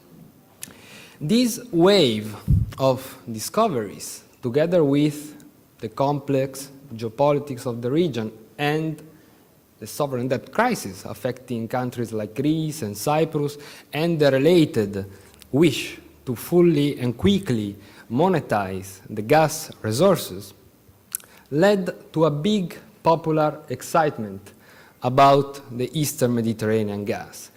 But what are we really talking about here? Well, if we look at the current situation, we can see a very fragmented one.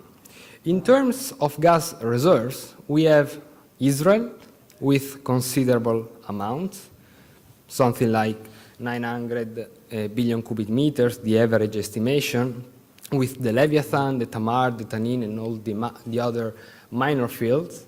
Then we have Cyprus, where we basically have today the Aphrodite field, recently downgraded by Nobel Energy to 140 BCM. Then we have a very minor volume in offshore Gaza. And finally, an estimation, I will say a very preliminary estimation, of 700 BCM in offshore Lebanon, an estimation based on a seismic survey. So here we really need to start the exploration production in order to confirm any figure. In terms of energy policy, what we have there is the decision recently made by Israel to export 40% of its gas reserves. And two gas sales agreements have been made there, one with Jordan and the other one with the Palestinian authorities. As far as Cyprus is concerned, what we have there is a very strong political commitment to export that natural gas via LNG. In particular, the government is actively promoting the LNG facility plan in Basilikos. A memorandum of understanding was signed most recently with Total. Talks are undergoing with Eni as well for this facility, but the current volume do not justify any development in this precise moment. As far as the export projects are concerned, well, here we have a wide variety of projects ranging from pipelines, the reversing of existing pipelines, LNG facilities, compressed natural gas, and so on. So quite a wide menu, I will say. And most of these projects are basically target the two key natural gas markets in the region, the EU and Turkey. Both the EU and Turkey clearly need to diversify away their natural gas import portfolio from the key suppliers, notably the Russian Federation. However, the situation in terms of gas demands in the two players is very, very different. In the EU, we are assisting to a situation of permanent disruption of the European gas demand, due not only to the economic slowdown, but also to the competition that natural gas in the EU is facing from cheap coal coming from the US on one end and subsidized renewable energies on the other end. In Turkey, the situation is clearly very different. We have a booming natural gas demand there, a demand that is likely to grow in the future as well. So Turkey could well be seen as one of the key export option for the Eastern Mediterranean gas, but politics is there to complicate things. The international relations in the region are very difficult. There are still open issues such as the Cyprus issue open, so until those issues will not be finally settled, it will be very unlikely to see any direct export of East Med gas to Turkey. So what we are experiencing now is a situation of great uncertainty due not only to the geology of the region, which is not still certain in the case of Cyprus and Lebanon, but also to the political situation there. So in this uncertainty, it is very difficult to foresee what will be next for the Eastern Mediterranean gas. However, we can still try to make some key points in order to have some ideas about the future. First of all, more time is needed for further exploration activities. This is crucial. Today, we cannot speak clearly about Cyprus because we need to wait Total and Eni to finish their exploration activities there, and this will come in 2015, 2016. So before we will have more precise figure, it will be very difficult to make any evaluation about the export option of Cyprus. This is true as well for Lebanon, as we say. Second, geopolitics will continue to matter. Flexible export options, such as floating LNG, compressed natural gas, will be preferred by the companies involved there without major improvements in the region international relations. Third, flexible options and pipelines might be seen as complementary rather than competing options, both as far as timing and export portfolio diversification are concerned. Just to provide you an example, nothing strange to consider option 1 for Israel, floating LNG, and a pipeline to Turkey if all the things will be settled down in terms of the international relations in a second moment. Finally, last but not the least, I will say, the concept of energy corridor is of course about security of supply, but it is also about the security of demand. Nabucco is something that can recall this point. The future evolution of the EU and Turkey gas demand will be a crucial factor in determining the evolution of the Eastern Mediterranean gas issues, or, in other words, the final shape of the potential Eastern Mediterranean gas corridor. Thank you very much. Thank you. My friend, Dr. Tsakiris. Dr. Tsakiris is the assistant professor of geopolitical politics of hydrocarbon, University of Nicosia, and scientific advisor of the Athens Energy Forum 2014. Thank you. Thank you, Mr. Chairman. Thank you to the organizer for the very honorable invitation and the overall cooperation so far. I understand that most of you must be tired, some of you may be sleepy, and most of you might already be hungry. So I'm going to be as quick and as laconic as possible. I don't have any maps to show you, I don't have any charts, so please lend me your ears and your attention for the next 6 to 7 minutes while I'm trying to make 4 basic important points. Some of them have already been illustrated by a very good friend of mine and an excellent scientist, above all, Simone Dalla Pietra. And so I'm going to complement his analysis by making it a little bit more specific and analyzing what is important for Greece and Cyprus. Point number 1 is that when we're trying to do scenarios of policies, usually these policies and those scenarios are done with a very clear understanding of how much gas or oil you actually have in place. Right now, we have a situation when only 50% of the Israeli exclusive economic zone is so far been explored. And Cyprus, as far as Cyprus is concerned, we're only scratching the tip of the iceberg, essentially. We have one partial discovery which would be completed by the end of 2014 when Noble and Delat would do their second appraisal drilling, which will most likely result into a technical discovery of about 4 to 4.2 trillion cubic feet, which would then would have to be commercially declared viable as an investment. And then we have 5 more fields, the entire eastern blocks of the exclusive economic zone of the Republic of Cyprus, and blocks 10 and 11, which are currently the most important exploration program within the European Union. Greece is talking about finding oil and gas and is doing seismic and it's trying to attract international attention. It is about 6 to 7 years before the situation that Cyprus is currently today. Cyprus has the ability to explore. It has a clear regulatory and attractive investment framework, and it is doing what would be happy to see happening in Greece, that is exploration and appraisal drilling, over the next 4 to 5 years. So instead of talking about hundreds of billions of euros over that period of time, it would be more pertinent and more useful, I think, to figure out why, for example, it's something we'll have to discuss next tomorrow, why has it taken almost 12 months to sign a production contract for a concession for 2 very, very small potential prospective areas in Greece, which is one in Ioannina and the other one in the Gulf of Patras.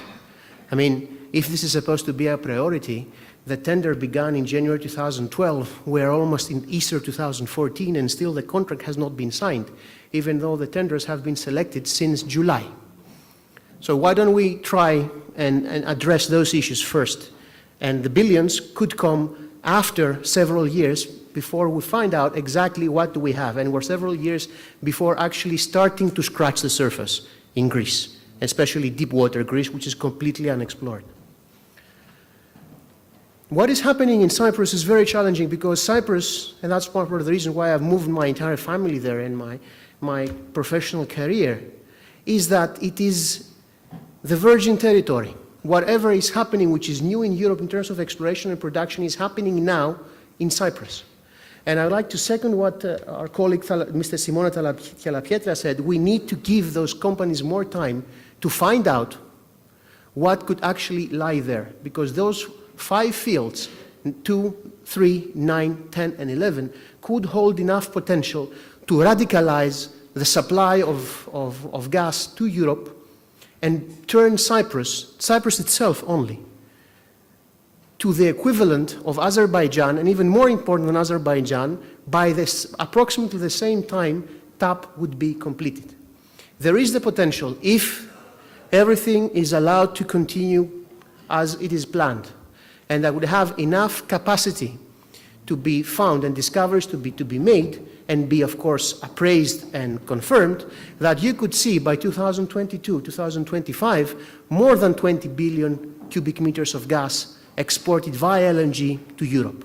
And by Europe, I mean anywhere in Europe.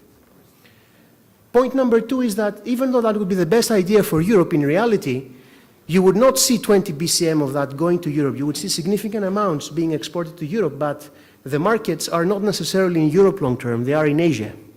So as we talk about Europe and European energy security, Europe needs to understand the importance of that region and substantially support and enhance the capacity of the Cypriot Republic and its European allies and companies to be able to explore and evaluate and actually develop those potential resources.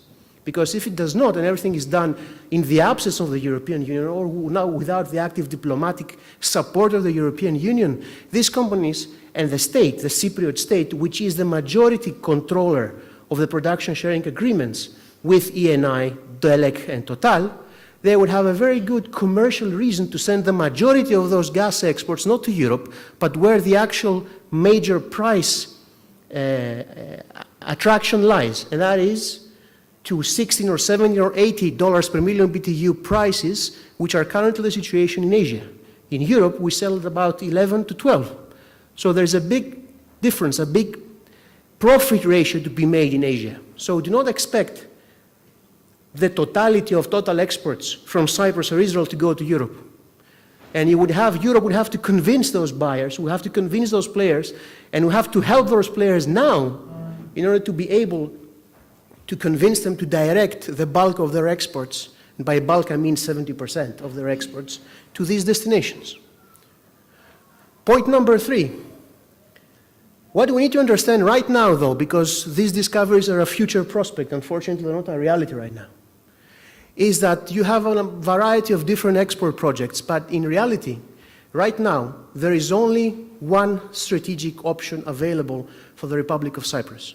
And this is not a pipeline to Greece. It is the building of a strategic LNG facility in Vasilikos, which is supremely more important and supremely more confident as an option for Cypriot and Israeli gas exports to Europe and around the world. Why is that? First of all, it has no transit risk.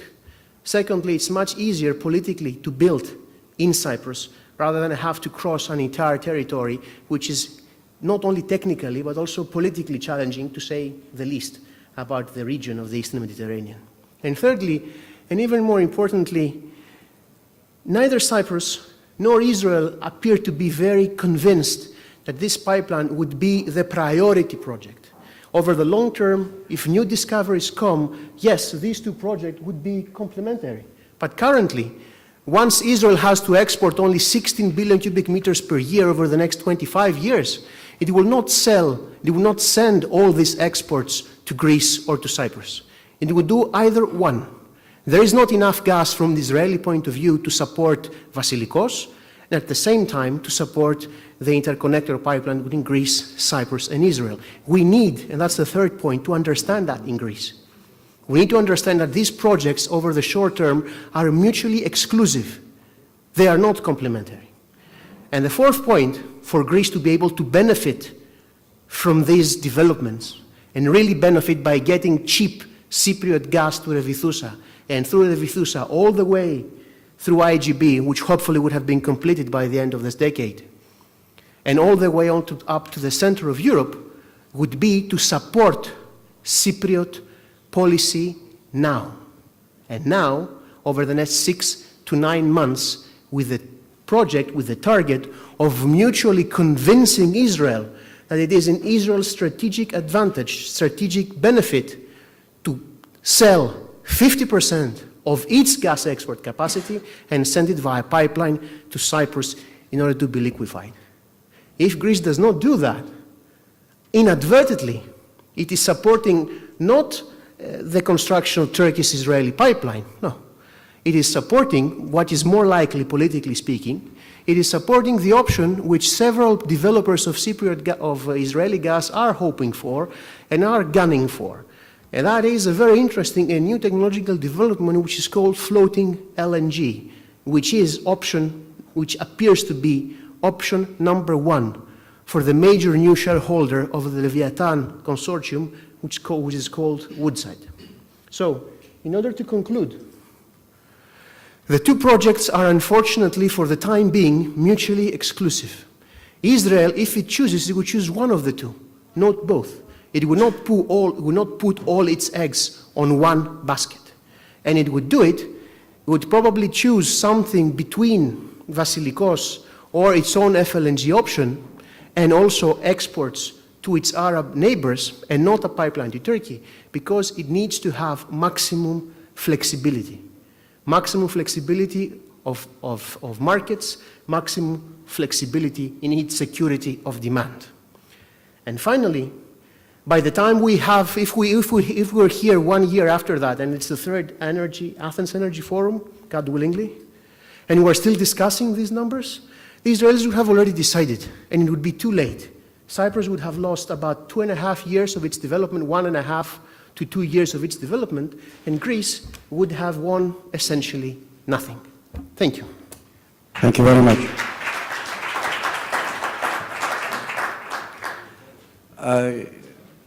All these gentlemen here have a lot of experience, and they have, as it seems like Mark Twain when he said that if he wants to speak for 5 hours, he will prepare only 5 minutes.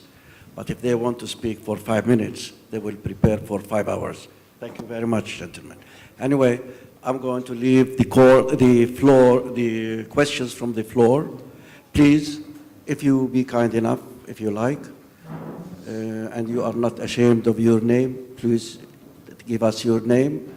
And also, please make sure that your question is a question and not a lecture. Thank you. I'll try to be brief. Thank you. My name is Kostas Andreosopoulos from ESCP Europe. My question is to Mr. Tsakiris, picking up from the last point that you have made. What are your thoughts about the Israeli government's decision to move on with CNG potentially and not an FLNG option to take advantage of the gas that they have now in production? Thank you. To what decision are you expecting? CNG. They are considering much more compressed natural gas now than the FLNG option. No, they're not. The majority of their Israel is a very different, it's a very opaque country. It might be the most democratic country in the Middle East, but it's also too democratic for its own benefit in sometimes in terms of the way that policy is made. You know the old joke, one Jew, two synagogues? This is the same true for the entire situation in the political issue. It is a multi-prismatic analysis that needs to be taken into consideration. The companies appear to be negotiating with everyone on everything, but that is Noble and Delek. The only one who is actually clear about its position is Woodside. And Woodside, it is appearing to be in favor of FLNG, not CNG transportation. There are no major CNG maritime projects so far. And the economics of that are, at least to say, untested. The issue with an FLNG, and I'd like to also to give the floor to Simone, I'd like to hear your opinion on that. Excuse me for playing the moderator now. But the problem with FLNG is the fact that it's also an untested technology. Woodside appears to be interested in joining Israeli Leviathan with 25% of the consortium which is developing on the condition that FLNG is chosen. Now, if that would be the case, it would be the first FLNG in the region, and it would be a specific investment risk for the Israeli government, which would have to take the final decision. It's not up to the companies. For any export of gas from Israel, the Israeli state would have to concede and give its approval for exports. So it would be equally important. I don't know what would be the best option for Israel right now, or where they would be most likely to decide. But I think that they would go for maximum flexibility. They would choose pipelines, plural. That's why I think exports to their Arab-friendly states would be most politically and economically pertinent to their interest, especially after General Sisi inherits Mr. Mubarak's legacy in Egypt. And secondly, they would choose for the most flexible option of LNG. The big question for me is whether they would choose an LNG in Cyprus or they would go for the higher risk, technical risk of an FLNG. Yeah, I completely share your ideas that the CNG is a technology not yet being tested. We had a try in the issue of Turkmenistan in order to avoid the Trans-Caspian pipeline to build a CNG. It was Eni proposing that project, but finally we didn't make it. So I think that really FLNG is going to be the first choice for Israeli exports. A FLNG facility will cost a little bit less than an LNG facility, but it will provide Israel more flexibility. And the issue of security is certainly a very important one when dealing with Israel. So for them, it is, of course, better to have their own facility rather than relying on Cyprus for their first exports. And I think that the LNG and the pipelines and so on will come later on if, particularly in Cyprus, additional volumes will be found in the area. Not on the CNG issue, but I would like to add something on what my friend Theodore said before about about the complementarity of the LNG option and the pipeline option through Greece. As we all know, Israel has decided to export approximately 16 BCM per year, as Theodore mentioned. Also, Cyprus is planning to export some gas, and we don't know where. Now, the point is, first of all, that the Eastern Mediterranean Pipeline, the project that we are promoting, and I have to add here that it is promoted in cooperation with the Cypriot government, so there might appear to be a strategic decision from the Cypriots, but the Cypriots also promote the pipeline option, so no decision has been taken. I fully share what has been told by previous speakers, that decision time and quantities is a very big question, meaning we will not be in a position to know what are the exact quantities before 2015, best case. I heard during the previous break that probably we will have some more secure news by 2016. And then it's a very big question that for sure will affect all possible options, that is geopolitics. Geopolitics, as we have read different articles, okay, they say the pipeline option, it might be difficult to be realized because of the geopolitics in the area, but geopolitics in the area will affect and are affecting each possible solution. So what, at the end of the day, and this has been mentioned in the previous panel, what the final decision will be taken, I think, we believe, based on economics and on the commercial basis. Our main target now is to complete as soon as possible the feasibility study in order to have a clearer picture of what's going on. I can tell you, because we have said it also publicly in the past, the pre-feasibility study has shown to us that the project, the pipeline option is very, very attractive and can be very, very attractive for producers.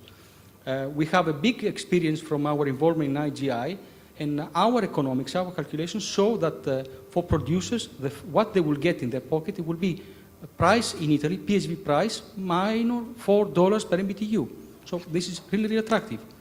Numbers we have seen about LNG or CNG start from $5.2, $5.3 as transportation cost. So we firmly believe that in order to be, for everyone in a position to make a secure, as more possible secure choice, all choices have to be exploited. And time will be very, very helpful in order to understand what are the quantities and how geopolitics evolve. Mr. Chairman. Thank you. Fadi Abu Alfa from Middle East Economic Survey. My question is actually to everyone on the panel. Are we making maybe a bigger deal about the Levant than it really is? With only 2% of the 6,600 trillion cubic feet of world-proven reserves, are E&P companies going to be more interested in developing shale gas, oil and gas deposits in Algeria and Libya, which already have a pipeline infrastructure from the Maghreb-Algeria pipeline? If your question is about the possible competition between East Med gas and North African one, I think those are two different, worlds, and they can absolutely live together, considering that hopefully in the future the EU gas demand will grow, not only because hopefully of a better economic condition in the EU, but also because of the decarbonization policies and the growing role of natural gas in the energy mix in Europe. So I think that both the areas will be crucial together, and I think they will not have to compete that much in the future. Thank you. And anybody? Excuse me. Thank you very much. My name is Barış Kalkavan. I am the counselor of the Turkish Embassy here in Athens. Well, it was a very interesting debate. I thank all the speakers for valuable contributions. Well, I am not an energy expert, but as a diplomat, I can see some factual things that, and please correct me if I'm not mistaken. First of all, the resources in the Levanten area, Tamar, Aphrodite, whatever, has to be joined to be transported. I mean, in a pool and be evaluated all together. Another thing is Turkey is the closest and the biggest market to these resources. And another thing is Turkey is also a transit country for energy. And at the immediate vicinity we have Iskenderun, the port facilities and natural gas depositing facilities with its infrastructure. And I also would like to mention that we also had some feasibility works for pipeline through the shore of the Eastern Mediterranean and reaching Iskenderun. And we can see that it is the cheapest and the easiest pipeline to carry the gas to the markets, both to east and to west. Well, with all these facts in mind, I have to mention that we also made these studies as a complementing route, not a competing route. Having this pipeline doesn't mean that it will kill a pipeline to Crete to carry the gas directly to EU or an LNG, but when you consider the costs, it really means something.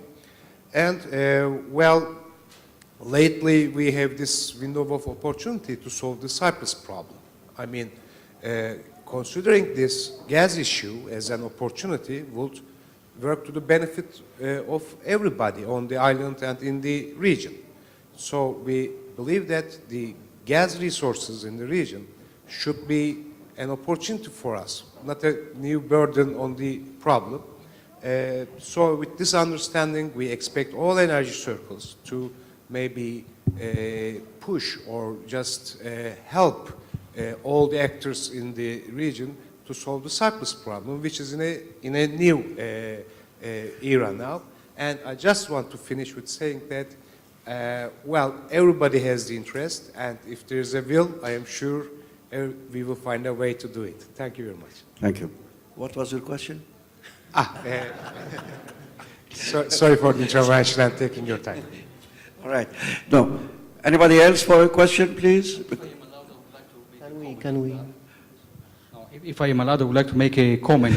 Actually, yes, I will not enter to the geopolitics, and DEPA is a company. We are looking on things based on business-wise. But what I would like to add, yes, you're right. One of the options for exporting gas, either to Turkey or through Turkey to Europe, is a project promoted from our friend Matt Bryza, a Turkish project.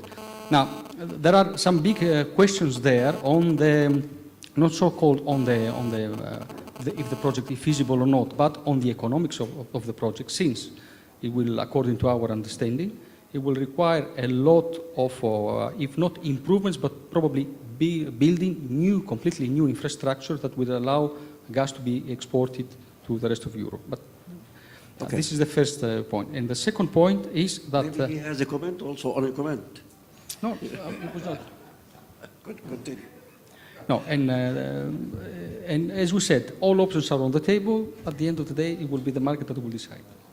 Thank you. May I add we were that? talking not about the projects, actually. What is serious about that, about 15 years ago, I was in a similar situation, and we are talking about the same thing. What the hell is going on? So please, where are the issues that put various obstacles in front of good projects? All of them are good projects. We know that they are good projects. We know that there are X number of gas somewhere there. What is stopping everybody from doing that? Is it Ukraine? Is it Alaska? Or is it Greece? Or is it Turkey? Or is it, and why? These are the questions that everybody must answer, internally and externally. But maybe you don't have the guts to do that. That's all. Sorry. Mr. Chairman. I'm not part of the panelists, but I'm a moderator. Any question before we leave? Thank you very much. Bye.